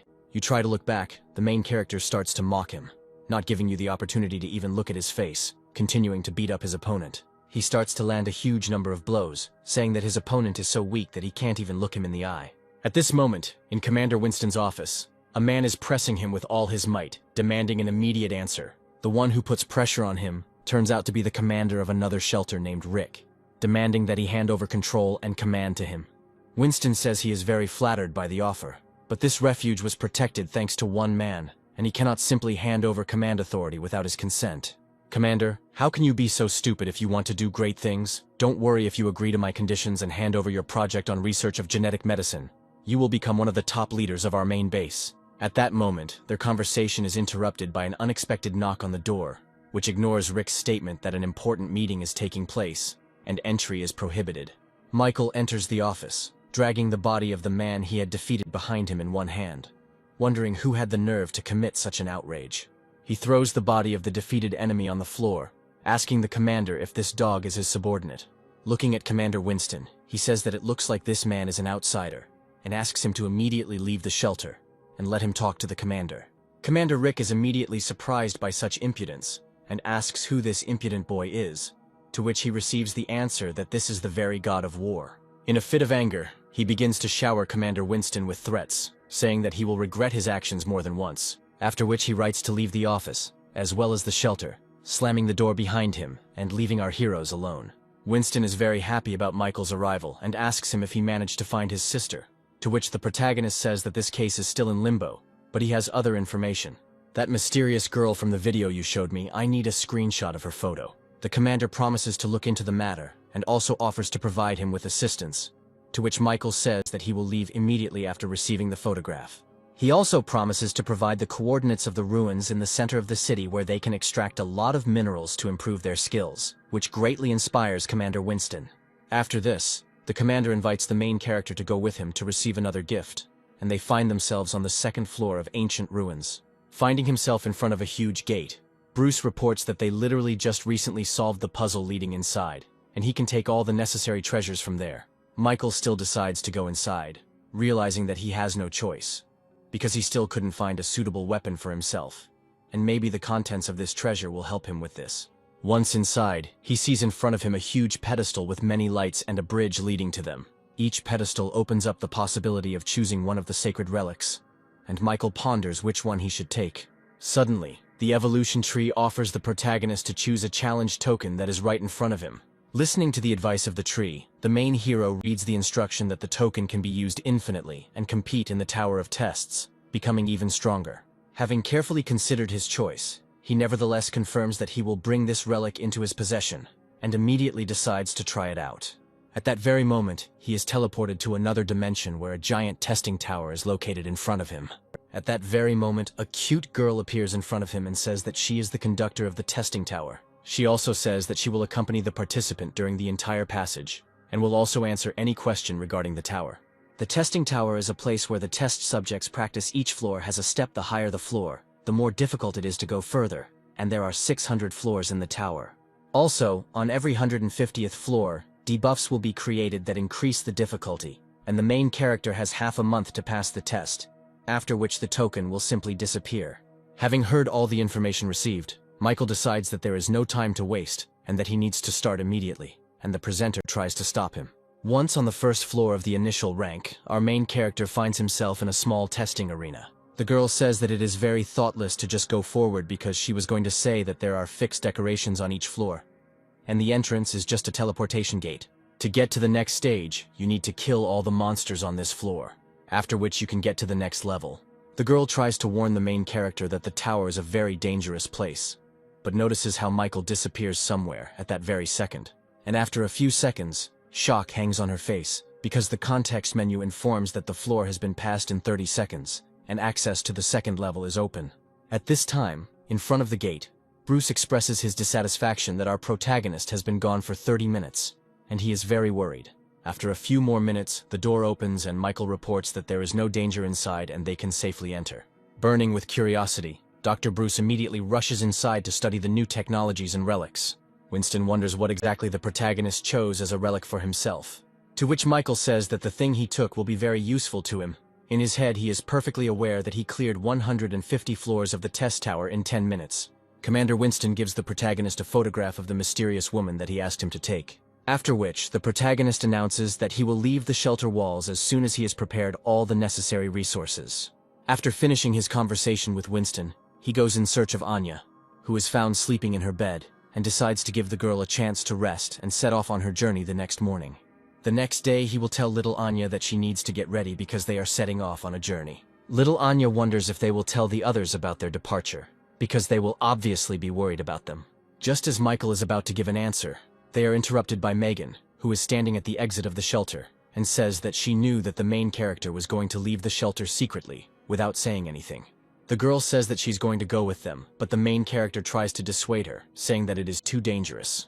Again, you try to stop me with these excuses, but I can't become better if I stay here, and eventually there will be nothing left for me to defend. Little Anya asks her older brother to take Megan with him because last night she took very good care of her and doesn't want to leave her alone. After thinking it over carefully, Michael still agrees to take Megan with him, hoping that she will not become a burden to them.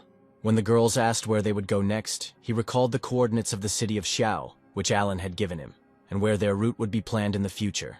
Moving in the intended direction, Michael is also simultaneously engaged in clearing the test tower, making his way to ever higher floors. The control tower informs him that in just 2 days he managed to reach the 300th floor, and whether he plans to continue further, since he will be given a weakening that increases his own weight. Michael had no idea that a 20% increase in weight would affect his speed so much. And before going further, he decides to check what limitations await him on the next floors. After passing through the portal, he gets to the next level, starting from which he will be prohibited from using any abilities, but in return, he will receive evolution points in a triple amount. A huge, ferocious monster immediately appears before his face, which he will have to defeat using only the strength of his own body. The main character immediately rushes forward with bare fists, delivering a terrible blow to his opponent. The monster immediately counterattacks, causing the protagonist to block the blow and realize that under the influence of such a huge weight, his attack power is noticeably reduced. The control tower offers the protagonist to leave for a while and better prepare for further trials, to which the protagonist immediately agrees. But before leaving, he still decides to go through this floor of the tower, stating that at this stage it does not pose any big problems for him. After which, using a crushing blow to the air, he clears the floor. The manager, looking at this, is simultaneously shocked and upset, because at this rate she will lose her job and have nothing to do. After clearing the floor, Michael returns to the temporary base in one of the abandoned multi-story buildings where his comrades are located. He is immediately met by Megan, who is sitting at the table and asks if everything went well in the testing tower. The girl points to the map and says that after 2 days of travel they are already very close to the neighboring city, but unfortunately they do not have all the information and need to prepare in advance. The protagonist suggests that the girl get a good night's sleep while he checks everything on his own. Having got out into the street, the main character decides to personally meet with the fat man and discuss some points, because with the help of the shadow gap, he will be able to get to the desired point in 10 minutes. After a while, he finds himself near the entrance to an abandoned bar and decides to go down. The sounds of several people talking can be heard from below, and we see someone pouring alcoholic drinks into glasses. Behind the bar stands a girl from Alan's team, who scolds him for not allowing them to drink during the mission. And he, at this time holding a glass of ice in his hand, smiles and says that this will not affect his performance in any way. Looking around, he feels a foreign aura of presence, which seems very familiar to him, and asks his girlfriend to get another glass because they will have guests. At that very moment, Michael enters the room where he is immediately greeted and offered a little drink, or just some water. The protagonist asks who owns this bar and where the other two people from his squad are, to which Alan replies that they are preparing for an upcoming mission. After the apocalypse, the whole city was empty, and I decided to take advantage of the opportunity and set up this bar as a base, as well as a place to relax. And by the way, I have no leads yet about your little sister. Michael says he came on other business and hands him a blurry photo of the man who, judging by the video, kidnapped his younger sister, asking if he has met anyone like that. Alan's face shows surprise, and he says that he feels like he's met this man somewhere before. The main character immediately jumps up from his seat trying to find out where exactly, what time, and what the name of this person was. Please calm down, my good friend. I just slightly remember someone similar, and I need to check this because since the photo is blurry, I could be wrong. I have a proposition for you. I'll go check if my memories really go with your photo. But in exchange, you'll help me finish the mission I'm on now. Michael immediately agrees to such conditions, and Alan shouts that this needs to be celebrated. But the girl behind the bar immediately stops him and says that it is too early to celebrate. The main character sets off on his journey. Reading this task, he understands that he needs to investigate some kind of disaster, and this also interests him very much, as does the search for his sister. At this time, Alan talks with the girl about the photograph shown by Michael, and tries to justify why he had to lie about the fact that he only slightly remembers this man. All this was done in order to protect the main character from rash actions, because if what is depicted in the photograph is connected with Skynet is true, then this could lead to a catastrophe. At this time, Michael goes to the place indicated in Alan's assignment in order to investigate the causes of the disaster and understand who is behind all this. We see how memories of the distant past, even in peaceful times before the apocalypse, emerge before us. Even as children, the guys from Alan's squad would rummage through trash bins in search of at least a small piece of bread. They are met by little Alan, accompanied by some girl who offers help in exchange for them going with him. After some time, all the children are happy because Alan helped them steal food from richer people. The girl asks Alan why they should take them with them, to which he replies that in their situation they need to stick together and unite, because that is the only way they can survive. While the children laugh and enjoy their meal, Alan discusses his future plans, even though it all happened in the distant past. Even in our time, somewhere in a wasteland surrounded by forest, there is a mysterious technological base. Arriving within its walls, Alan goes down the elevator, feeling nostalgic about his past life and hoping that his friend is not the one who kidnapped the protagonist's sister. Finding himself in the right room, he goes inside and sees in front of him that same little girl who turns out to be the woman who kidnapped Michael's sister at the very beginning of their journey. They greet each other, and when the girl asks why he is not on a mission, Alan replies that he was just passing by and decided to see an old friend. She asks him to stop the useless talk and speak directly if he has any questions. He says that nothing can be hidden from her and asks Juno to look through her list of tasks, as he is curious about something. The girl is surprised. I hope that he finally decided to help her, and that the headquarters mission is also good. She hands him a stack of documents, giving him permission to look through everything he needs if the situation requires it. Ala begins to scroll through the lists of documents in search of the name Sylvia, because that is the name of the main character's sister. Unexpectedly for himself, he finds the personal file of little Anya, and remembers that he saw this girl in the company of the main character. He is quite surprised that she is also Juno's target, as she is on her task list. He returns the documents to her, and the girl asks what happened to him, and why his facial expression changed so abruptly. And he tries to change the subject by explaining that everything is fine with him and asking why she is so late in fulfilling her assigned duties. Juno explains that her superior is putting a lot of pressure on her because there are 9 targets found so far, and 1 is still not on the list, so she has to work a lot. Having heard the information that the general staff wants to get the last victim into their own possession, the puzzle in Alan's head begins to come together into a single picture. At this time, our main character is combing the surroundings of the place where the task assigned by Alan was supposed to take place. Looking through the ruins of multi-story buildings, he hopes that the search will not take much time, and that he will be able to find information about the disaster that occurred. Making his way deeper into the ruins, he finds the infected caught and chained up, which is already a sign that he is on the trail of the mysterious events taking place in this area. Michael is about to deal with the low-level mutants when, thanks to his innate senses and reflexes, he realizes that someone is attacking him from the shadows. Thanks to his phenomenal speed, he manages to dodge the attack without receiving serious damage. An intelligent mutant comes out to meet him, who is a demon of an organization called Catastrophe, who also knows how to talk. The girl says that she feels the aura of someone named Thorn in the protagonist's body, and apparently he absorbed some part of it. I don't understand what you're talking about, but next time your companions will also feel your aura emanating from my body. At this very time, somewhere in another place, in an underground prison with a huge number of cells, someone is being held prisoner.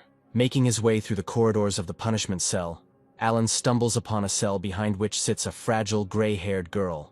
It turns out that this is the main character's sister, and she immediately asks not to waste time on her because she will under no circumstances join their organization. I didn't come to convince you, but to find you at someone's request, and that person's name is Michael. Sylvia immediately jumps out of bed, runs to the bars, not believing her ears, and is glad that her older brother is alive. After which she immediately starts coughing because her body is very wounded because she was forced to work for Skynet, and she did not want it. Alan immediately starts to bare his teeth, saying that Skynet is a bunch of scumbags and assures the girl that her brother will definitely get her out of here. Little Sylvia clutches her tattered clothes, and her arms show multiple cuts and bruises from very long torture. Alan says that he will try to inform her brother as soon as possible, that he has found her and where she is at the moment, asking her to be patient for a little while. I ask you to forgive me, but now I can't help you because I'm quite weak, and I can't get you out of here alone. Sylvia, I ask you not to be sad, because as soon as your brother receives information about where you are, he will come here as soon as possible. The girl immediately begins to cry hysterically, saying that from that very day she felt guilty for her brother's death. But just the thought that he is alive gives her hope.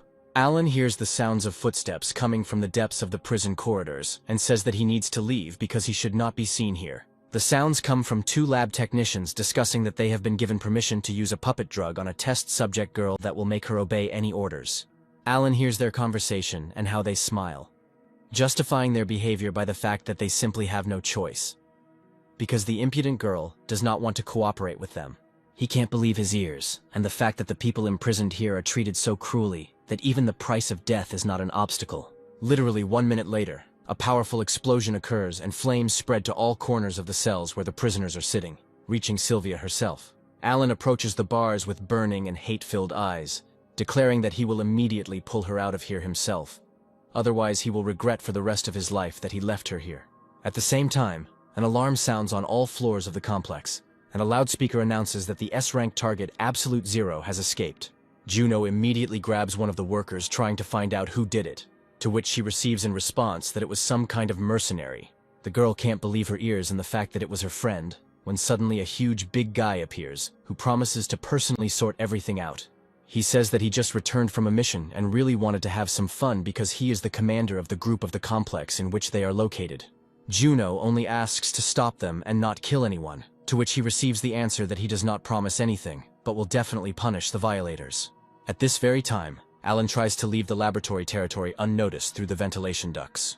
Having made their way to another part of the complex, they get out together with Sylvia and hurry to escape as quickly as possible. Having walked several dozen meters forward, Alan is immediately hit in the face with a powerful punch from around the corner. The impact is so powerful that his body simply flies to the opposite end of the room, creating a powerful explosion and a pile of debris. The menacing man says that he overdid it a little, and most likely this puny boy is already dead. He is upset that he will have to find an excuse for Juno, who asked to leave all the violators alive. But unexpectedly for him, his thoughts are interrupted by a powerful stream of flame burning the right side of his face. Alan, who has risen from a pile of rubble, orders not to approach the little girl while he is still standing on his feet. The man grins, and after a few moments he takes on the appearance of a bear, as he has an A-rank ability, and can transform into a beast with his skills and agility. He immediately attacks him in the form of a bear, declaring that the ability to control fire is quite good, and he wants to find out which of them is stronger. But he tries to keep an acceptable distance and attack with long-range attacks, because he is significantly inferior in physical strength. You're trying to hit me with these pathetic and insignificant tongues of flame. Let's see how long you can hold out. When in a confined space, the Alan still has to use brute physical force to defend himself from enemy attacks. At the same time, he uses the flame power of a long-range attack to knock the enemy aside with a powerful explosion. A squad of fighters comes to the aid of the commander, who is rushing to help, but he asks not to interfere, as he wants to deal with him himself. The soldiers who arrived in time could not believe their eyes that someone inside the headquarters dared to start a riot. I repeat for the last time, don't even dare to get involved in the battle, because none of you have the right to go after my glory. From the conversation of the laboratory workers, he also understands that before becoming captain, Alan had applied for his place, but for some unknown reason, decided to leave the organization. He immediately rushes into the attack with even greater fury, leaning his entire body and pushing away the ranged fighter. Alan's body begins to give out, and he begins to cough up blood, since close combat is not his specialty. Without thinking twice, he immediately uses his speed and reaction to step back in order to close the distance. Sylvia asks if everything is okay with Alan's condition, to which she receives the answer that everything is fine, and she needs to find a safe place and under no circumstances get into trouble. Having gathered his strength, Allah's body begins to emit a huge amount of energy, and his flame takes on a completely different form.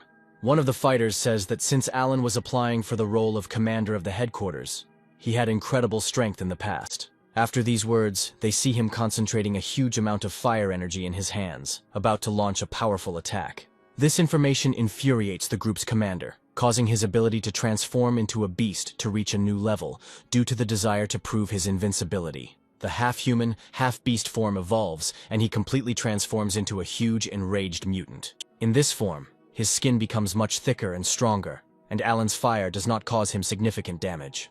The strength and power of the attack after evolution also increased significantly, and Alan barely manages to dodge the attacks.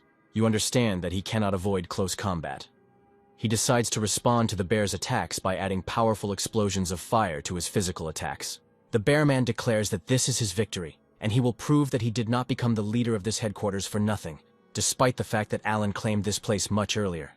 After these words, a powerful explosion occurs that throws the bear's body to the side, causing him to be surprised. In front of him stands a completely wounded and bloody Alan, whose blood begins to turn into fire, making him much stronger. He says that it is his turn to show his true strength and reveal to him the technique of furious fire. The headquarters commander rushes to attack him, sincerely not understanding why such a powerful gifted person decided to leave them and become a mercenary. And he produces a powerful flame attack, explaining his actions by the fact that Skynet only disgusts him with its goals and methods. A mysterious man watches their battle through CCTV cameras, smiling at what is happening. The white-haired man orders the subordinate standing next to him, calling him the King of Swords, to go there and end this mess. Taking advantage of the short respite after the battle, Sylvia uses her ice powers to try to freeze Alan's bleeding and wounds a little, thereby helping him. He thanks the girl for the fact that, being in such a wounded state, she still uses her powers to help him.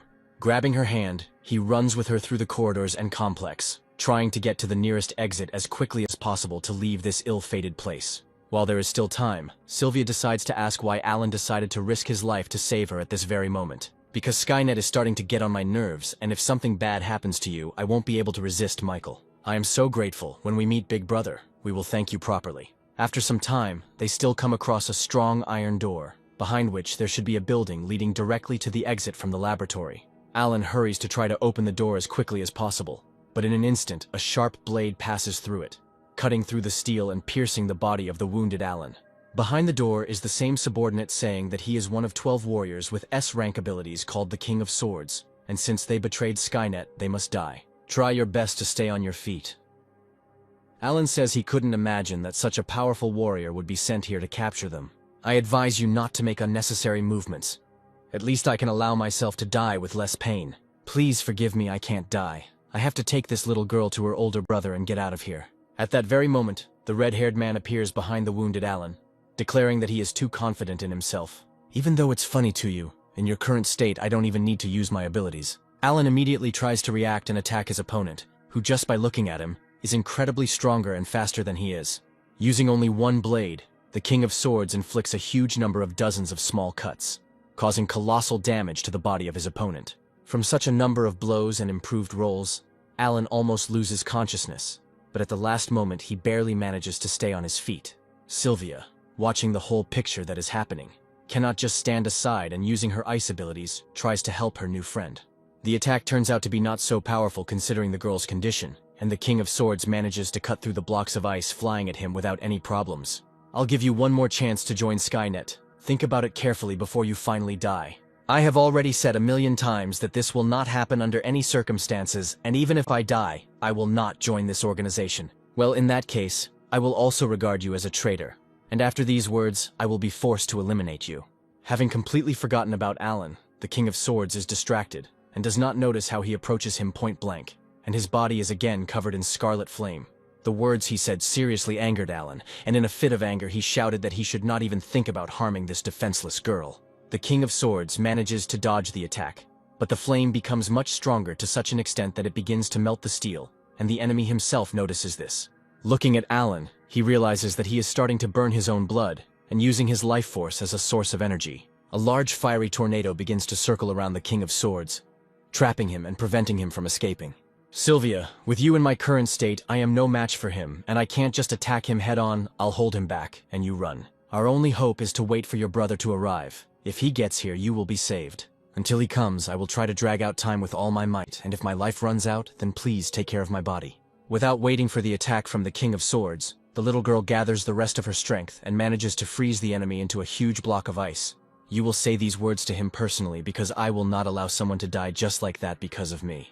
Alan is shocked because given Sylvia's current state, using abilities with such power could seriously harm her. He agrees with the girl, saying that they will try to work as a team to hold off this beast as long as possible until reinforcements arrive. At that very moment, someone's voice is heard from the depths of the ice, and they realize that the King of Swords is still alive and has almost regained consciousness. Having crushed the ice, Alan does not understand why his strength suddenly increased so sharply and significantly in a few seconds. It seems I underestimated you because I never thought that you guys would force me to use my ability, which allows me to turn any part of my body into a blade. Every part of his body is permeated with the feeling of approaching death, although Sylvia's energy has slightly recovered. But its level is too low, and my own body is also at the limit. You understand that there is not much time to think. Alan nevertheless decides to launch a frontal attack out of desperation. They begin to whirl in a passionate whirlwind, exchanging pleasantries in the form of blows and lunges, trying to kill each other with each of them. In parallel with this, the King of Swords tries to explain that joining their organization is the greatest thing one can do in this life. This so-called reinforcement of yours won't help you anyway, because I don't care how many ants I have to crush on my way. At this point, Alan realizes that he can hardly fight anymore, because his entire skin is completely burnt and his life force is running out. This is also noticed by the King of Swords, who notices that his opponent's speed has slowed down and apparently he has reached his limit. After these words, Alan falls to his knees, trying to stay conscious with all his might and holding his bleeding wounds with his hands.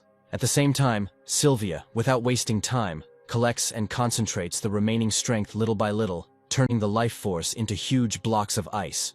She tries to attack the King of Swords, but all attempts are in vain because his skills are on a completely different level, and such attacks do not cause him any particular problems. At the same moment, Alan uses the fragments of huge ice masses as a source of water, and, with the help of his fire, creates huge clouds of steam. After this, he immediately grabs Sylvia, and using the steam as a smokescreen, tries to escape from the battlefield.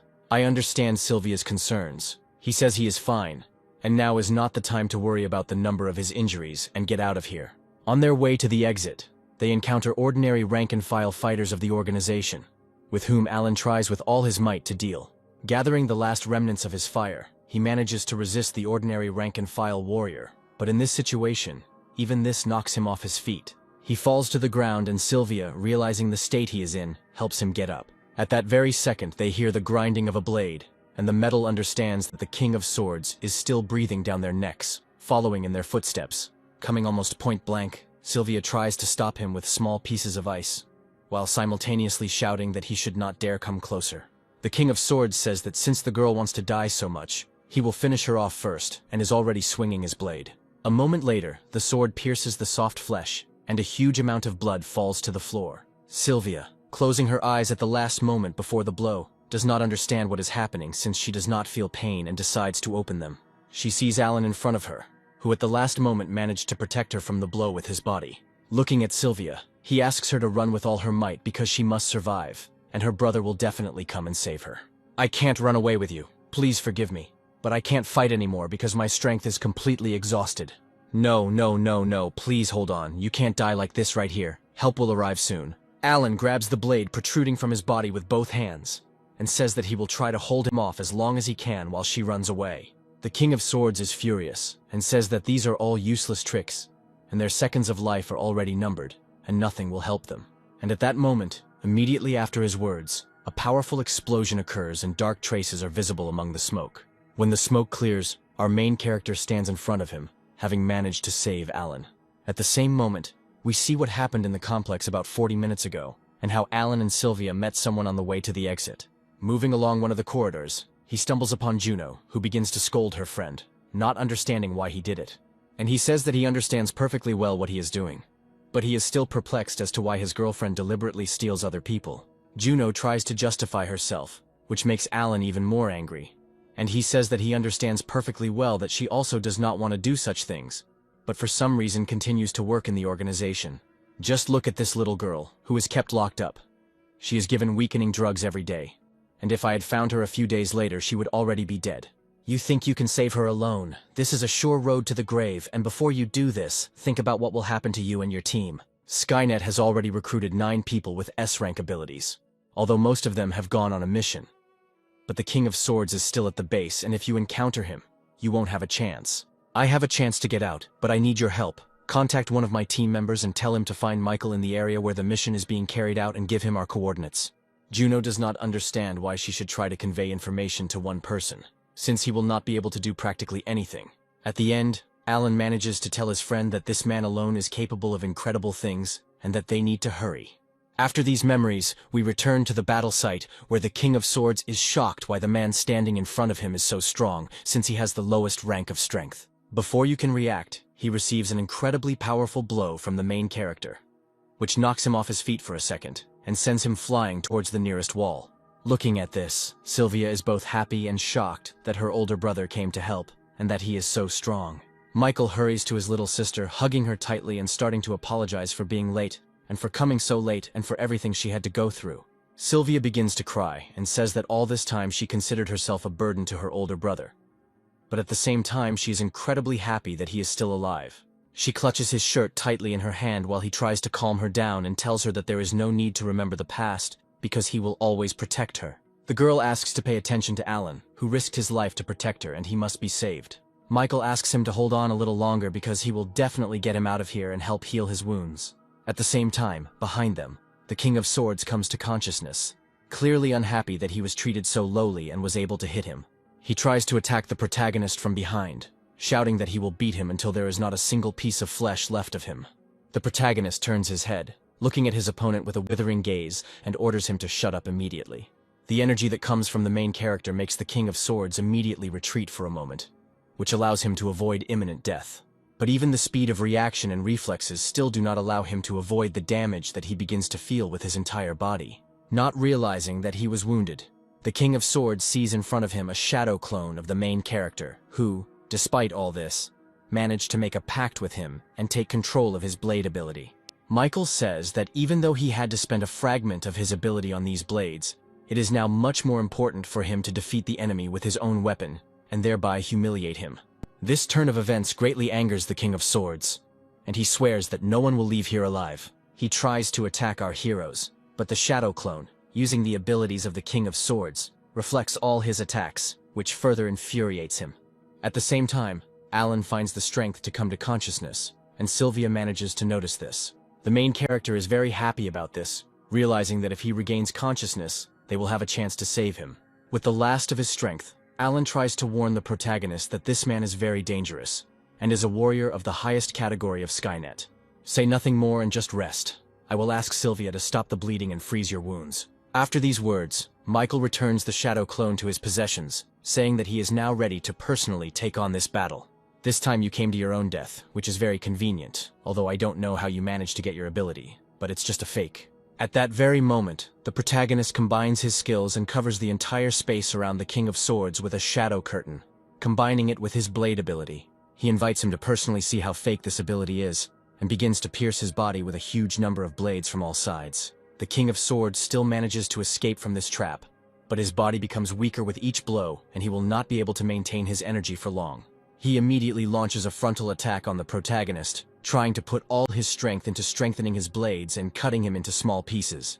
In a fit of rage, he screams that this cannot be true and that he will never lose here. Noticing how Michael looks at him with disdain, he begins to get even more angry and attack even more. The main character, in turn, without taking risks or straining himself, carefully dodges and blocks all attacks flying at him.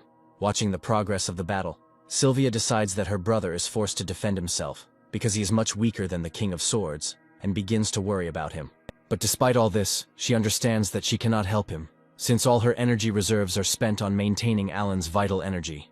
At this time, Michael decides to ask with an arrogant look if this is really all that the King of Swords is capable of.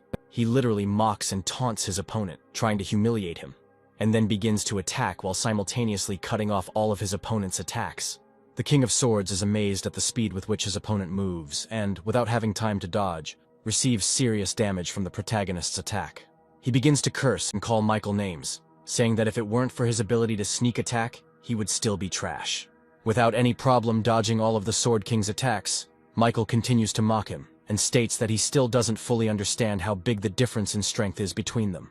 The protagonist says that he will make the King of Swords feel real despair and a sense of humiliation, and we see how a slight reflection of bright light appears on his face. In literally one moment, his body is thrown by a powerful stream and jet of flame into the nearest wall. The protagonist uses Alan's fire control abilities to defeat the King of Swords with his help. This fact irritates his opponent even more, and he, in a fit of hysteria, begins to shout that it is unfair to have so many abilities, while his opponent tries to swing his blades in all directions. The protagonist, with a feeling of unshakable confidence, declares that the outcome of this battle has long been predetermined. Using a powerful stream of flame, he begins to burn everything around him, intending to finish everything right here and now. Inside the flames, the King of Swords begins to scream in pain and shout that he will never, under any circumstances, lose to such a worthless person. After some time, his charred body falls to his knees, signifying the victory of our protagonist. The evolution tree informs that since the contract target died, the S-rank blade's ability is now lost, and also that 50% of the ability fragment has been returned back. Not feeling any threat, the main character turns to his sister and says that they need to deal with this place as soon as possible. When suddenly the system starts informing Michael that he needs to leave immediately, the main character starts to panic, but the evolution tree says that there is no time to explain, and they need to get out of here. It feels the approach of a crisis that has never happened before. Such powerful and strong energy is capable of simply consuming all living things. Michael immediately follows the tree's order. A few minutes later, the same gray-haired man comes to the place of their battle and is saddened that they simply ran away. Meanwhile, Michael manages to deliver the wounded Alan and his sister to the very bar located several kilometers from the place where they just were. Alan's entire team, as well as Juno who escaped with them, have gathered around the table, and the protagonist is trying to outline the course of the current situation. Sylvia says that during her rescue, Alan was very badly injured, and it was all his fault that he had to sacrifice himself. Juno also tries to take responsibility, because it was because of her that he decided to do all this. Alan knew it was you from the start and hid it. It looks like he was trying his best to protect you and doesn't feel any anger.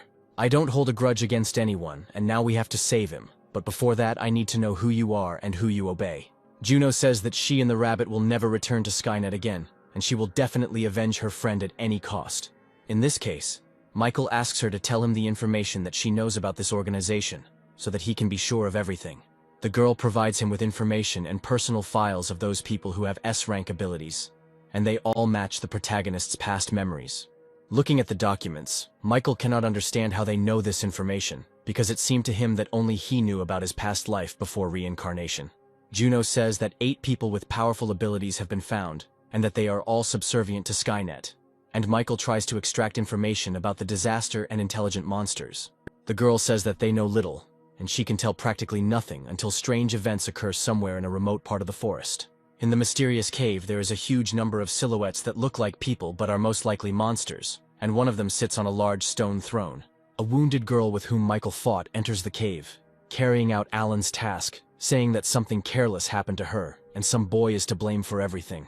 The other intelligent monsters begin to laugh at her, but she says that their friend Thorn also died at his hands, and barely managed to escape from there. She also adds that they can't just let him develop like this because he could become a serious threat, and everyone present is surprised that their sister is dead. At that moment, the figure sitting on the stone throne orders everyone to immediately shut up and remember what their main duty is. An image of little Anya appears on the portal behind the stone throne, and he says that they need to find the key in order to remove the seal from their king. At this time, at our hero's base, Sylvia begins to feel dizzy, and Michael assumes that she is simply very tired. Forgive me, big brother. I haven't fully figured out the situation yet, because too much has happened lately. Please don't worry, because from now on, I will always be there and I will never let anyone kidnap me again. After some time, Megan, waiting for the main character to return, hears someone's footsteps outside the door. Opening the door, she is glad that Michael has returned, and unexpectedly sees a small wounded girl in front of her. The main character introduces his friend and younger sister to each other, and Megan is incredibly happy that Michael managed to find her after all. Megan immediately invites them all inside to rest, but the protagonist declares that he will not lie on the bed because it is too small, and he will be on guard outside ordering them to rest. Finally, Sylvia says goodbye to her brother, asking him to be careful and hoping that they will see each other again in the morning.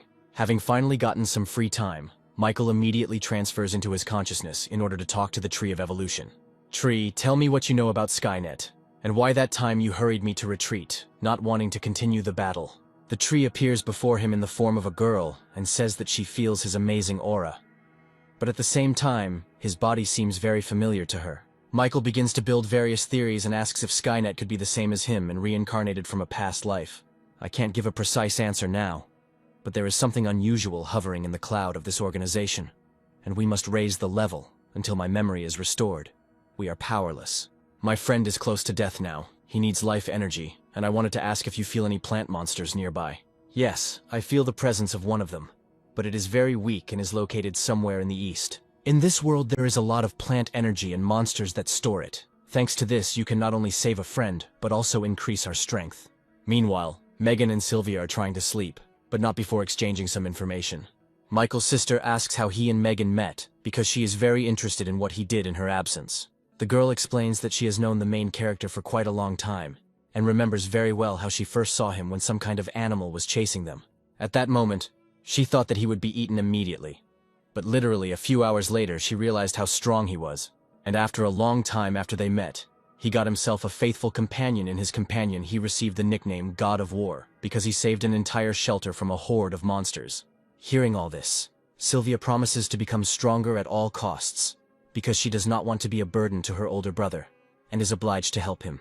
Another night passes, and the morning of the next day arrives, marking the beginning of new events. Michael knocks on the girl's door, handing Megan a bag with breakfast and new clothes for his sister, and then asks her to go outside where he will be waiting for them.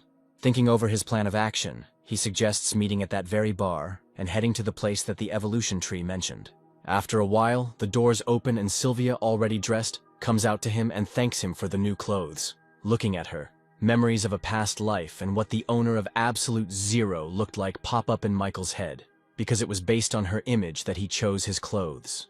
Having made sure that everyone was gathered, including Anya and the two familiars Goldie and Booga, he suggested that they set out on their journey. Finally, Michael remembers the promise he made and removes his sister's hairpin from his neck, returning it to its rightful owner.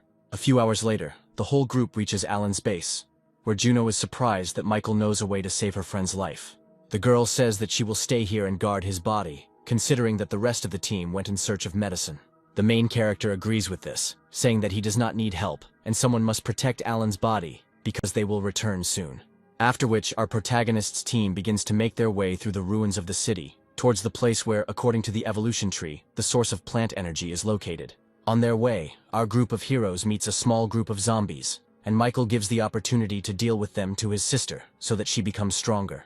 Sylvia herself understands this perfectly well, so she begins to improve her fighting skills, and, using her abilities, deals with a huge number of zombies. Watching the battle progress, Michael is quite surprised that his sister's abilities are so strong and destructive, even with her minimal combat experience. Having managed to deal with a small horde of zombies, she increases her level to E rank. All the team members present begin to praise her for her good work, and little Anya does it the loudest. The protagonist suggests moving forward, alternating battles between each other, so that everyone gains experience and becomes stronger. At some point in their journey, they come across an area where there is not a single zombie or trace of any battles, which makes them very wary. Little Anya says that she had already sent Booba on a flight in advance, so that he could fly over everything from above and provide intelligence data. After receiving information from the bird, she says that a small number of zombies are heading towards a cave near a wild mountain located nearby. Michael immediately realizes that this is exactly the place they are looking for, because only plant monsters can spread the smell throughout the area and thereby lure people and other mutants inside. A few hours later, they find themselves in the right place and see crowds of infected walking towards the cave, not paying any attention to them because they are intoxicated by the hallucinogen. Michael suggests going alone and scouting out the situation, but the girls insist that he take them with him, and he has to agree.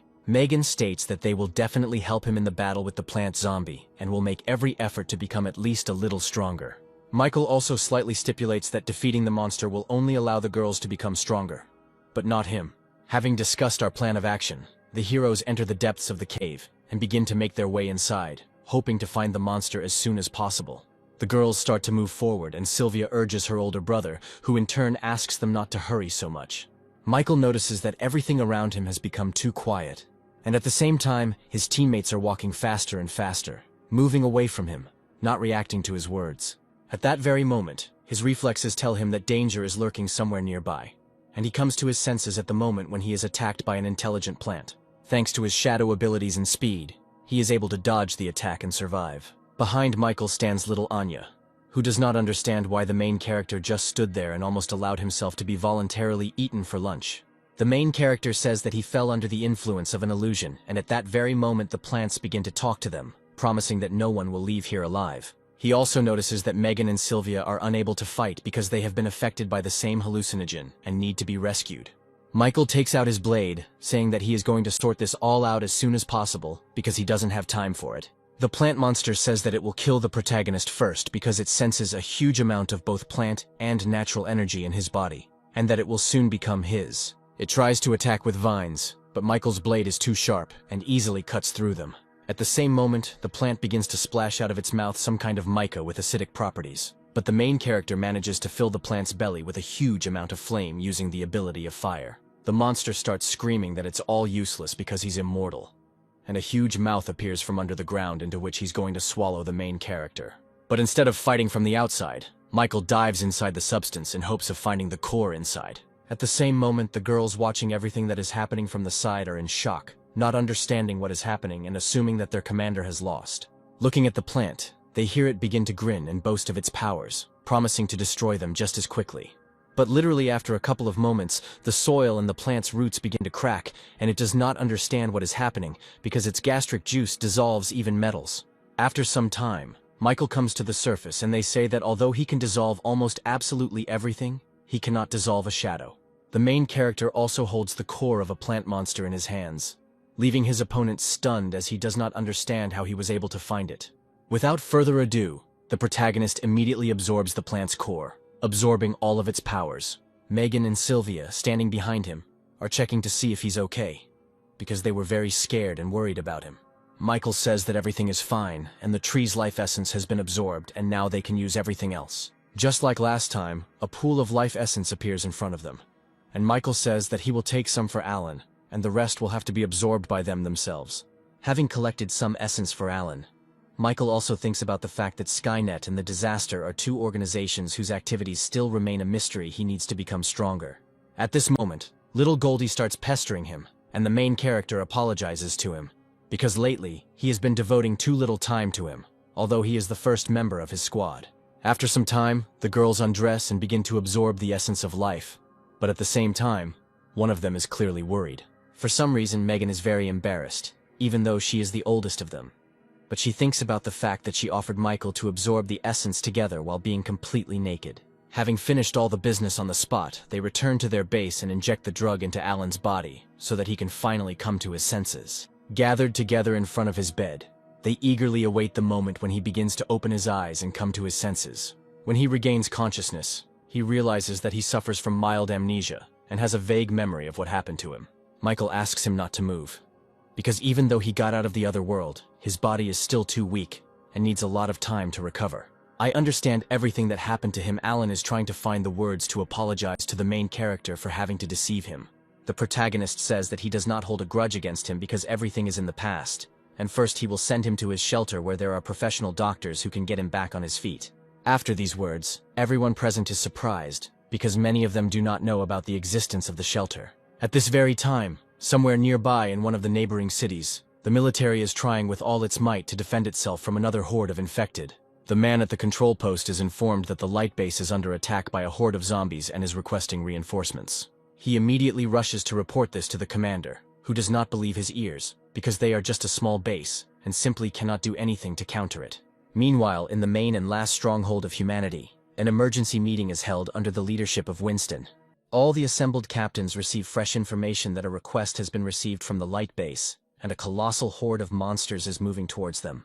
The current forces are only sufficient to protect the central shelter. There are no additional forces to send reinforcements, and I propose doing nothing. This question is not so simple. The scale of this horde exceeds those we have encountered before. If the city they are currently in falls, their next target will be us, so it will be to our advantage to deal with them before it is too late. True, in 3 days at most they will reach us, and there will be many more infected. So we must help the city despite our situation. Winston realizes that the commanders are divided and propose sending 70% of their unit to help the light base. Do you think that sending 70% is too risky?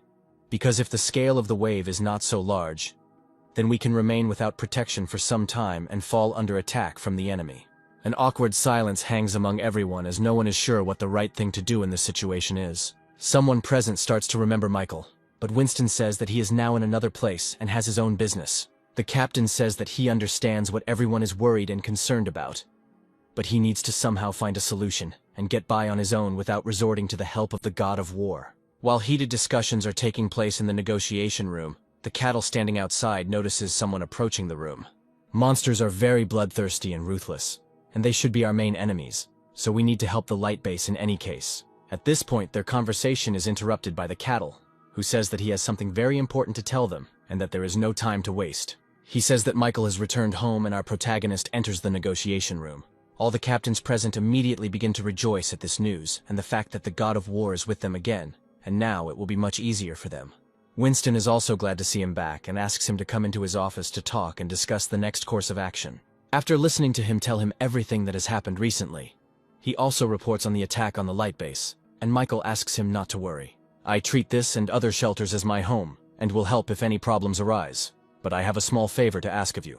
The captain asks not to call this a request, because if he needs any help, he will definitely offer all his efforts to this, to which Michael says that his friend is very injured and needs medical help. Of course, this shouldn't be a problem. I'll arrange everything right now, because we have soldiers with healing abilities.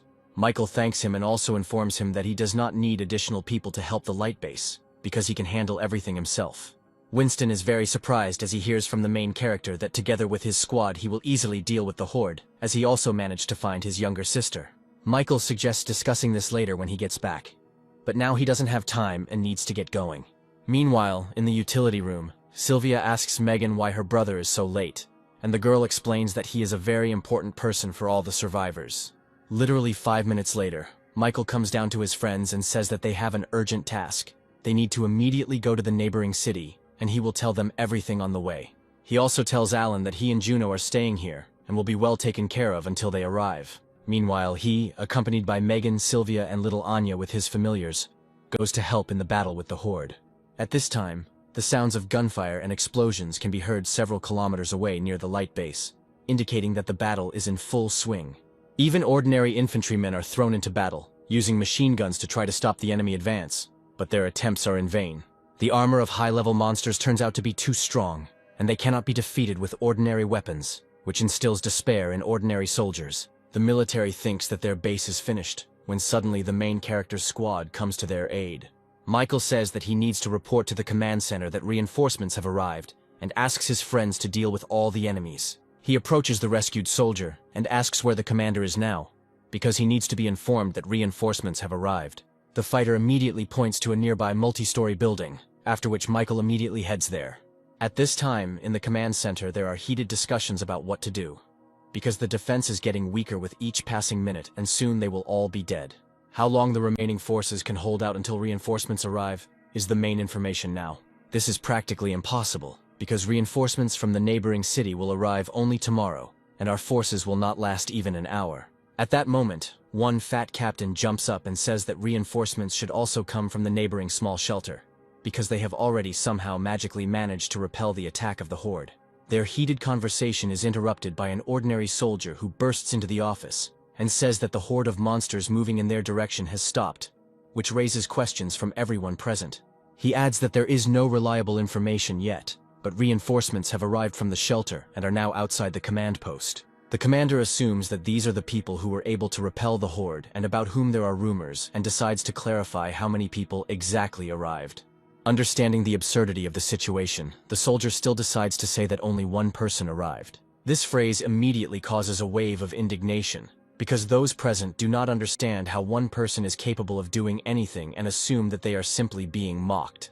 At that moment, Michael enters the office, greets everyone present, and states that he has arrived on the orders of Commander Winston to help fight the Horde. Things are so bad in your shelter that you are the only one, or why did they decide to send you? Probably Death Guy. I didn't come alone. My small team is already fighting on the front lines and successfully stopping the advancing wave. What the hell, team, are you trying to tell me that the zombie horde was stopped because of your handful of losers? And how can a few people even pull something like that off? The fat commander starts to get hysterical with anger, pouring obscene language on the main character and telling him that they will all die soon.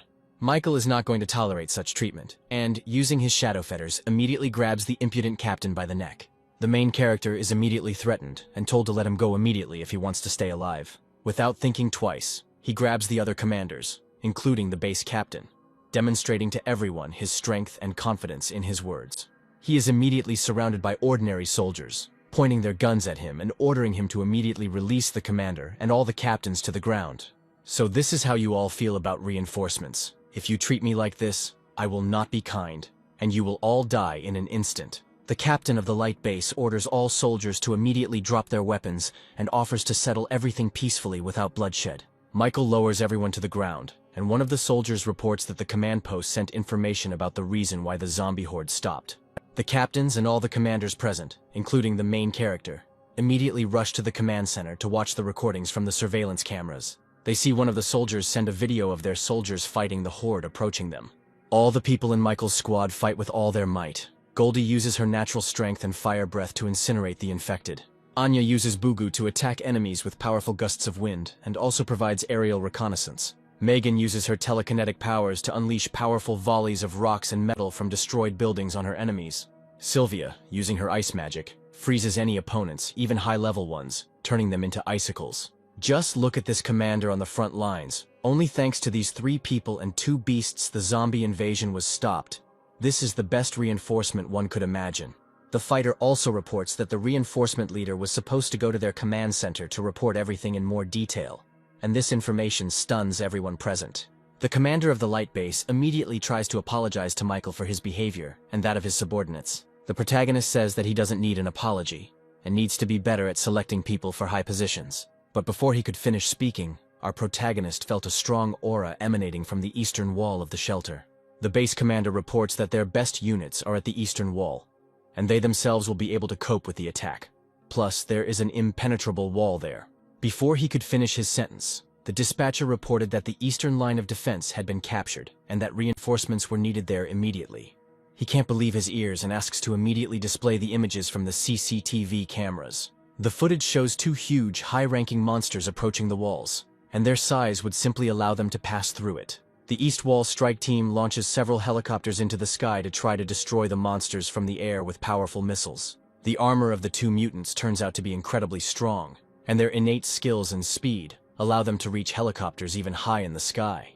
The captains begin to confer and decide what to do next, because they cannot allow themselves to simply break through the defense. Michael interrupts their conversation by declaring that he will go there alone and figure everything out himself, and that he needs to sacrifice ordinary people. The commander of the light base cannot believe this again, nor can he believe that one person can cope with such a threat. After some time, Michael finds himself at the walls of the eastern border and realizes that, with the exception of 2 large monsters, all the other infected do not pose any threat. Without the slightest shadow of doubt, he immediately rushes into the attack with the desire to end this mess as quickly as possible. Finding itself next to one of the animals, a giant snake tries to swallow the main character in its incredibly large mouth. Successfully snatching his magic blade from his bosom, Michael makes a lightning-fast cut, depriving the animal of one eye. The commander watching from the command center cannot believe that this is an ordinary person, and that the rumors about the god of war turned out to be true. At this time, there is also talk among the ordinary soldiers that reinforcements have arrived, and that only one person is fighting 2 large beasts. Standing in front of 2 monsters, the main character once again notes that the speed of evolution is much faster than in his past life. But this will not prevent him from defeating them. I rely too much on my ability to fight, and my fighting skills have weakened, so I need to fix that. The protagonist does not use his abilities and decides to deal with the huge mutants only through his reaction speed and physical strength. Having waited for the right moment, he spins, giving his body inertia and puts all the accumulated force into his fist for the blow. The power of the attack is so strong that it slams the lizard's head into the ground, breaking it into small pieces. People on the walls of the shelter notice a huge, colossal explosion that occurred after such a powerful blow. Did I understand correctly that he was just able to defeat a colossal high-level monster with just one blow? This is probably some kind of mistake. Ordinary military personnel cannot believe that an ordinary person alone is capable of such a thing, because it is simply unthinkable. You understand that the monster was defeated with one blow. The second mutant, in the form of a snake, understands that most likely the battle is already lost. Frightened, he tries to escape from the battlefield using his colossal speed and size. But in an instant, Michael catches up with his opponent and humiliatingly ends up right on his head, after which he also ends the battle with one blow. After the battle is over, the protagonist returns to the walls of the shelter where all the soldiers thank him immensely. Returning to the command post, the captain of the light base immediately begins to thank him, and also confirms that the rumors about the god of war are not lying. I just contacted Winston, and learned that you came from the very shelter that was able to resist the horde. Michael asks not to be called by this nickname, and they also want to tell him important information regarding the infected. The radars show how a large horde was split into two parts due to the main character's team fighting in different places. The protagonist says that it will be too difficult to cover such a large area, to which the commander says that a detachment of 1,000 elite troops has been sent from one large base, and they just need to buy time. Michael suggests that these are the same people who at some point arrived at their hideout with the goal of taking it over, and also abused ordinary people. At this very time, the vanguard of girls and familiars had already exhausted their strength fighting the monsters. Michael returns to their aid, having finished discussing the further plan of action with the base commander, and at that very moment they see several dozen helicopters above their heads, and apparently, this is the very same elite reinforcements. One of the helicopter pilots turns to the leader of his group, named Brett, and informs him that there are several people below them. Don't pay any attention to them. Those who appeared here as reinforcements are ordinary people. After these words, he gives the order to all awakened ones to join the battle, and soldiers begin to parachute from helicopters. At this time, the protagonist asks his allies to retreat back and allow reinforcements to sort everything out. After some time at the base, they discuss that the horde of monsters was really scary. At this point, Brett interrupts their conversation, saying that one should not get too caught up in one's own fame. I am the commander of the reinforcement group sent by the base of the neighboring city, and I heard that you took care of the survivors here and came to thank you. Michael senses a catch in his words, and cautiously decides not to enter into an open conflict. Smoothing over the rough edges of the first meeting, Brett suggests going to the command department and discussing the strategy for further defense, and then suggests sparring and finding out who is stronger. Little Anya tries to stop him, saying that before their arrival they fought all night, and they need time to regain their strength. At that very moment, Brett turns his gaze to the little girl, without saying a single word, but making it clear with his whole appearance that there is no point in contradicting him. Anya is slightly alarmed and frightened by such a stern look, and she immediately hides behind Sylvia in the hope that she will be able to protect her. Michael asks to stop this circus and states that he alone is enough, and his entire team will rest. At this point, Brett turns around without saying a word, but as if tacitly hinting that the main character needs to follow him. While our heroes are moving along the corridors of the shelter, all the employees and survivors are discussing the fact that the reinforcement commander is a very strong person and has outstanding skills. At the same time, not forgetting to mention our main character, saying that he was able to defeat 2 second-rank monsters alone. One of the soldiers asks his comrade to be quiet and not to speak too loudly about such things because they can be heard. Brett notes that the survivors have a good impression of Michael, and he is quite surprised by this, since he seems like a typical simpleton. Arriving at the commander's office of the light base, he asks them to sit down and also thanks his people for helping them. Michael asks not to be delayed and to get down to the meeting as soon as possible, because they don't have time for pleasantries and small talk. The commander says that during the investigation, they discovered the sources of the horde of monsters, one of which is D rank and 3 E rank. This means that as soon as we kill these monsters, the attack of the hordes of infected on the walls of the shelter will stop. Yes, the horde will lose its leader, and the majority will cease to be a threat. Especially if you guys work together, I am sure we can handle all this. Wait, my people are very valuable, especially considering the size of my base. I can't risk soldiers, so the 2 of us will go and deal with the source of the horde. The captain of the light base tries to object, but Michael immediately agrees with the decision of his newly arrived colleague and his plans. And by the way, before we leave, if you feel any difficulty and need help, just stall for as long as you can. I'll rush over as soon as I deal with the D rank. At this time, on the front lines of the war, With the help of firearms and artillery, they continue to contain the invasion of the infected. Brett asks one of the soldiers on the radio what the situation is, to which he replies that there are too many targets and they can't just suppress them. There is no need for this. In the near future, we will deal with the leaders of this horde and the invasion will be over. Looking around the surrounding area, they come across a tall building located behind the invasion, and assume that this is where the high-ranking monsters are located. I'll go there first, and you try to keep up with me because I don't want to look after you like a little child. After these words, he immediately rushes forward, and Michael is indignant that because of his rank, people are trying to treat him very arrogantly. At this time, on one of the floors of a multi-story building, there are 4 beast monsters, one of which has the ability to jump spatially. I'm quite surprised that you managed to catch up with me. Apparently you're a really capable guy. Almost reaching the supposed location of the horde leaders, 3 of the 4 monsters appear before our heroes. Realizing that there is no leader among them, Michael suggests proceeding with the planned action and leaving these 3 to him. Okay, then that's what we'll do. I'm leaving this place to you, and if anything happens, try to hold out as long as possible. Brett sets out to find the gang leader, while Michael engages in battle with the first monster he encounters. The strength of the main character turns out to be much superior to these opponents, and one of them is knocked out with one powerful blow of physical force, after which the 2 remaining beast monsters immediately rush to attack in order to avenge their fellow. Meanwhile, Brett finds himself near the very building where the high-ranking monster is supposedly hiding. He remembers that he heard from people in the shelter about Michael's victory over 2 strong monsters, and he also needs to defeat this leader to regain his authority. His thoughts are interrupted by a sharp claw attack, which he is lucky enough to dodge at the last moment. Looking around, he sees only emptiness and does not understand where the attack came from. It is assumed that the enemy may have the ability to hide or become invisible, which is why Brett's skills to find the enemy's vulnerability simply do not work. The only thing that helps in this situation is insight, thanks to which he feels that someone is trying to attack from behind. A moment before the attack, he manages to block the beast's lunge, but this is not enough to see the true body and pull the enemy out. The monster's ability to pass through dimensions allows it to attack with incredible speed from absolutely any direction, without giving the opportunity to rest. Brett is indignant because he and the beast are on the same rank, but at the same time he feels an incredible gap in combat power. In a fit of rage, he begins to frantically swing his sword in all directions, hoping to randomly hit one of the limbs of the enemy attacking him. At this time, a small cat, who is his opponent, watches such pathetic attempts to fight from the height of a multi-story building. He decides not to stand on ceremony with his new toy for long, and after a few seconds he carries out a powerful attack from another dimension. This attack causes great damage to Brett's body, and he struggles to get back to his feet. Finding the last bits of stamina left in himself, he deflects and dodges the beast's powerful attacks and hopes that he won't die here now.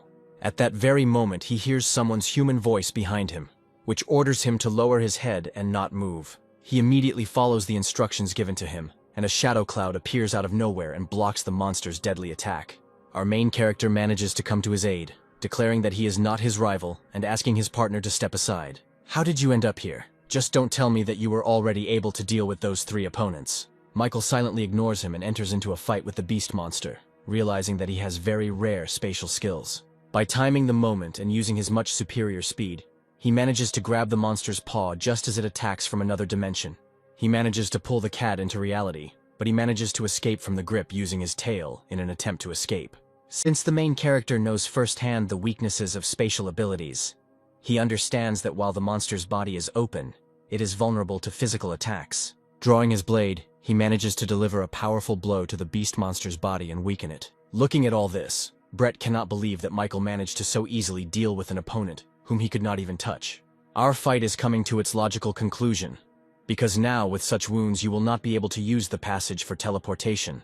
Realizing the hopelessness of the situation, the monster uses his second ability, Berserk, and his body increases in size enormously, giving him incredible strength. The protagonist is in a slight shock, because he does not believe that an ordinary monster can have several abilities, and thinks that this is due to a celestial catastrophe. After activating the Berserker, the infected manages to open the space for portals again, and unexpectedly attack the main character.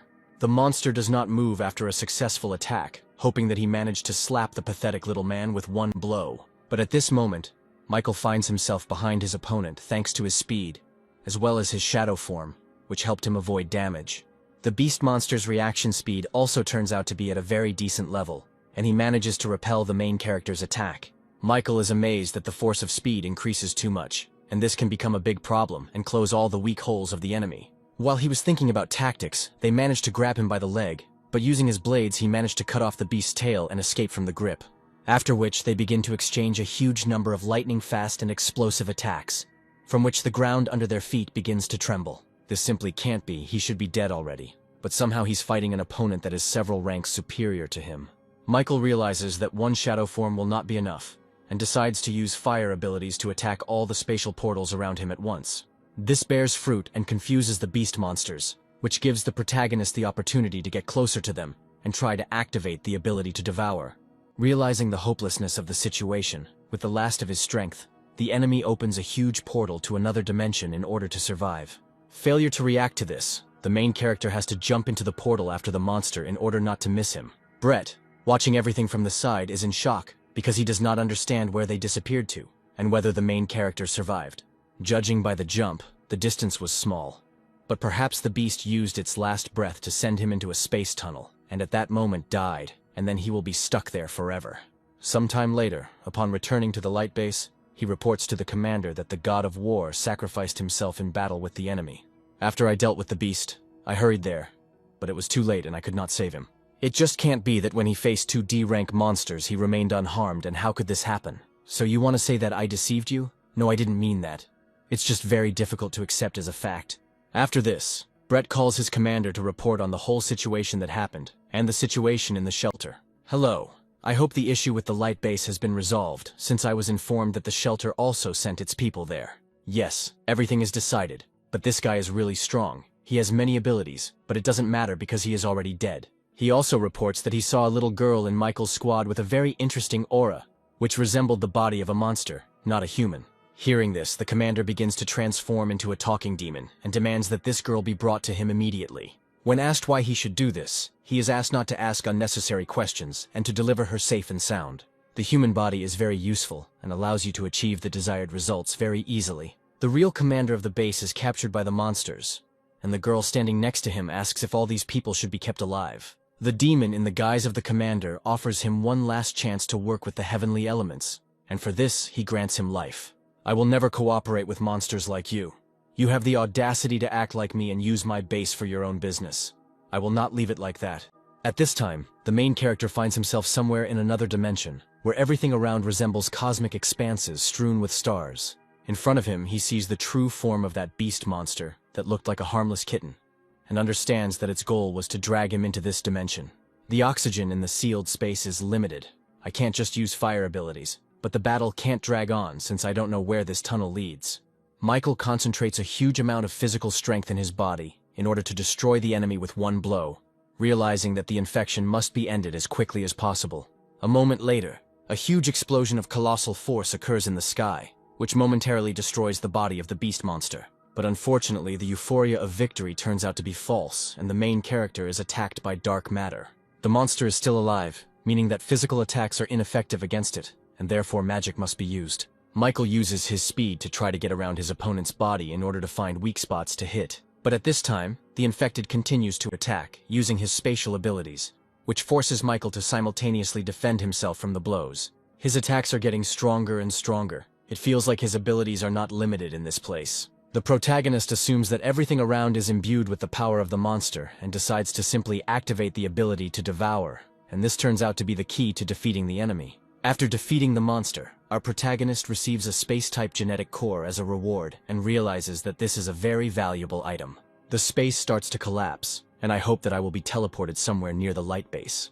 At this time, little Anya's sleep is disturbed by a mysterious silhouette that appears in her room and is clearly up to no good. It turns out to be Brett, who sees a huge amount of infected energy in the little girl. But at the same time, she looks like an ordinary person. Obeying the orders of his commander, he tries to grab little Anya, without understanding why he needs her. I see your parents didn't teach you good manners since you allow yourself to enter other people's rooms and behave as you please. I heard from those soldiers that I have already died, and apparently this is also your doing, that you are spreading false rumors. But all this is unimportant compared to the fact that I just saw you trying to harm my friends, and you don't even imagine what consequences await you. It's not what you thought. I didn't intend to harm her at all, and in general I thought that you had already died in the battle with that beast. I see you are very disappointed because your imaginary achievements in defeating the enemy will be revealed, It looks like I have no choice but to kill you. And then what I told everyone else will really be true. I should have known about your abilities. When you saw Anya, I should have finished you off back then. Are you out of your mind to kill me? You will never have enough strength for this, because my skills allow me to see the enemy's weak points. After these words, in an instant, Michael's hand grabs his head, covering his mouth and not allowing him to move. I ask you to calm down and not disturb Anya because she's still sleeping, and I don't want to disturb her light sleep. When looking at the main character, Brett's abilities indicate that the target's level is too high, and he has no weak points that can be exploited. At this time, little Anya is fast asleep, imagining how much food she consumes during the day, and does not even realize what is happening in her room. The main character jumps out onto the street with the enemy's body, promising to protect little Anya at all costs, even if he has to make the whole world his enemy. At this time, somewhere in the cave, intelligent monsters are talking to each other and discussing their next plan of action. The demon in the form of the base captain reports 2 pieces of news: that he managed to find the key, and that most likely it is protected by the very person they discussed. The 2 of them managed to escape, but it was just an accident, and besides, I know the place where they both might be. Stop arguing with each other. At least be happy that we have clues and the key has been found, which means the energy needed by the king is also starting to prepare. I just need to keep using this person's personality, and the energy will keep being sent here without stopping. Meanwhile, Michael, after his victory, goes into his subconscious to talk to the tree of evolution. The growth rate of the infected is much higher, and we also need to become stronger, so I suggest distributing evolution points. At the moment, the main character has a 16th level of strength, 14th level of agility, 10th level of detection, and 6th level of intelligence, as well as 45,000 evolution points. Lately, I've been taking my sister with me to fight low-ranking infected, so I haven't earned many points to level up. The tree reports that after distributing the characteristics, it has enough points left to activate the perfect gene process. Looking at how the evolution tree reasons, Michael catches himself thinking that she has changed a little, and already looks more emotional than before. He muttered all these thoughts under his breath, so the tree looks around, trying to ask again what he had just said. Nothing like that? I forgot about it last time I activated it when I met him and fainted and you helped me activate it. After they get off topic, Michael spends his last remaining points to activate the perfect gene process. At that very second, he feels how his entire body is permeated with a colossal amount of energy, and all his internal characteristics begin to change. He feels as if he has just been reborn and all the indicators of his physical body have become much higher. After distributing the main stats, he decides to upgrade and also check his skill tree. Only F-rank abilities can be activated and they won't be of much use in real combat, so the fragment should be used to improve current abilities. The first thing Michael decides to do is improve the ability Contract, as it could be very useful in the future, as well as ability Devouring. Once the choice is confirmed, the Contract ability is upgraded to level 4, and an effect is unlocked that allows contact with the Contract target. It seems to be a very useful effect, and it resembles the defensive property of a skill, allowing me to protect the target of the ability I'm renting. After this, he decides to improve his fire abilities by raising them to level 3 and increasing his attack power by 20%. At this stage, this is the maximum that I can do with my skills, and I will try to do everything possible so that you and I can develop faster together and restore your memory. After finishing his business, he returns to his team, who are relaxing in the cafeteria of the light base, and joyfully greet our protagonist. The commander immediately runs towards him, who is very happy that Michael is alive, and says that information has reached him that he was torn to pieces by mutant beasts. I sincerely apologize for making you worry, but believe me, I am completely fine and we are ready to return to our shelter. I also received information that Brett went missing early this morning, and I assume they have returned to their base, and I assume you are also planning to leave. I ask you not to worry because we have dealt with the rest of the infected, and you can easily deal with the rest yourself. Michael also says that it is not necessary to accompany them on the road because everything will be fine with them, and there is no need to worry about them. A few hours later, thanks to the shadow form of the protagonist, they return to their native shelter where they are warmly welcomed. Making your way through the corridors becomes quite problematic as the ordinary survivors are very happy to see their hero and literally do not let him pass. The first person he meets at the shelter is Scott, who is very happy to see him back and says that Winston wants to meet him. That's great. In that case, I'll go to the commander, and you guys call Alan and everyone else and gather in my room, because you need to tell me something. Let's go quickly, Cattle. I also need to report something to the commander and Winston, because it is very important. A few minutes later, Michael finds himself in the commander's office, who warmly greets the god of war and invites him to sit and chat about important topics. Scott said you had something important to talk to me about, and judging by the look on your face, the news is clearly not the most pleasant. Commander, I have to tell you something very important. After these words, Michael describes the events of the last few days for 5 minutes. After hearing this, Winston is surprised that he had to kill one of the subordinates of the neighboring base and wants to know the reasons for such an act. Michael says he can't reveal all the details because he has his own interests that he must protect, and in order to divert suspicion from the people here, he is going to leave. I am quite surprised that you want to leave. If you are afraid of dragging us into this, then forget it, no matter what. We will fight shoulder to shoulder on your side. I am very flattered by your kindness, Commander. But you must listen to me, even if this had not happened.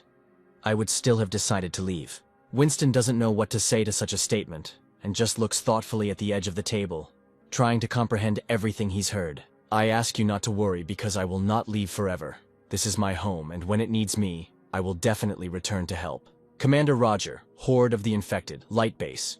You helped me deal with all of this, and the only thing you asked in return was to help you find your little sister. And even with that, I couldn't help you. Don't underestimate it. You helped me a lot. Because my companions were under your protection, and I had to wander around the area in search of shelter.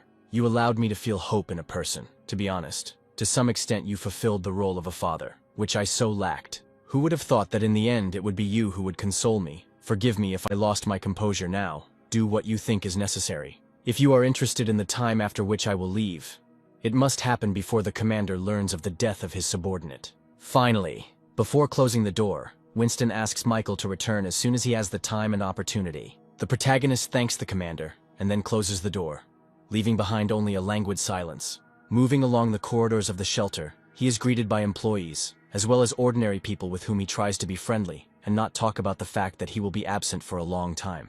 When he reaches his room, he is met by a huge group of people, which includes all the friends he met during his journey. Each of them rushes to greet Michael, starting to ask him about where he was and what he was doing. After a joyful reunion, they all decide to throw a party and take a little break from the routine and hustle that surrounds them in this new world. Going out onto the balcony, Michael asks Megan why she is sad alone, to which she replies that everything around her shocked her too much, and if she had not saved him at that moment, what would their world have turned into now? I have a premonition that everything has gone quiet, and this simply cannot happen. The girl decides to clarify whether the main character is going to go somewhere again. Michael is amazed at her insight, and she says that every time he is in this state, the next morning he secretly tries to go somewhere.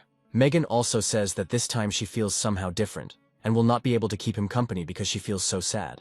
The protagonist explains that this time everything is a little more complicated, and he will not return soon, and asks Megan not to worry about him. The girl tries to formulate the stream of thoughts that are spinning in her head, trying to separate the tasks assigned to her as a commander and as an ordinary, simple girl. At one point, Michael suddenly asks Megan to give him her hand, causing her to spit out her drink in surprise. The girl begins to feel embarrassed and blush from such a statement, but still extends her palm to the main character.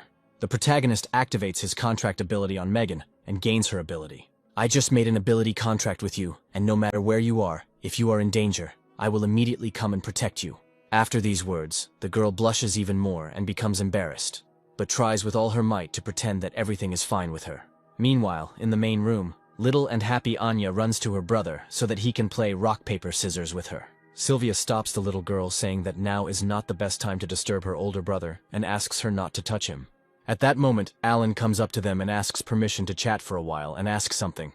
He hands Sylvia a cross-shaped hair clip and says that he heard from her brother that this thing is very important to her. Using her feminine intuition, Sylvia assumes that Alan's team is going to leave the shelter and go their own way. I will continue to search for the remaining S-rank awakened in the hopes that they will join us, and not join the ranks of Skynet. And at this time, while they are having a conversation, little Anya continues to have fun and play with the main character's guests. The party is in full swing, and even Megan, being completely embarrassed, tries to drown out her emotions with drink. The fleeting hours of happiness and tranquility end and a new day begins, and the walls of the shelter are illuminated by the rising sun. Only after waking up, Michael, in the company of his sister and little Anya, sets out for their next goal. And when little Anya asks where their next route is, he answers that they are going to the Devil's Island.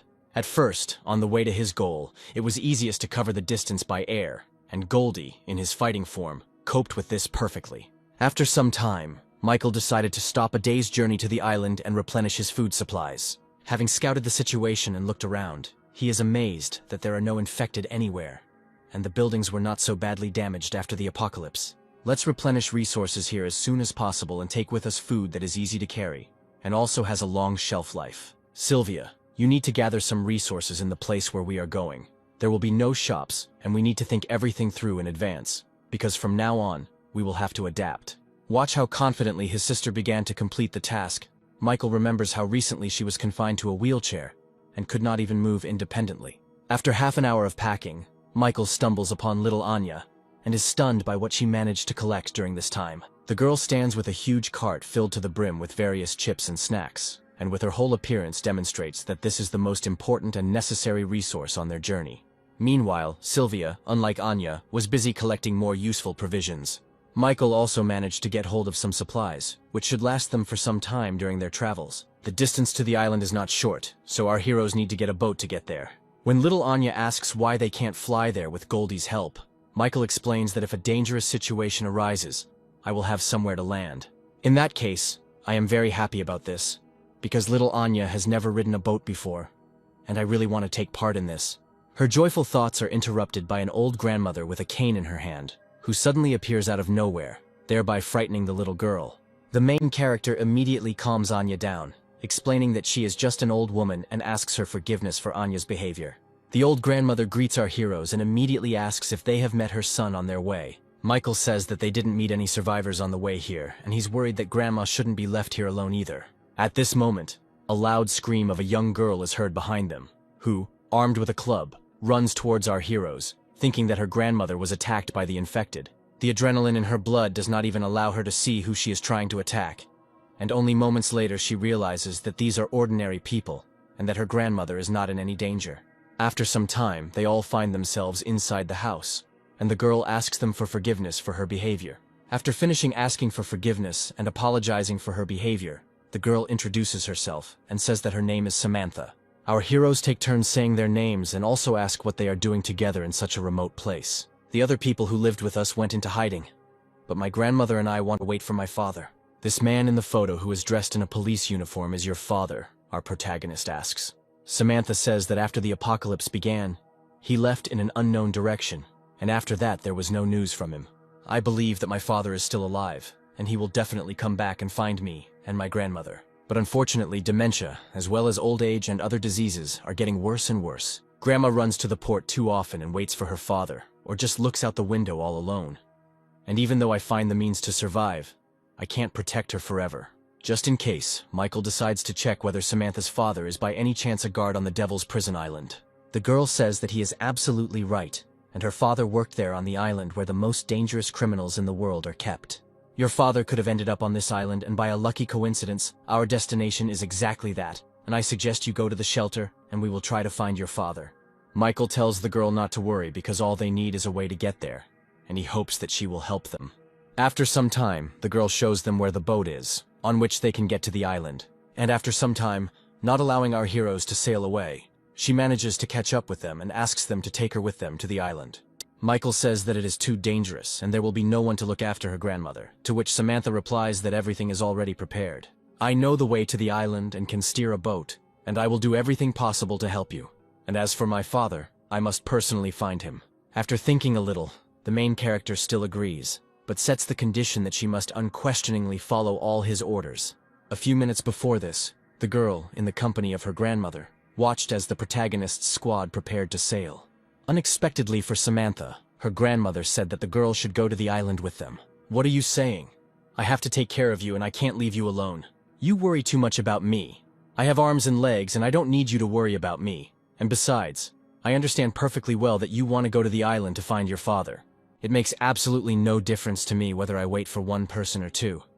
But there is a difference if two people wait for one. It was after these words that Samantha set off with the main character's squad to search for her father, hoping that her grandmother would still be able to wait for them. On the way to the island, Sylvia asks her brother why the island is called the Devil's Island. Devil's Island is a large prison where evil and ruthless death row inmates are kept who killed people for joy, and their hands are covered in blood up to the elbows. These people, even in peaceful times, received the status of real devils, which is why the island got its name, Devil's Island. But it became really scary after the apocalypse happened, because during its beginning, when the source hit the island, the the main horror began. All the inhabitants of the island became infected, and they inherited the ruthlessness that was with them during life, because the monsters are affected by the radiation of the source, and since they were in the very center, the evolution took place much faster. Our goal this time is to destroy all the infected and find the source, because it is one of the most problematic, and it must have a keeper. Therefore, this island will become our training ground where we will take advantage of the opportunity to become much stronger. Very soon we will reach the final point, and the main port will be dangerous. So we will enter from a side route. Having landed on the shore, little Anya begins to get a little nervous because the entire space around her is saturated with fear and despair. From now on, you all must be on guard, because we have entered the outer zone of the island, and danger can arise at any moment. The main character explains that the island is a large-scale prison, with a very complex structure that has 5 circles, and the closer to the center of the island, the more danger awaits them. Listen to his story. Samantha turns out to be very surprised that he knows so much about this place, because he has never been here. Watching how her brother speaks and acts, Sylvia feels that he has matured a lot during this time and is not going to lag behind him. I'm making my way around the first circle of the island in search of a passage to the second circle, when suddenly Michael orders everyone to split up and go to the sides. A mysterious silhouette that had been in ambush all this time attacks our heroes with incredible force. It turns out that this is one of the imprisoned criminals who managed to become an intelligent monster and acquire the ability of incredible strengthening.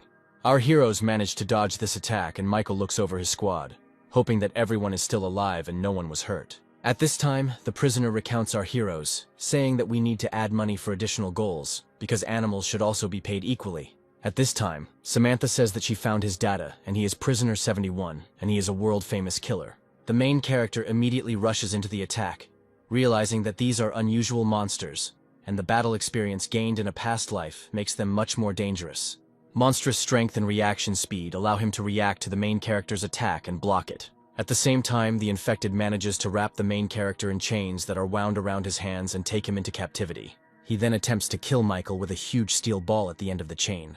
Using his shadow form, he manages to avoid the attack, and Sylvia uses her ice skills to freeze the prisoner's legs. The infected one, once again muttering something about receiving money, throws a steel ball towards Sylvia. Having time to react to his attack, the girl creates an ice barrier using her abilities in order to block the attack. Little Anya tries to cheer the girl up by saying that her abilities are simply amazing and are good for both defense and attack. The ice's strength proves insufficient, and the projectile manages to break through the ice needles and continue its flight. At this moment, little Anya uses her familiar and orders it to immediately reflect the attack flying at them. Little Bugu uses his ultimate tornado ability and creates a powerful vortex that stops the flying ball. Without wasting any time, the prisoner immediately closes the distance and tries to get closer to the girls in order to attack them in close combat. Michael does not allow him to do this and immediately comes to the aid of his sister and little Anya. Unfortunately, in his current state you won't be able to deal with him. His past profession has given him a lot of combat experience, which makes him incredibly strong. Sylvia agrees with her brother and understands that in such situations, their combat experience and skills are still not enough. Meanwhile, the prisoner talks about some instructions for murder, and that the attempt on the victims has just failed. At this moment, the protagonist uses telekinesis, obtained after signing a contract with Megan, and pushes the steel ball towards the mutant. Unfortunately, the power is not enough, and with ordinary brute force, the prisoner wrests his weapon from the protagonist's control. Michael has no intention of losing this battle, although he is quite surprised at the strength of those he meets here. I decide not to stand on ceremony for long. He uses his shadow form, as well as all his physical strength, to deal with this opponent. Watching him fight, Sylvia can't believe her eyes, because her brother's combat experience puts him on a completely different level compared to the others. Watching him defeat such a formidable opponent without any problems, she becomes upset because she understands that for now, she is just a burden. After the victory, Michael suggests continuing to move deeper into the island, and little Anya rejoices at his victory. Samantha, meanwhile, is no less amazed at how ordinary people she met less than a day ago could possess such power. After this, the girl hurries to take notes on everything she just saw regarding superpowers, and Sylvia asks her older brother to teach her some fighting techniques. Little Anya also does not stay in the country and says that she and her familiar also want to become stronger and help in the battle. I don't want to be protected every time because I was too weak and useless, and you always came to my aid, and because of that I almost died. I also want to learn more about this world and catch up with you in strength so that I can stop being a burden and someone who needs help. Michael pats the girls on the head, happy that they are so motivated to become stronger, and promises to help them with this. He says that first of all, one must remember the strengths and weaknesses of their own abilities, because this is the key to victory. The protagonist explains that each power has its own drawbacks, and one must try to grow in order to overcome the weaknesses. He gives each of the girls advice on which direction they should move in order to improve their combat and magical skills. Michael overloads them with a huge amount of information that they are simply unable to absorb at the moment, which causes the girls to fall into a slight stupor. Having realized his mistake, he asks them not to get hung up on theory and to practice more, because this will allow them to acquire the relevant skills much faster. After these words, the girls begin to rejoice that they will become stronger, and little Anya hopes that eating chips will make her more experienced in combat. Inspired by their plan, they walk forward together, arm in arm, towards new infected and battles. Samantha notes that, apparently, she is the only normal person among all those present, and will only get in the way in the battle. Don't say that, because the strength of one person is not only shown in battle. You dared to risk coming here, which means you have already demonstrated a strong quality of your nature, which will be useful to us later. Moving forward, Sylvia and Anya call out to their friends, and Michael suggests that they continue moving forward. Move on and on. Michael notices that his sister is a little confused, and asks her to watch her step because danger can arise at any moment.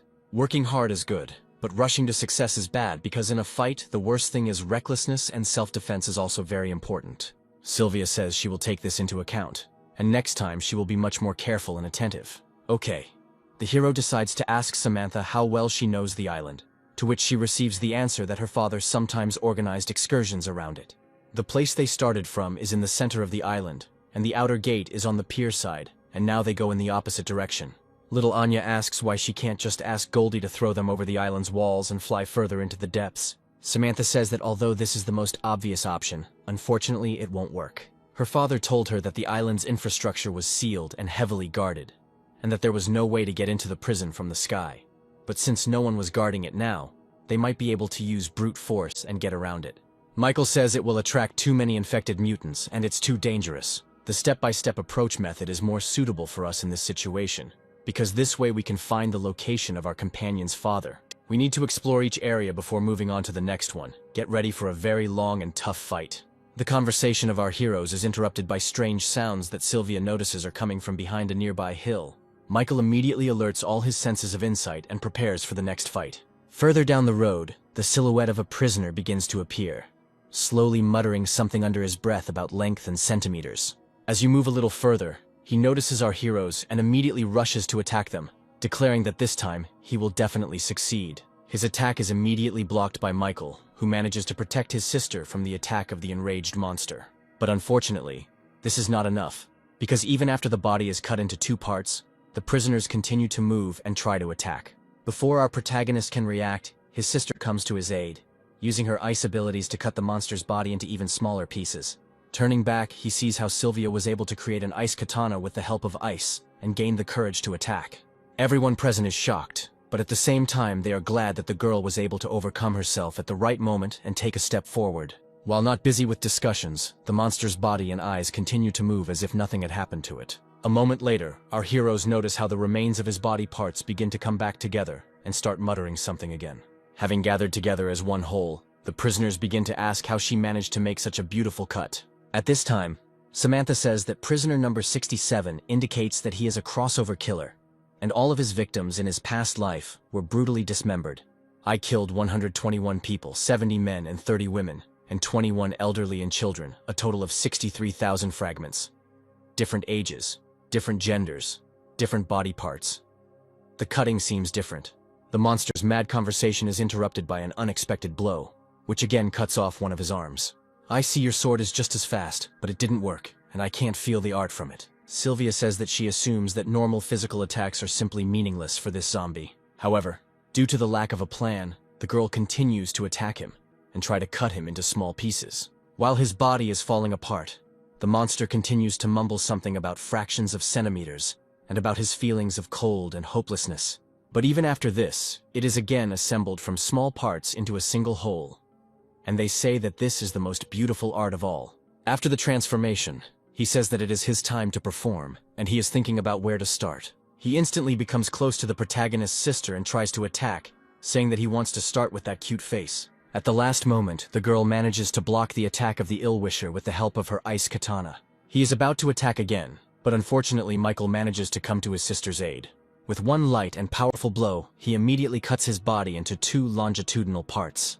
In a fit of anger, the monster attempts to attack Michael in response, telling him not to get in his way, but fails. Using his shadow form, the protagonist begins to split his body into many small pieces again. The monster starts laughing and says that no matter how much they cut him, he will still be able to rise again. But to his misfortune, Sylvia prepares a powerful attack. At that very second, a huge column of icy energy bursts out of the ground, covering everything in the area with ice. The prisoner's body is completely covered in a thick layer of ice, making it impossible for him to move, but he still has the ability to speak and remain conscious. The monster is completely confident in his immortality, but Michael, touching the ice with his hand, simply uses the ability to absorb and destroys his body. After the victory, little Anya and Samantha begin to rejoice, and Sylvia says that it is all thanks to her brother. After these words, the girl, having used up her last reserves of strength, begins to lose consciousness. Before she hits the ground, Michael manages to catch her in his arms, declaring that she has spent too much strength and energy in this battle. Your body is now very exhausted and is in a state of fatigue. Remember for the future not to spend energy completely. Otherwise you expose yourself and the entire squad to great danger. The protagonist suggests staying here and resting, and continuing their journey after the pass. He asks his sister not to worry, because a little rest can also be useful, and overexerting the body can be very dangerous. After some time, stopping to rest, Michael notices that Samantha eats almost nothing and spends too much time in her thoughts. The girl says that she is very worried about her father, and in this state, she does not feel hungry. On this island, she has already seen a huge number of frightening monsters, and it seems that her father is no longer alive. I completely agree that the island poses a huge threat, but we shouldn't lose hope. My father was a workaholic, who could not sit at home for even a few days, and would go back to work all year round. Samantha remembers her childhood, and how because of such a life, her mother eventually left the family and left them alone.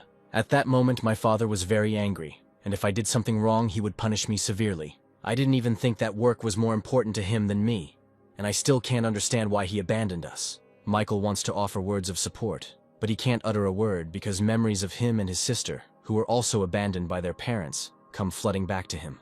Samantha asks for forgiveness because she is bringing up bad thoughts, and she should not delve into her memories. The main character tries to cheer her up by talking about how he had to become stronger in order to become stronger and protect the people dear to him. This world is full of hidden secrets that he is going to unravel, and that is why he keeps moving forward and does not give up. Listening to the main character, the girl decides to ask what seems to her as if this is a whole duty for him. The protagonist chuckles a little, saying that from her point of view it may indeed seem that way. But it doesn't matter now, and they need to keep moving forward. Having gathered their strength, the squad moves forward again to continue exploring the island and find Samantha's father. Michael reflects on the fact that at the moment he is doing everything that is possible and within his power, even going beyond his own capabilities. And he will continue to do this no matter what, because he does not want to face disappointment in the eyes of other people, and this is his current burden. Meanwhile, several military helicopters carrying very important people arrive at the shelter's walls. On one of them there is the same demon in the guise of the captain of the base, which also participated in the battle with the Horde. Winston immediately rushes to greet his colleague, and the imposter asks him not to bother with pleasantries. I didn't think that the shelter could develop so quickly in such a short period of time. This is not only my merit, but also of all the people who made efforts to create and protect it. But I suggest going inside and discussing everything in more detail there. Once in the office, Winston asks why the commander personally came to their base and what he needs. The imposter states that the first thing he knows is what the God of War did in the neighboring city, and he demands to reveal his location along with his accomplices. I ask you to forgive me, but I do not quite understand what you are talking about. But if you came for the God of War, then I will be forced to disappoint you, because he left us just recently. At this very time on the Devil's Island, the main character's squad stumbles upon another group of prisoners. Quickly analyzing the situation, Samantha realizes that 2 of them are ordinary workers of the island, and the menacing man with the number 50 was a killer with more than 100 victims. The girl behind everyone with the number 41 came from a family of bodyguards, and in her past life, for a good fee, she protected anyone from anything. Quickly trying to come up with a plan, Michael suggests splitting numbers 50 and 41, and while he deals with the girl, they can deal with the man. At this time, little Anya looks at the prisoners and asks her brother for permission to defeat the girl number 41 herself. Anya says that her aura seems very strange, and her abilities are not fully developed, and she wants to let her join their team. You too, for a second, Sylvia wants to dissuade her brother from giving such permission to Michael gives the go-ahead to Anya. He asks his sister not to worry, as he believes in the abilities of his squad, and, if anything happens, he will definitely come to Anya's aid.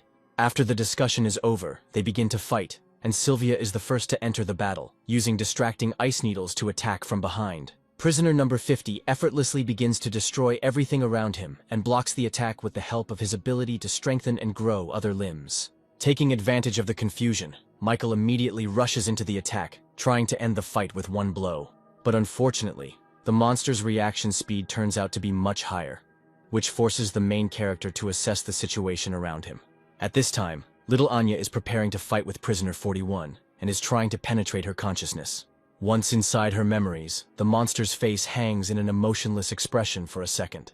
Once inside, Anya is in a bit of shock, as she doesn't notice anything in the girl's mind. While little Anya tries to find at least some clues in her memories, the girl's body tries to attack her. Her familiar Bugu comes to her aid, blocking the monster's attacks and protecting his mistress.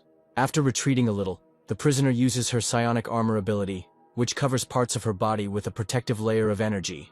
At this time, Anya manages to dig up the girl's childhood memories in which she boasts to her father about an award at a dance school. The cruel father simply destroys the letter, declaring that her talent should not be wasted on such a useless occupation. He tells her that she must try hard and train hard because her family has high hopes for her in the future. While Anya is digging through his memories, the prisoner wins the battle with Bugu using her skills. Meanwhile, the memories reach the moment of her growing up, when she starts working as a bodyguard. Other security personnel thank her father for raising such an amazing daughter. One day, the father thanks his daughter for her good work and gives her one day off and a day off for the next day.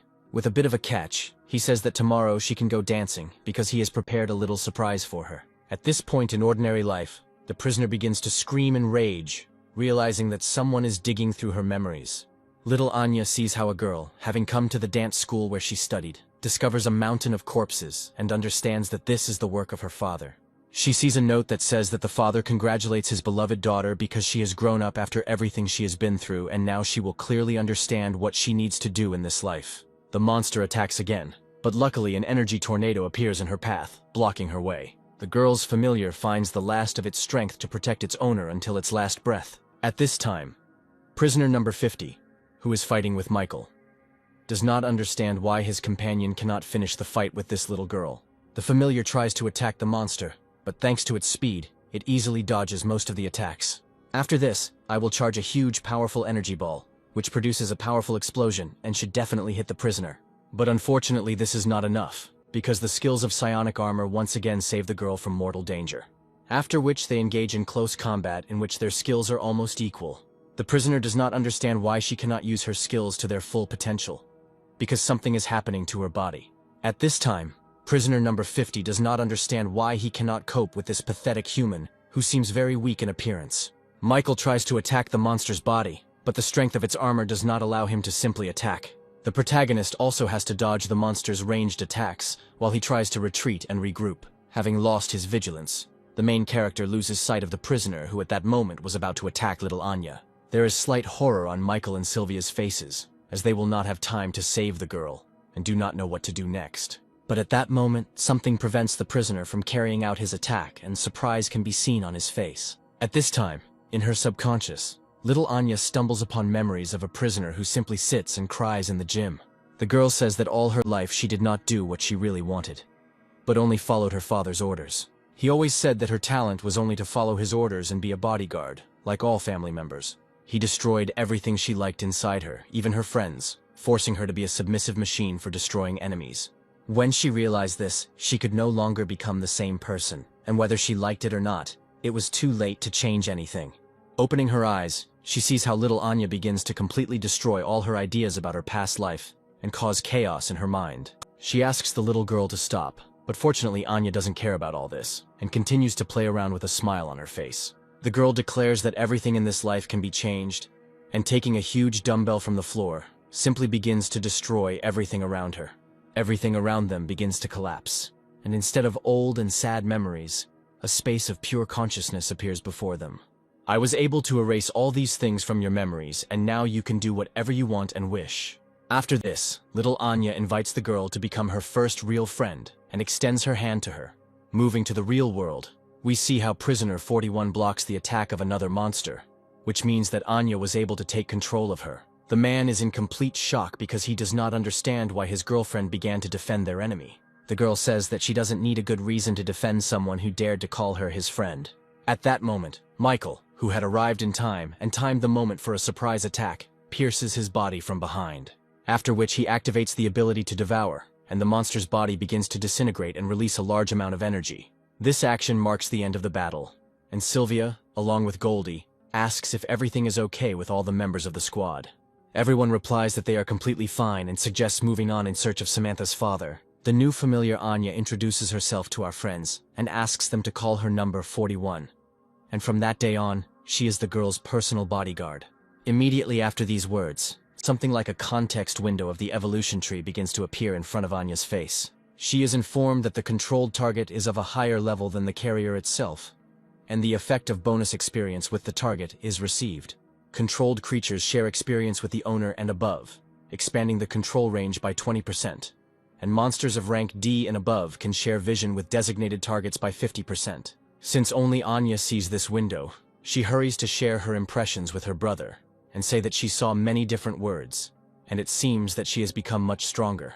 The bodyguard says that Anya has received new effects that allow her to share the experience gained in battle with her familiars. Michael is quite surprised by this fact, and now begins to understand how the Queen of the Night was able to become so strong in her past life. He suggests not to stay too long in the open and to continue searching and moving on. Samantha says that there is a prison guard dormitory nearby, and she would like to ask everyone to go there with her to check if her father is there. The main character says that this is still a priority target for them, so he asks the girl to accompany them to this place, carefully moving towards the intended goal. The girl says that she also knows some hidden passages and paths located throughout the island.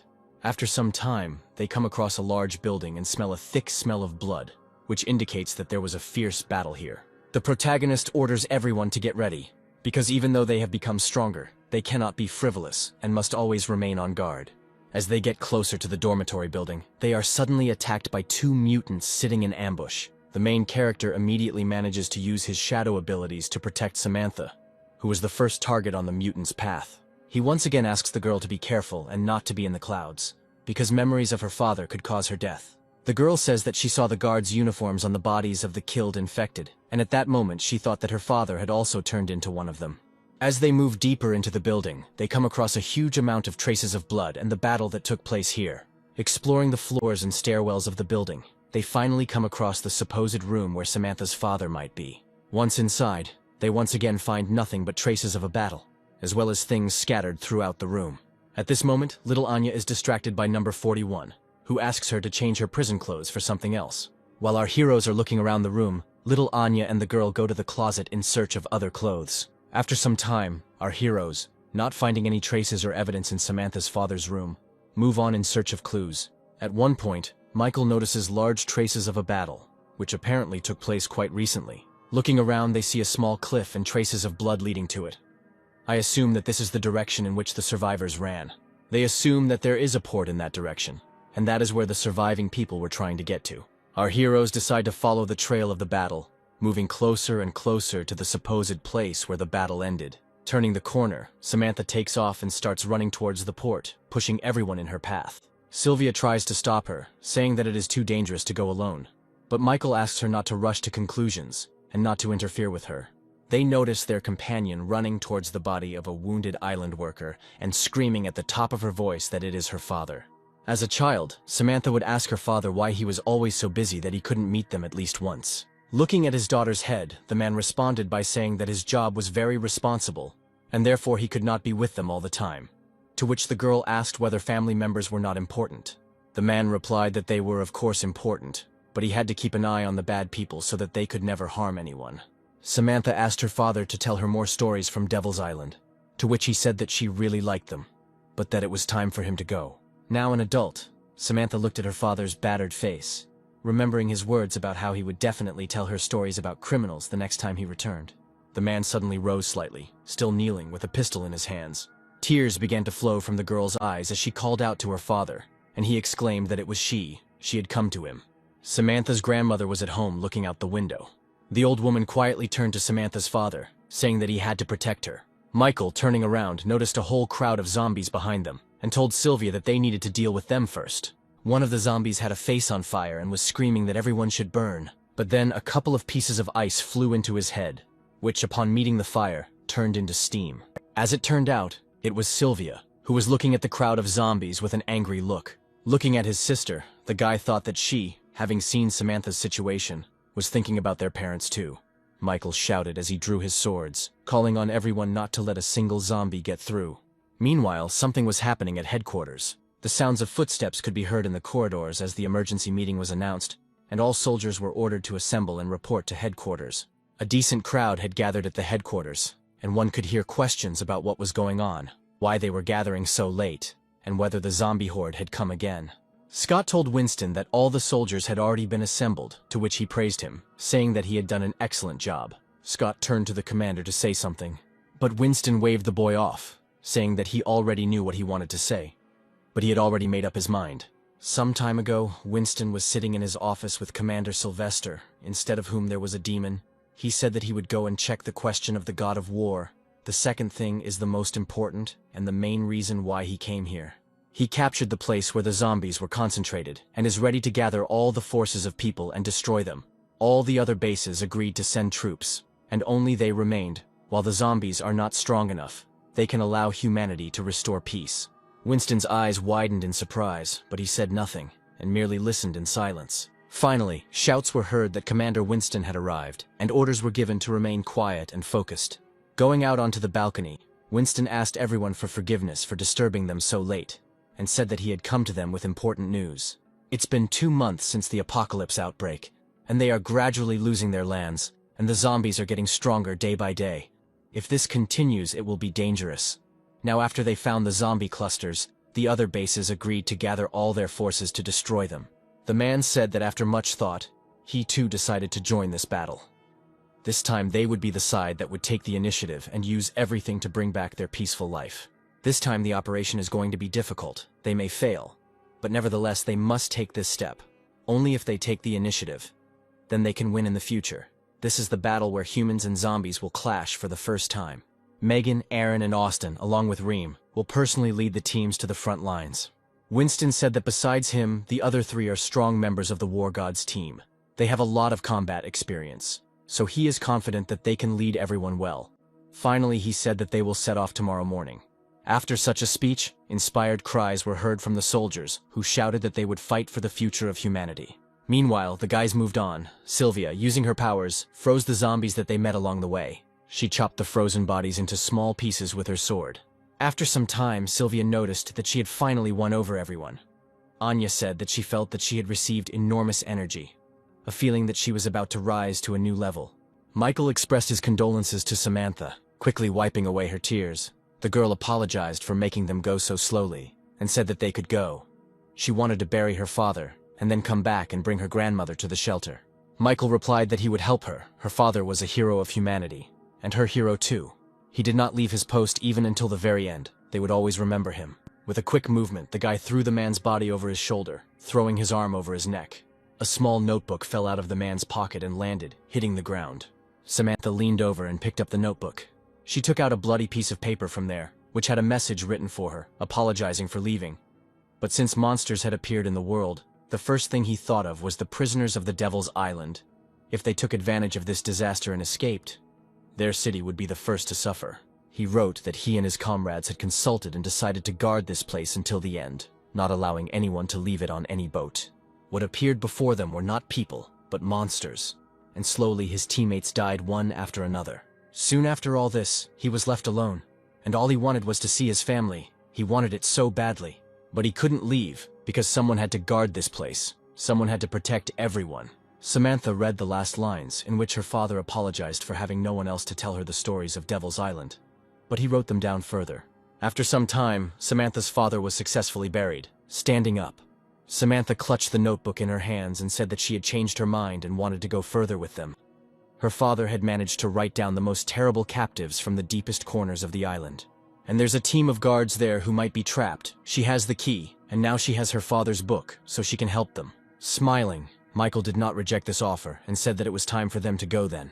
The guys went further and hid in the bushes. Michael told Samantha that they had already searched the area. Sylvia asked Anya where number 41 was, to which she replied that she was in her dimensional space. Samantha glanced at the turn and said that after the turn, there was an entrance to the next area ahead. The guys went further and there were some holes. Samantha asked what it was, to which she was told that this hole would long be the source that turned the Devil's Island into such a state. They walked further and came across a huge door. Michael thought that, as expected from the strongest prison, the source was unable to destroy it. But then he sensed something that was clearly not good, and he shouted to the others to be on guard.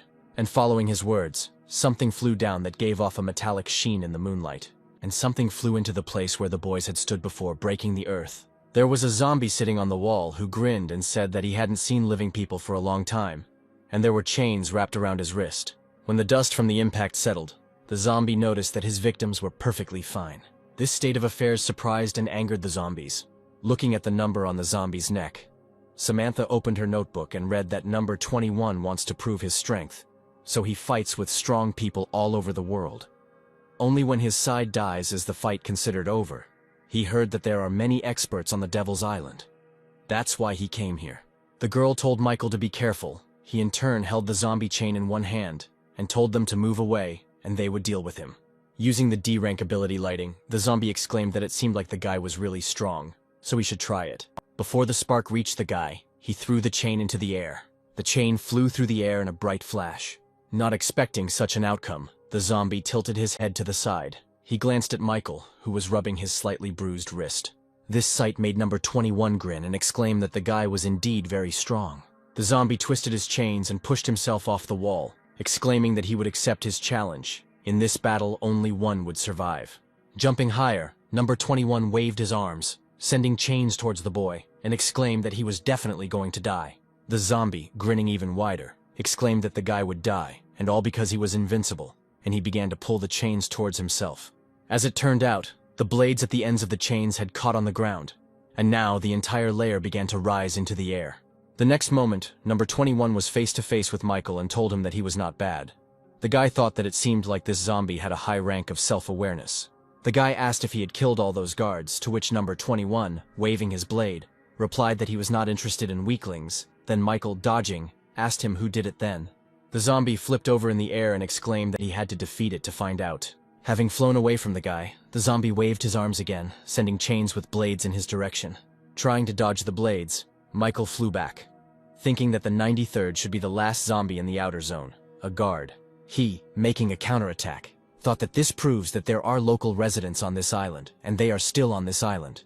We need to get the upper hand over these zombies. Give everyone positions. Michael hit number 21 hard, sealing him into the ground. Thinking that this was different from the previous Banshees, he had never seen assets here before. Michael stood on the ground, looking into the cloud of dust that rose from the zombie's impact with the ground. Sylvia noticed that her brother was so strong. Samantha asked if he had won, and Anya screamed that the boy could do it. He had to fight. Michael told number 21 to come out because he knew he wasn't hurt. As it turned out, one of Michael's daggers was stuck into the ground, and he said that he had not met such a strong man for a long time. The zombie waved his hand, launching the dagger forward, saying that it was time for them to start the second round. Michael, towards whom the dagger was flying, caught it with a deft movement. And the next moment, number 21's body was engulfed in a glow, and he jumped up and ran forward. And the zombie stabbed the remaining dagger into the guy's two daggers, which he had crossed to take the attack. The zombie and Michael began to swing their arms, striking each other one blow after another. They waved their weapons so furiously that in an instant they flew into the air. But they didn't stop there, deciding to continue the fight hand to hand. Their fists met, and a bright flash shone. The guy noted that, as expected, the zombies with sources are different. Except for the native type, number 21 is the strongest zombie he has encountered. Following a small flash, an explosion thundered from the impact of the meeting. Anya, Sylvia, and Samantha watched from afar, the latter asking if it was over. To which the other girl exclaimed that the battle was still going on. In the midst of the smoke from the explosion, number 21 appeared and leaned forward to strike. However, Michael did not give in to him. He dodged this blow, tilting his head to the side. They continued to exchange blows again, and small flares erupted between them. There was a big flash and the zombie and Michael bounced apart. Michael jumped back and caught his daggers. The zombie also returned his chains with blades and stood at a distance from the guy. He smiled, saying that it was really unexpected. The bright light illuminated his chains again. He threw off the chains, saying that it seemed like the guy was hiding his true strength, and it irritated him. He cried out for the boy to be more serious, for this was a battle he was betting everything on, and he swung his arms, sending his chains forward. Michael darted around, batting away the chains with his blades. Noticing that the attacks were not successful for long, number 21 decided to use the light whip server. Several new scratches appeared on Michael's body from this blow, and the zombie asked the guy if he couldn't handle it. Number 21's smile grew even wider as he exclaimed that he had won. However, the very next moment someone struck him from behind. I didn't expect such a blow. The zombie lost his balance and fell face down on the ground. Raising his head, he asked what was going on. Wasn't the guy badly injured? But, as it turned out, there was a clone of Michael in front of him, who began to dissipate from the impact. Michael said that he himself asked him to become more serious, so let him feel what it was like. Turning around, number 21 smiled and accepted the challenge with joy. And then he bounced off the ground and flew in a bright flash towards the guy. The opponents met. The earth began to break from their force, and a bright flash flashed. Neither of them retreated, and they began to exchange blows, flashing brightly in the air. The zombie teased the guy by asking him if he couldn't keep up with him, to which he replied that no matter how fast he was, he could never outrun his shadow. In response, the zombie waved his chains, exclaiming that even a shadow disappears in bright light. He exclaimed that he needed to use this moment, and then he could kill him. However, Michael grabbed number 21 by the leg, fire spreading up his arm. With a wave of his hand, the guy threw the zombie straight onto its back into the ground. Upon meeting solid ground, the zombie made a dull sound and his blood started to flow out of his throat. The boy's fists were engulfed in flames, and he exclaimed that where there is fire, there will be shadow. Michael began to land blow after blow on number 21 until he could do nothing. After a while, the zombie lay exhausted on the ground, and he said that he had played. Now he could kill him. Michael smirked and asked him if he didn't want revenge. The zombie replied that he didn't need it. If he played, then he played. Even if the guy didn't kill him, his master wouldn't let him go. Smiling softly, Michael told the zombie not to worry and asked him not to resist now. The guy turned to the girls and called Anya, who was still hiding behind the rock. Michael told the girl to try to subdue number 21, to which she said that this zombie was a level higher than her. The guy responded by telling her not to worry, he had already discussed it. Anya pointed her hands towards the zombie, who immediately stood up, noting with surprise that his body had become much lighter, while the girl thought that this zombie was being controlled too easily, that it seemed too stupid. Number 21, feeling lighter, exclaimed that he could fight again. Anya responded by exclaiming that he could not make Michael his enemy. Frowning, the zombie asked why he would listen to some child, but suddenly he felt some kind of signal in his brain. The zombie quickly rose to his feet and bowed to the girl, apologizing, saying that from now on he would not obey orders, to which she replied that it was better this way. Number 21 thought that for some unknown reason he couldn't rise up. He had been deceived by that bastard. As they got closer, Sylvia asked her brother if he was okay, to which he replied that everything was fine, and it was time for them to enter the next zone. Number 21 warned them that the inside was different from the outside, so they better run while they still had a chance. Anya exclaimed that this guy was so annoying and she ordered him to return to space. The zombie, noticing that the body was still dissolving in light, asked what they were doing to him. The boys approached the gate again. Michael thought that they had expected that there would be danger ahead. Michael moved further and opened the huge gates with a quiet creak. A strong energy wafted towards them from within, and Michael noticed that this was the inside of Devil's Island. At the end of the corridor, another zombie with dogs appeared. He exclaimed that invaders had been discovered and they needed to be killed immediately. The zombie dropped the leashes and the dogs quickly ran forward. Michael stepped forward to meet the dogs and shouted for everyone to be careful, as these creatures were not simple. Goldie, who had been flying behind him all this time, had his eyes flashing with a golden light. Taking on his true form, he flew forward and swung his huge paw. Sylvia was also not far behind, and she threw several ice flows at the dog. Michael swung his blades, cutting the dogs into small pieces. After some time, there were pieces of the dogs lying on the floor. Sylvia asked if they were dead. At that very moment, the pieces of the monsters began to glow with a bright light. The pieces began to grow back together into whole bodies, and Sylvia exclaimed that they were resurrected. Michael noticed that these monsters had no levels or abilities, so weren't they zombies? To the dog's surprise, Michael jumped above them, activating his devouring ability.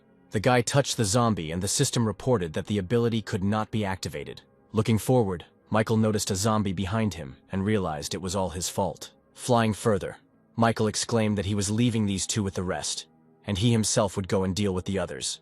He said that these were summoned beasts, so they could not be killed. They could only be restrained from moving. Michael flew towards the D-rank zombie, which had a method of extracting the spirit body, which allowed it to extract creatures for battle that would not die as long as the summoner was alive. The zombie put his hands forward, screaming for all the dogs to come back and start defending themselves. However, the dogs were unable to carry out the command because they were trapped in ice. Michael touched the zombie's head, using the Devour ability.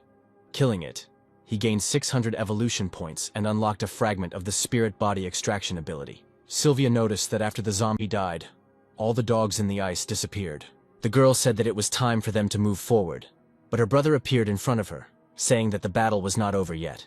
The guy ordered Goldie to protect Samantha and told Sylvia and Anya that they needed to do it. Meanwhile, the human battle continued. 7 bases gathered and headed to the zombie gathering place. Sylvester, in the hall where all the leaders had gathered, thanked everyone for their cooperation and said that they were already close to the goal. This battle concerns the future of all mankind. Although this attack was a little hasty, he said that such a chance comes rarely, and therefore they cannot miss it. Base Commander Lee Min Harris asked how much the man knew about the fighting abilities of the zombies on the other side. But the commander of Leopard Charlie's base answered him, saying that it didn't matter, because if their 7 bases worked together, they would definitely win.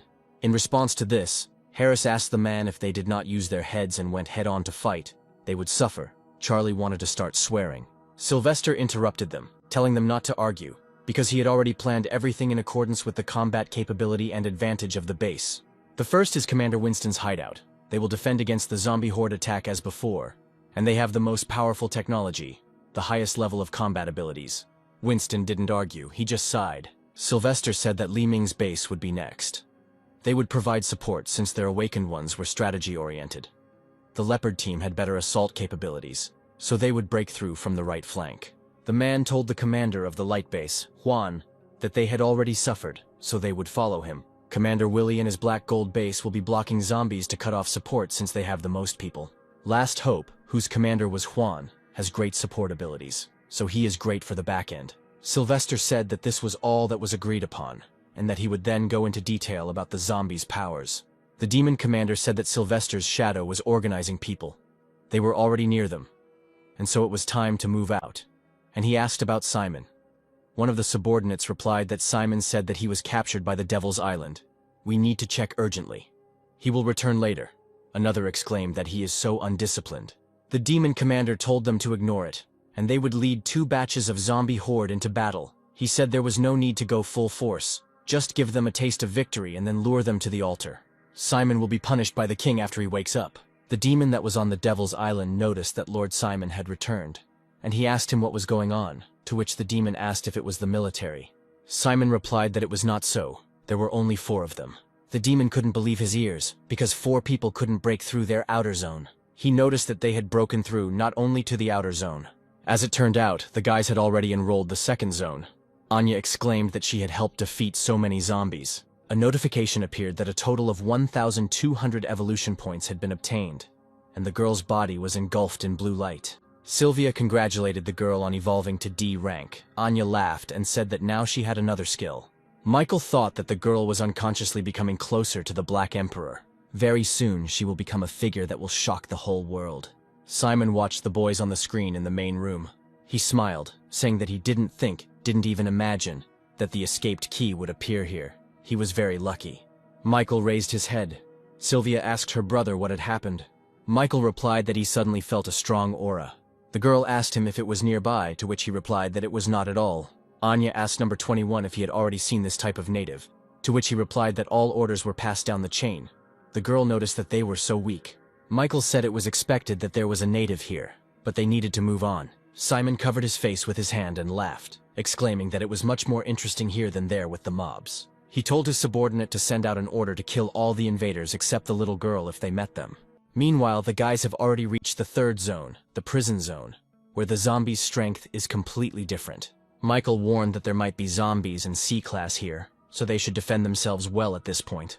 Simon ordered his subordinate to release all the zombies, and immediately several zombies appeared in the corridor, and Simon said that he was interested to see how long these little people could hold out. Anya waved her hands, calling her zombies, and Michael rushed forward, telling them to give in here, and if they attack, to respond. The one-eyed monster waved his hand. He was C rank, and his silent eye ability was A rank. As Michael dodged the zombie's hand, he thought that the person in front of him was a C rank. Michael activated his Devour ability, thinking that he had dealt with many such zombies outside, but here they were different. There is now a notification that Silent Eye causes the enemy's ability to temporarily lose its effect. The zombie waved his hand, but Michael immediately jumped back a few meters. A wound appeared on his chest, and blood from it soaked his t-shirt. Michael remembered that he hadn't been to the testing tower for a long time. This ability was causing him trouble, and therefore he needed to deal with it now. Another zombie, already a D rank, waved his arms, sending forward his paralyzing needles. Michael flew like a shadow between the needles, thinking that as soon as a needle hits him, he will immediately lose his movement speed. Is it a coincidence that both abilities are under strong control here? The one-eyed zombie released a glowing beam from its eye, and at that very moment, the shadow around the guy's body dissipated. Another ability lost its effect. But the guy couldn't relax, because a lot of needles immediately flew at him. Michael swung his blades, cutting the needles into small pieces. With a wave of his hand, he launched one of his blades straight towards the one-eyed zombie. But before the blade could reach the zombie, some kind of shield appeared in front of him. As it turned out, it was a C-rank zombie shield, which was his ability. Michael clicked his tongue and noted with annoyance that they even had protection. Simon, watching the fight on the screen, laughed and said that he had put together this combination on purpose. He again exclaimed maliciously that he would now see how the guy would cope with this. Michael, meanwhile, stood a few meters away from the zombie, frantically thinking that this couldn't be a coincidence. They were definitely being trained by a native. The very next moment, bright flashes of needles flew at the guy from all sides. The one-eyed zombie, hiding behind the shield, continued to use his ability. While fighting off the needles with his blades, Michael thought that because this bastard was focusing on him, he couldn't use his abilities, and therefore he would lose the moment he made the slightest mistake. But then the guy had an idea and he detonated a smoke grenade, thinking that he just needed to disappear from the zombie's sight. However, even then the guy could not use his abilities. He thought that he should have trained his abilities well in the tower. Through this smoke, needles flew at the guy again. However, the very next moment, when the guy thought that he could no longer escape, he avoided the blow. The one-eyed zombie was perplexed, and the other zombie quickly ran forward. But before she could run far, something shocked him. It turned out to be number 21, and he said that 3 against 1 was just too much of a travesty, so he should join in. The zombie grinned and told Michael that only he could crush him, so he didn't need to thank him. To which the guy replied that he didn't intend to. But number 21 seemed not to hear him. He stretched out his hand forward and shouted that now was his finest hour. He wanted to use his ability, but the next moment the sparks went out. Michael discovered that he could now use his abilities again.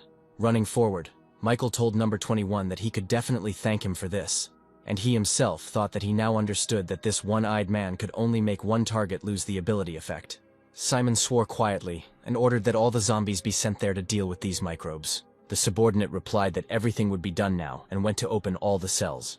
Michael, running towards the zombie team, thought that he needed to deal with one of them, and then they would fall. The one-eyed zombie began to use his ability again. But the next moment, the guy's body began to dissolve into thin air, and a notification appeared that the shadow clone had been destroyed. Michael stood right next to the shield, and the zombie shouted to the other one that he was here and that he should kill him with poison.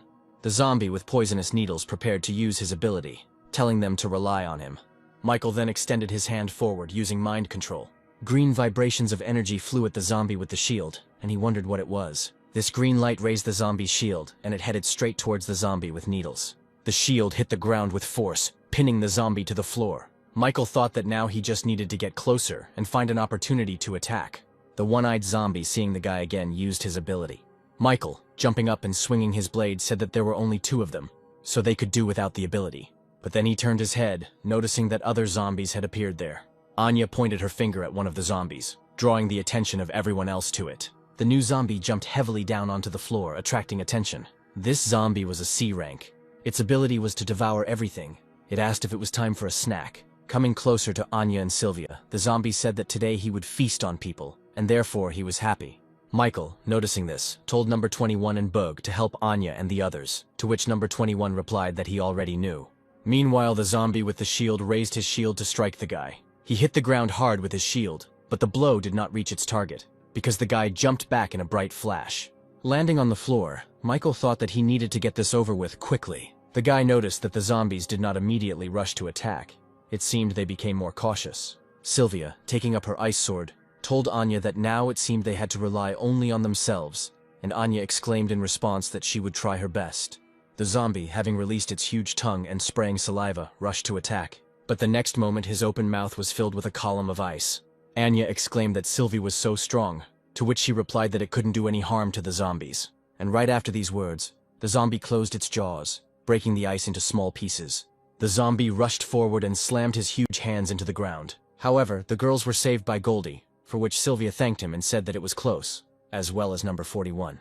Samantha, reading from her notebook, said that this was number 15. In his past life, he was a notorious glutton, to which Sylvia said that then they should hide. Number 15 smiled even wider and asked who he should start with, since it was so difficult to choose. Finally, unable to bear it any longer, the zombie decided to eat Anya, saying that he didn't care Anya prepared to defend herself, just like number 41. But suddenly the zombie's body was shaken by a flash of electricity. Turning around, number 15 saw number 21 behind him, and he shouted to him that he was his opponent. Number 21 quickly jumped up from the ground and threw his fist straight into number 15's face. However, this blow had no effect, and number 15 only frowned and asked the other if he knew that it was very disrespectful to disturb people while they were eating. The zombie's huge hands grabbed number 21's body, preventing him from moving. Number 15 asked how the guard dog dared to go against him. Number 21 screamed loudly in fear. He shuddered and noted that this zombie was so strong that he couldn't even move. Number 21 thought that if he couldn't beat even such a piece of crap, then he would never be able to beat that moron either. But the zombie decided not to despair, and he screamed, asking his opponent if he was human, and then said that then he should try his thunder shock. Meanwhile, the human military forces established a temporary camp. Austin asked what it meant that their shelter would be on the front lines. What kind of joke was that? Without them, the base is the smallest. He exclaimed that they were just getting revenge on them. Megan said that she also thought it was not wise, to which Winston told them to calm down. She said that Sylvester would want to make Michael leave, but he's not here. But he's definitely right that under Michael's leadership they created genetic medicine and power weapons. And in terms of combat abilities, they really are some of the best. Not to mention they successfully defended against hordes of zombies. Austin wanted to say something else, but couldn't. Another soldier entered the tent and told Winston that the commander was asking him to go and gather in the conference room, to which he replied that he knew and would come immediately. Addressing the guys, he said that although they were on the front lines, the Yanhuang base was following them, so their combat capability was ensured while on the battlefield. They had to obey orders, and mistrust was taboo. He said that he would go, and they should get ready. Megan studied at the military academy, and therefore she would command this operation, and now they needed to get a weapon and observe safety precautions. Standing at attention, the guys saluted. Megan sighed, quietly asking where Michael was when he was needed. Michael, meanwhile, continued to hit the shield, taunting the zombie for being so zealous in protecting this bastard. Looking behind him, he noted that there was also a hard fight going on from that side. But he couldn't go to help right away, because then they would follow them. They didn't need even more problems. Pointing his blade forward again, Michael said that since he could no longer kill them with his skill, he would fight head-on, and they would see who was stronger, their shield or his dagger. Michael said that his sister only had a short time to wait for him. Number 15, engulfed in the current, mockingly exclaimed that it was so painful, and that if he applied a little more force, the zombie's body would be crushed. Number 21 said that, although he hated to admit it, he really wasn't right for him. But what he hates most is not that he played. What he hates most is that he couldn't protect the girl. But it doesn't matter now. Let it end this way. But the next moment, Sylvia ordered Goldie to grab number 21, and he snatched him from the zombie's clutches. Having slobbered all over himself, Goldie threw number 21 on the ground. Anya told him that he had gone completely crazy since he was seeking his own death. The zombie told her that it was none of her business, and it was not for her to decide. In response to this, Anya swung and hit him on the head with all her might. Pointing to the fighting Sylvia, Goldie, and Booga, she said that everyone was fighting for half their lives now, and if he hated losing so much, let him go win. She told him that if he was still alive, he had to fight like Sylvia. Sylvia and Michael don't want to play, so they'll go until the very end. Number 21 noticed that he was a zombie. He was already dead. Anya irritably gave up her fist and said that she really wanted to beat him up now. Getting to his feet, the zombie said that although they didn't understand what she said, continuing to fight was indeed the best decision. Anya noticed that he had such primitive thinking. Near number 21, his chains flickered again. Anya told him to take them before he went. She had saved them for him. Number 21 waved his chains and said, "That's better." And then he asked number 41 if she could give him her electric helmet, to which she replied that she couldn't. She needed to protect Miss Anya. In response to this, number 21 grinned and said that surprisingly, their goals coincided. Number 41 asked again, and then replied that she understood. Number 15 broke the ice by interrupting their conversation and asking if she could shut up and let him eat in peace. Having started to stop the opponents, number 15 launched chunks of ice at Goldie. The zombie ran quickly towards Sylvia with heavy steps, calling her an icy fool. But before he could reach it, shining chains appeared next to number 15. The chains closed around the zombie's body, binding his body. Number 21 flew down on him from above, saying it was time to pay the bills. Number 15 responded by exclaiming that it was all useless, he could not harm him. Using the spiritual energy helmet, number 21 struck at the opponent's arms in one move. He pushed off the ground again to deliver another blow to the zombie, exclaiming that he would destroy that annoying face and stinking mouth. Number 15 began to curse and began to tear the chains with his teeth. Number 21's face twisted in shock as he suddenly felt some new energy. A blue light appeared around number 15's body, and he cried out that some pile of rubbish was preventing him from having a tasty lunch. And right after these words, number 15's skin began to tear and a bright light burst out of his body. A huge mouth framed with sharp teeth emerged from the zombie's body. A bright red light shone from there. Number 15 screamed, ordering this mouth to attract. Roth began to pull his opponents towards him, causing number 21 to be unable to stand on his feet and Bugu to move forward. Number 21 extended his hand forward, sending forth a glowing spark of electricity. But before he could attack, a bright flash of lightning burst from number 15's mouth. The flash knocked the zombie down, and it grabbed onto its blades to keep from being sucked in. Sylvia, standing behind him, threw a piece of ice at the back of number 15's head. The girl noted that this attack was ineffective, to which the zombie responded that they should wait, because their turn would soon come. Looking back, Michael noted that soon the other side would reach its limit. The zombies that were fighting the guy cried out, telling number 15 to stop because this attack would affect them too. Taking advantage of this gap in the defense, Michael hurried to find himself behind the one-eyed zombie. Feeling the presence, the one-eyed man turned his gaze back in panic. But before he could do anything, the guy had already swung his daggers, cutting the zombie in half. Number 21, meanwhile, could no longer hold on to his blades and began to be sucked in.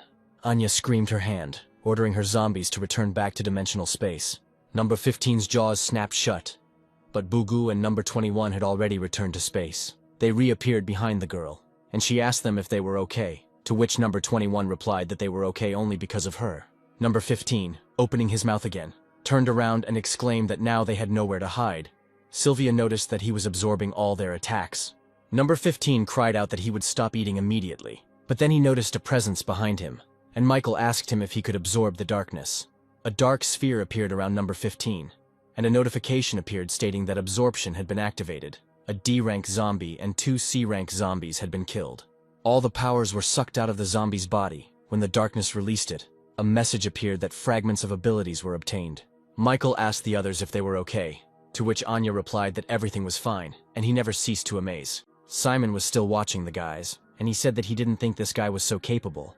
It looks like he has several types of abilities. He wondered if this guy could be the one who caused the crash and killed Sister Thorne. Simon decided he had to confirm it himself. Michael told the others that they would continue to move forward, but everyone should be extremely careful, because the enemies would be even stronger further on. Suddenly a voice came from the speakers congratulating the guys on how far they had come. It was really unexpected.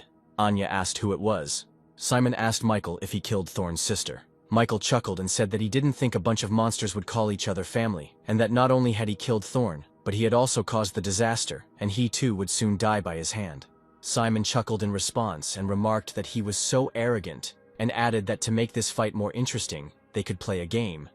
He said that he had just found out a long time ago that there were 5 living people in this prison. He said that he was giving them an hour to come here, and if they were even 10 minutes late, he would eat one of them. Samantha exclaimed that this was the group of people that her father had mentioned in the letter. Michael said that it was disgusting, and then asked Simon why he didn't go out and fight them. Didn't he want to take revenge on them? Simon replied that he would of course take revenge, but the process was also important. He wanted to torture them slowly, and he hoped that they could hold out a little longer. Simon announced the start of the countdown. Michael said that they needed to get there as quickly as possible. Looking at his palm, he said that for some reason he had a bad feeling. It seemed like something was wrong with the lines. Meanwhile, the soldiers were preparing for the start and asked each other if they were afraid, to which another answered that of course they were afraid, but they were not on the front lines. Another man said that this could be a punishment for that base, since they had offended Commander Sylvester, and they had the fewest people. Finally, they noticed Austin, Megan, and Aaron approaching. The soldiers noticed the guy's strange clothes. Some asked if it was cosplay. Others mockingly asked to take care of them on the front lines. Austin gritted his teeth and hissed that he needed to teach them a lesson.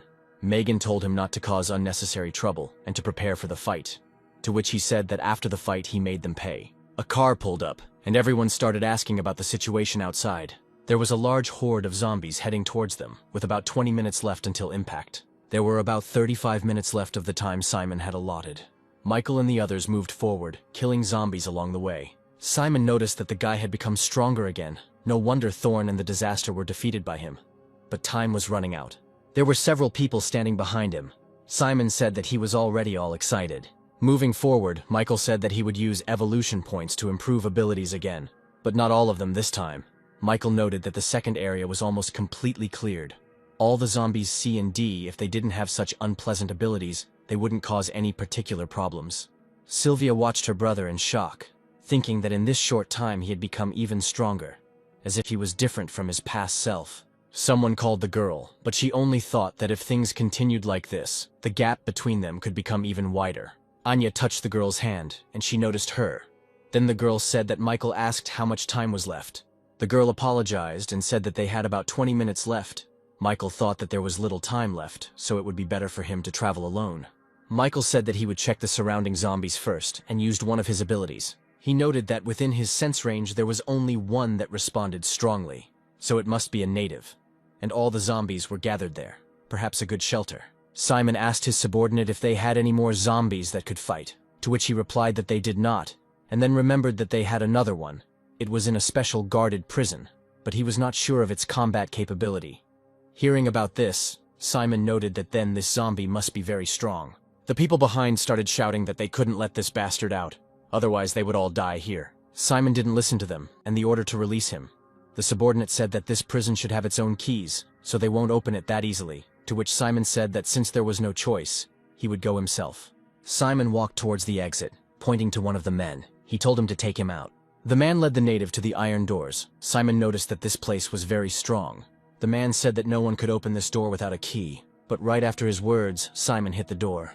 The door immediately separated from the wall in one piece, breaking into two pieces. The man asked him how he opened it with one hand. A light shone in the smoke from the blow. Simon told the zombie to come out and that he was its master from today. The zombie asked again. Simon was immediately pointed at with spikes, the zombie exclaimed, saying that they would still see if he had what it took to become his master. Simon chuckled and pushed the thorns away from himself without even moving his hands. But the zombie decided not to retreat and ran forward, his face with many eyes appearing from behind the smoke. A dark aura appeared around Simon as he looked at the zombie with his red eyes flashing. Blue fire glowed around him and the zombie jumped aside. Simon said that he hoped that now he understood. The zombie, thinking that the other had such a strong aura that it seemed like if he looked at him again he would die, fell to his knees, asking for forgiveness for his rudeness. Simon told the zombie to get up because he had a task for him, and he didn't start to argue.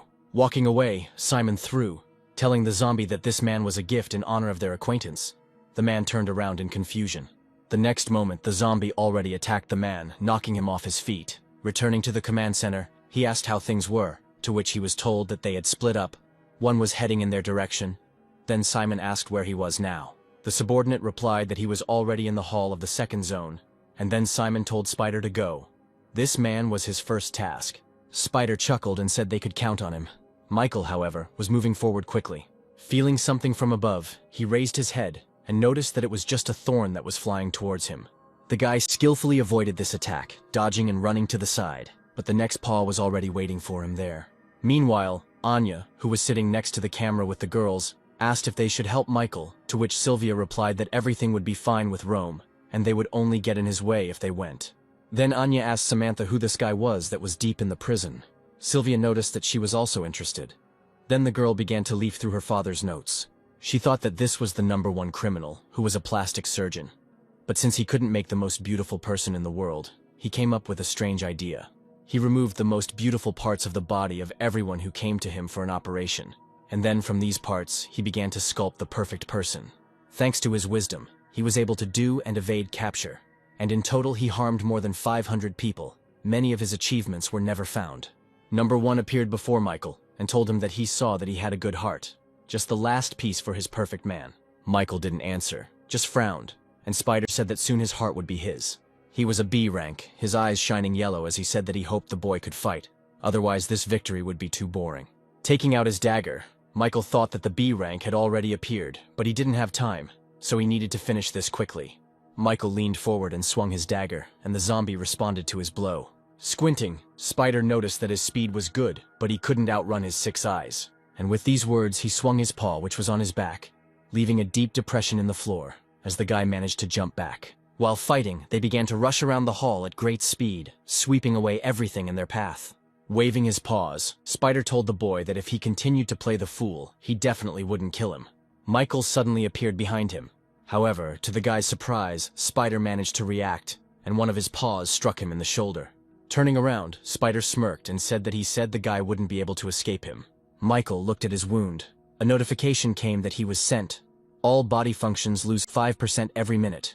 When he reaches 100, he will die. The effect is removed when the infector dies.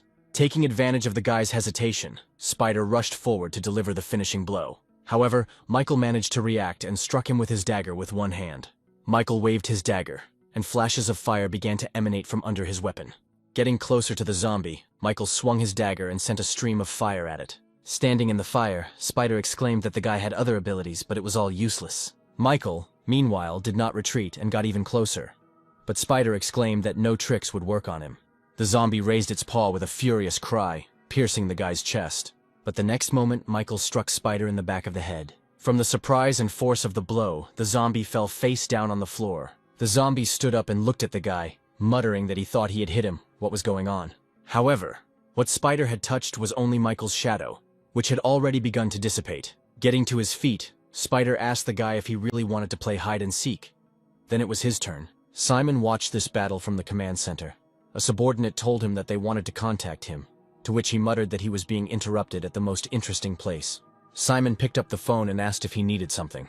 Another monster from the commander's retinue asked Simon why he hadn't returned yet, and said that the boss was angry. Simon told his friend not to get excited, because he was doing his job after all, and then asked about the situation there. Another one told him that the commander had already sent the lowest-ranking zombies to fight them, feigning weakness. They were full of joy and happiness. As soon as they start to relax and lose their guard, their plan will fail, and they will lure them to the 4 altars. Eventually, they will all become the offerings they need so much. Such a large amount of flesh will allow their king to be reborn sooner. Simon's friend asked him what specific job he did. Simon replied that he was watching a great show and was waiting for his turn. He told him to tell the boss not to be angry with him, because he would soon return with a wonderful gift. Meanwhile, Spider and Michael continued their fierce battle. The zombie exclaimed that the guy was already 20% weaker, and it seemed to him that he was already getting weaker.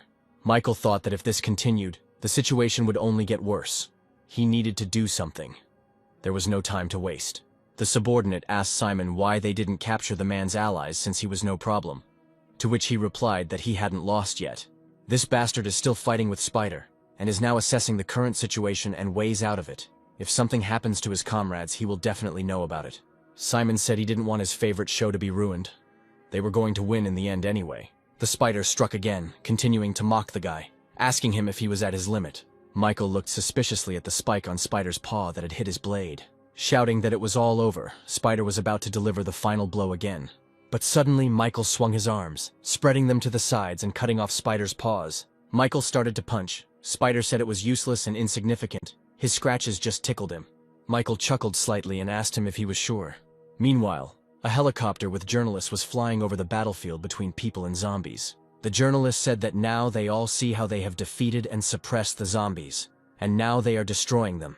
Victory is in the hands of humanity, so let everyone go boldly to the battlefield. Some zombies began to run. The people who were sitting in the bunker and watching this report shouted joyfully. The journalists said that they will continue this battle, and let them all witness the victory of the people. The commanders of all the bases were sitting in a tent in the camp at one table. Sylvester, watching the report, noticed that it seemed like progress was going very smoothly. Winston asked why he didn't know about this broadcast, and then said that it was too dangerous. All military information was leaking. Sylvester asked why it was dangerous, because zombies are just a group of unconscious creatures, and he organized the broadcast. Harris said he thought the commander's actions were good, because they would allow all the people to witness the victory that was already in their hands. Winston, banging on the table, exclaimed that they could not act so thoughtlessly. Everything was going too smoothly. They had to create all the soldiers and develop a new plan. Charlie asked the man about where to put his courage, and then told him to stop worrying. because they would definitely win. Sylvester, pointing to the points on the map, said that the zombies were heading in these directions. We need to split up and kill them. His eyes flashed an evil purple light as he said that victory would soon be theirs. Meanwhile, Spider stood on his knees, exhausted, his health down by 50%. Raising his head, he asked the guy what he had done to him, throwing away the spider's paws that he had used to strike him. Michael said that he must not like being removed by himself. Jumping up from his seat, Spider exclaimed that even so he would have enough strength to kill him, to which Michael, also leaning forward, replied that they should check it. The spider struck, but its paw hit the ground, as Michael managed to dodge. Michael swung his dagger, slashing across the zombie's chest, causing it to scream. The guy asked him if he wanted to remove the poisoning, because his chances of winning were decreasing with every minute. The spider screamed angrily, calling Michael a son of a bitch, but still removed the poisoning. Now the zombie was seriously angry. He threw up his hands, shouting that he would tear the guy into small pieces. Simon's subordinate said that this guy, fortunately, had not won yet. The battle was not over, to which Simon said that he did not think so. He said he thought he knew it all along. His eyes were like looking into the water and seeing the outcome. The spider finished his transformation, and now, instead of legs, he had a huge spider body. He screamed for the guy to try to compete in his best form. The huge spider dove forward, striking, but Michael was able to dodge again, jumping into the air. Michael flipped in the air and landed right on the spider's head, plunging his dagger into its body. He felt something approaching behind him and turned to see Spider throw a web at him. Michael quickly dodged the web and jumped off the spider. The spider's eyes glowed red, parts of its body glowed yellow, and many webs appeared in the air. Michael pulled his hand back and fire appeared on his palm. With a wave of his hand, he sent fire flying, burning all the cobwebs that hung in the air. Simon started to walk away, and his subordinate asked if he didn't want to watch anymore, to which he replied that there was no need, since Spider had lost. Engulfed in flames, Spider screamed furiously, intending to attack again, while Simon said that he was already walking on the edge of his death. Once again avoiding the paw strikes, Michael jumped all over the room. The spider, in furious desperation, beat its paws in all directions, unsuccessfully trying to hit the guy, but only hitting the columns that stood there. Michael ran up one of the broken columns and kicked it using his fire powers. The column accelerated to incredible speed and flew straight into the spider's huge body. Sweating profusely, Spider asked the guy if he really thought he could kill him like that. Michael grinned and prepared to send another column flying, saying that it wasn't that easy for him to do so. The spider let out a confused cry when the next column, which was already decisive, flew into him. The next moment, when everything became quiet, something fell from above onto the floor, killing Spider. Michael asked the newly arrived native if he couldn't wait any longer. He replied that he was already eager to engage in battle with him. Then he apologized for taking his kill. Why waste resources in vain? Michael replied that it was okay because he could take it, to which Simon smirked, and replied that the guy was quite confident. Michael said that it should be taken into account that he found it within the allotted time. Taking off his cloak, revealing his pumped-up body, Simon said that he didn't want to fight the guy in the command room. He said that he couldn't win anyway. He would die. But he was still curious about the purpose of his coming here. Michael, looking at the notification about the enemy, who was B rank and had the abilities of agility and swiftness, asked him why he needed to know this, and mentally called the evolutionary tree.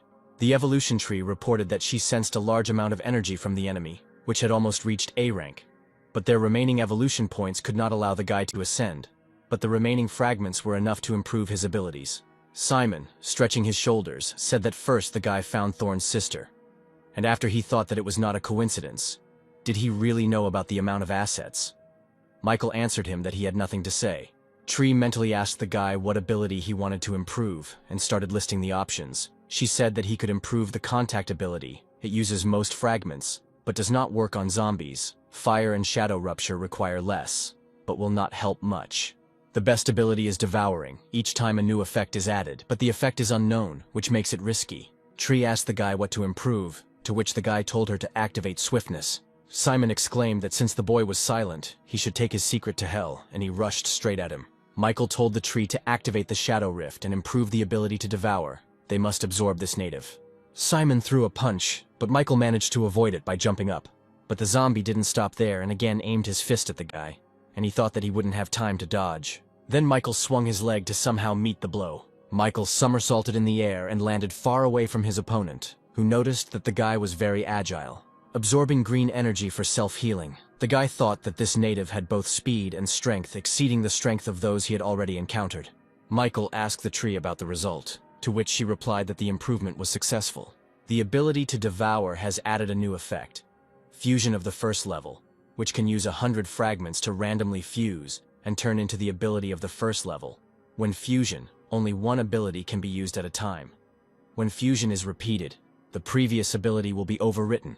Increasing the level also gets this effect. Gritting his teeth, Michael replied that it all depended on chance. Simon, noticing that the guy had not started to attack him, went on the attack himself, and the guy, getting to his feet, thought that he had 390 fragments left, which meant they could be fused 3 times. While dodging the blows, he thought that if he were to fuse the ability of the lowest rank, then it would not be worth raising it. Then it would be better to raise the ability that he already had now. Continuing to fight, the boy frantically thought about what to do. Simon stood up and kicked, shouting at the boy to fight and not disappoint him. And then, in the place where they had been fighting, there was an explosion of energy. Michael jumped back, saying that the risk was enormous, but there was no escape. And then he commanded the tree to carry out the rafting.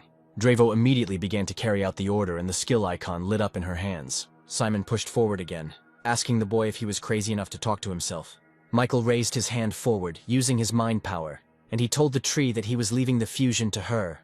Under the influence of the guy's power, the stones rose from the ground and flew straight towards the enemy, and a notification appeared that a D-rank skill had been acquired. Simon smashed the rocks that were flying at him with sharp blows. Michael told the tree to continue, because the D-rank would not help them. The native sent the rocks that were flying at him back, exclaiming for the guy to use his true power. The F-rank berserk skill was obtained. Commanding the tree to continue, Michael blew up the rocks that were flying at it. A notification appeared that the D-rank skill metal body had been acquired. Michael again commanded to continue. Anya, who was still sitting in the room with the other girls, said that she was wondering how Michael was doing, to which Sylvia replied that she felt a clash of 2 strong energies. She said that they can't interfere with this battle, so all that's left is to believe in Michael. Anya exclaimed that she believes in him too. Meanwhile, something flew into the prison wall, making its way out. Going outside, Simon said that he eventually destroyed the place. But there was no choice. He could rebuild it later. The tree told the boy that they didn't have enough fragments. She couldn't take any more.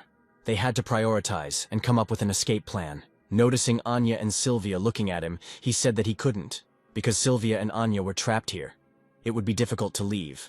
And their goal here is to absorb the native, speed up evolution, and allow it to restore memory. Tearing off his tattered jacket, Michael told the tree that she had said she believed in him, to which she hesitantly agreed. Simon screamed that he was bored. The guy disappointed him. Michael told the tree that he remembered that when they first stopped the zombie horde, he received a fragment of the universal ability 20%. Let her use it one last time. The tree wanted to object, but did not. And she began the fusion again, using 100 fragments. Simon was ready to kill the guy, his face twisted with anger.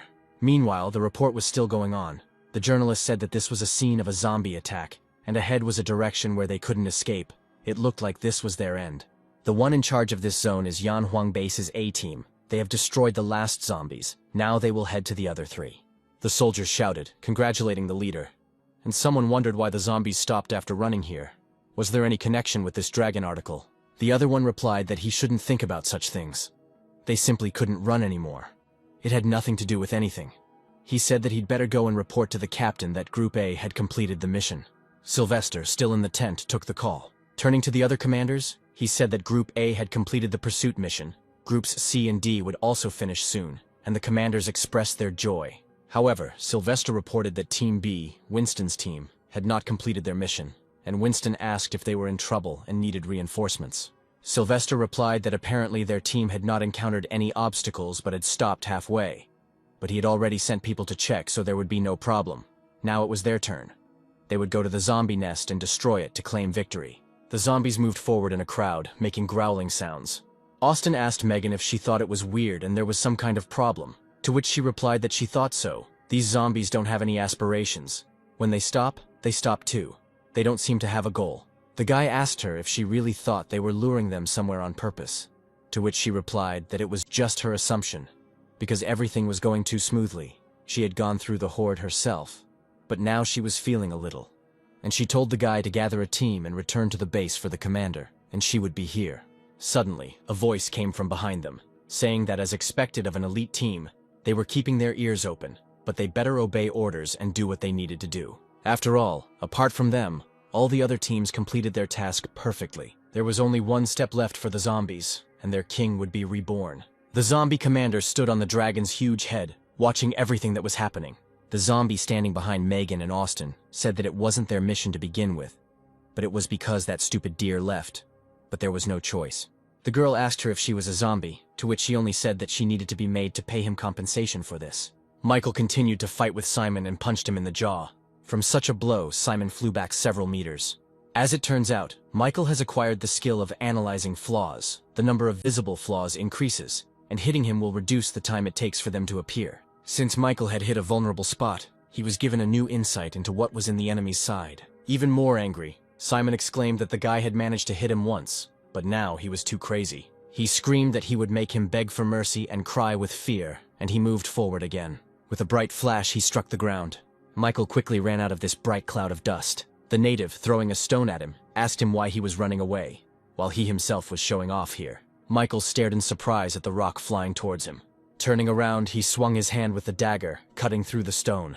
And Michael once again launched the rock fragments at the enemy using the fire skill. Simon met the stones flying at him with his fists and asked how he dared to dodge and use tricks to attack him. The next moment, Michael found himself behind the native. Simon waved his hand, but Michael managed to dodge. Bending down, the native asked the guy if he really wanted to attack him in a mean way. Michael exclaimed that after extreme twisting of the limbs, the retro would lose all protection. He said it was at its weakest point now and he struck there. Simon made a dull sound and began spitting out blood from the impact. He suddenly raised his hands up to hit the guy and shouted curses. Michael met his blow with his hands, causing his legs to start to punch through the ground. Michael noticed new vulnerable spots on the native's shoulder and arm. With 2 sharp blows, he struck these 2 points. Simon flashed back in a bright flash, raising a cloud of dust. Anya exclaimed joyfully that Michael had won. Sylvia noticed that the enemy's aura did not weaken, but grew even stronger. Michael frowned and turned to Simon, saying that it was time to stop. These attacks could not harm him. The native noticed that the guy saw right through him. Apparently he played poorly. Then it was time to start a real fight. The tree warned the guy, telling him to be careful. The enemy's energy had become much stronger, to which the guy agreed, saying that he had become stronger. He said that now they have the disadvantages. The gap between the weak and the strong has narrowed. He just needs to use the chance to accurately focus on the disadvantage and weaken his fighting ability. And victory is theirs. Rushing forward, he exclaimed that over time more and more disadvantages will appear. It is a fight against time. The analysis of the flaws was that for every flaw hit, 4% of the attribute would be transferred to the owner's body, the percentage depending on the opponent's strength. Simon glanced at Michael and thought that from this moment on, this guy's desire to attack became stronger. Even if he was effective, it was not enough to fight against him. He wondered if the guy was analyzing him, and then he exclaimed that this was some kind of joke. Simon also leaned forward and exclaimed that the end of this pathetic little man was already sealed, and his fist collided with the guy's fist. The guy's hand went further and hit the native in the face, hitting the flaw. Simon's body shook and he cursed under his breath. Getting even more angry, he concentrated his energy into his fist to strike. Michael continued to hit his opponent, avoiding his attacks along the way. Michael noticed that the attacks had become more violent. He had to find an opportunity to attack the weaknesses. Simon screamed as he continued to hit the guy to make him resist. Isn't he strong? He waved his hand, pushing the guy away from him, causing another cloud of dust to rise. A bright flash of light appeared in this cloud of dust. A stream of fire began to fly towards Simon, but he still managed to dodge it. Fire began to flow around him on the ground surrounding him. Simon said that it was all just a useless struggle. Suddenly a huge column of fire rose up. Fire went on the attack again. Simon again said that this type of attack was useless for him. While dodging, he advised the boy to use the energy elsewhere instead of such sneaky attacks. His eyes flashed red and he noticed that he had fast speed. Noting that he could see everything well, he found the fire salt guy and kicked him in the stomach. Grabbing the boy by the hair, he said that he seemed to have expected too much. Michael hit Simon again in the side, where he was lacking. There was a flash, and Simon jumped away from the guy. Shaking his side, he asked him if he really thought such a soft attack would harm him. He didn't even feel anything. Michael replied that it didn't matter whether he felt pain or not. He would find out very soon. He had already received 20% of the attribute. Simon smirked and asked the guy if he really thought he was that cool, then said that he had other missions to do, so they would finish it now. Michael pushed off the ground in the direction of his opponent. Simon jokingly asked if he had decided to take the initiative. Simon swung his fist, but Michael dodged it again, jumping up. The native exclaimed that it was not bad. He did not hate his bravery. Michael, going down, kicked Simon in the arm, who noticed that he seemed much stronger. Suddenly Simon grabbed his leg, and jerking his hand, he hit the guy's back on the ground. Then he pulled the guy's leg up again. Michael, moving closer, blew a stream of fire into his face. He jumped behind his back and struck again at the flaw. A dark shadow appeared under Simon's feet. Michael jumped out of the shadows, kicking his opponent in his weakness. While Simon was flying in the air, Michael below was about to use fire again, causing the air around him to begin to gather. Quickly waving his arms, the boy directed the fireballs straight at the enemy's weaknesses. One after another, these fireballs hit the flaws with incredible precision and force. This angered the native even more, and he shouted that he would now show his true strength. Through the fire he began to descend. He landed heavily on the ground, breaking it under his feet. A moment later, Simon was behind Michael, using the buck's strength skill, which increased his speed and strength by 50%. The native punched the ground, his hand flashing blue. He screamed that the guy was the first one to make him use this form. He screamed that he had been privileged to see his strongest form, but now it was over. However, Michael was not impressed by this strong form, and he again struck at the disadvantage, hitting him in the face. The guy exclaimed that it was weak, and his opponent moved back several meters from the blow. In a fit of rage, Simon rushed forward again, screaming at the guy to shut his fucking mouth. With quick leaps that broke the ground, he made his way forward. As they exchanged blows, Simon shouted that despite all his tricks, he, a D rank, was still not his equal. He had no chance to win. Michael's eyes flashed blue as he raised his hand, telling the native to shut up. He hit him on the head with his elbow, slamming his face into the ground and hitting him again on the flaw. Simon's body was engulfed in a green glow as he began to rise from the ground, screaming loudly. Michael shuddered, thinking that he had no idea that a native could have so much energy. The part of the ground Michael was standing on flew up under Simon's influence. The tree warned the guy that his opponent had a berserker. A huge wave rose. A piece of land rushed towards it. Michael thought that he had 52% of his attribute. The native had no chance to defeat him. He would do everything to destroy him. While Michael was unaware, a dark silhouette appeared in the water. Simon swung his hand, cutting through the water and hitting the guy again. So they rushed around the battlefield, but Simon still couldn't hit his opponent. Anya and Sylvia excitedly called Michael's name. Suddenly, a bright column of light burst out of the water. Simon flew up, exhausted, wondering what he had done wrong, why he had lost. As he fell to the ground, all he could think about was why he couldn't kill the D-rank ant. Michael, while the water was dripping on him, stepped out of the wave. Looking at the guy, Simon wondered if he was even human. Then he asked why the D-rank was even talking about fighting him, whether he knew that he was doomed to defeat from the very beginning. Coming closer, Michael replied that he just wanted to win his own bet. Then Simon, leaning his hands on the ground, got him drunk about why he was so stubbornly trying to beat him. Don't weaklings want to run away first? Looking down, the guy replied that running away wouldn't solve anything, and his body was a resource he needed. Then the native asked if he was from Skynet. The guy replied that they were also one of his goals, to which the native suggested that the guy join them. Simon raised his head and frantically began to explain, saying that they were also fighting against Skynet. Their king would soon awaken, and he would definitely be there when he joined, and that way they would win. Michael asked if the natives really have a leader. The native continued by saying that they are just pawns of the king. When he awakens, the whole world will lie at his feet, and the king is almost awakened. He said that when the guy joins his team, they will destroy Skynet. But noticing the guy's look, he immediately corrected himself, saying that the guy will, and it is he who will join him. Placing his hand on the native's head, Michael said that he was certainly right in some parts, but he was not a very good actor. Was this really the face one should make before dying? The boy started to use the ability to devour. Simon screamed for him to stop. He screamed that if he killed him, they would find him, and they would still take over this world, and he would die. But Michael didn't stop when the native extended his hands to him. The guy said that he had already seen the world that he had been talking about for more than 20 years, so he would not allow this to happen again. The native's gaze became clouded, and the guy said that whether the disaster was connected to Skynet or not, they all had to be dead. Finally, all that was left of Simon was a crystal. The guy received 20,000 points, and a crystal that has an energy source that has absorbed the native type at the moment. Now the tree of evolution has come into play. Blue sparks began to swirl around the boy's body, and the destruction of his genes began. Gene recombination began, causing Michael to scream hysterically. Sylvia asked worriedly what had happened. Anya simply replied that, based on his experience, he screams every time before he becomes stronger. After some time, the crystal was completely absorbed. The new attribute was updated. The zombie in the command room said that he didn't expect Simon to lose, and that he should quickly escape. The three men standing behind him said that he should let them go as promised, to which the zombie replied that they had been promised by someone who had already died, so it was none of his business. But then the blade of a weapon flashed before his face. It was number 21 who told the demon that she had hated him for a long time, Number 41, who was also there talking to Anya. She told number 21 to leave quickly. It looks like Miss Anya is in trouble. After some time, all the guys went outside and met Michael, Sylvia, and Anya there. Samantha asked the guy what happened, to which he replied that his friend was in danger and needed to go there, so he would send her back to meet her grandmother. The girl replied that he needed to leave quickly, and that he didn't have to worry about her. She could come back herself. One of the hostages told the guy to really go do his business. He can't believe that he managed to save them. And then he told his daughter that the zombies on the island were already killed.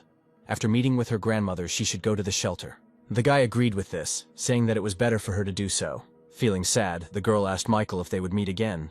The guy told her that they would definitely see each other. Climbing onto Goldie's back, he and everyone else said goodbye to them. With a couple of wing beats, Goldie rose from the ground.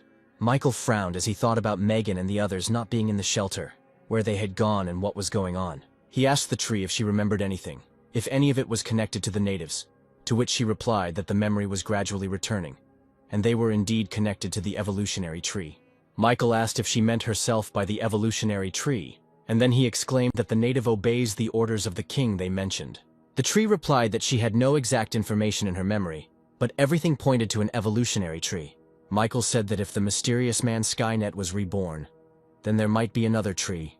Everything is getting more complicated, but there is no time to think. First, he must save them. Meanwhile, Megan and the others fought the monsters. Megan asked what was going on, if zombies had infiltrated their inner section. The zombie replied that everything was so. She thought they would be easy to defeat.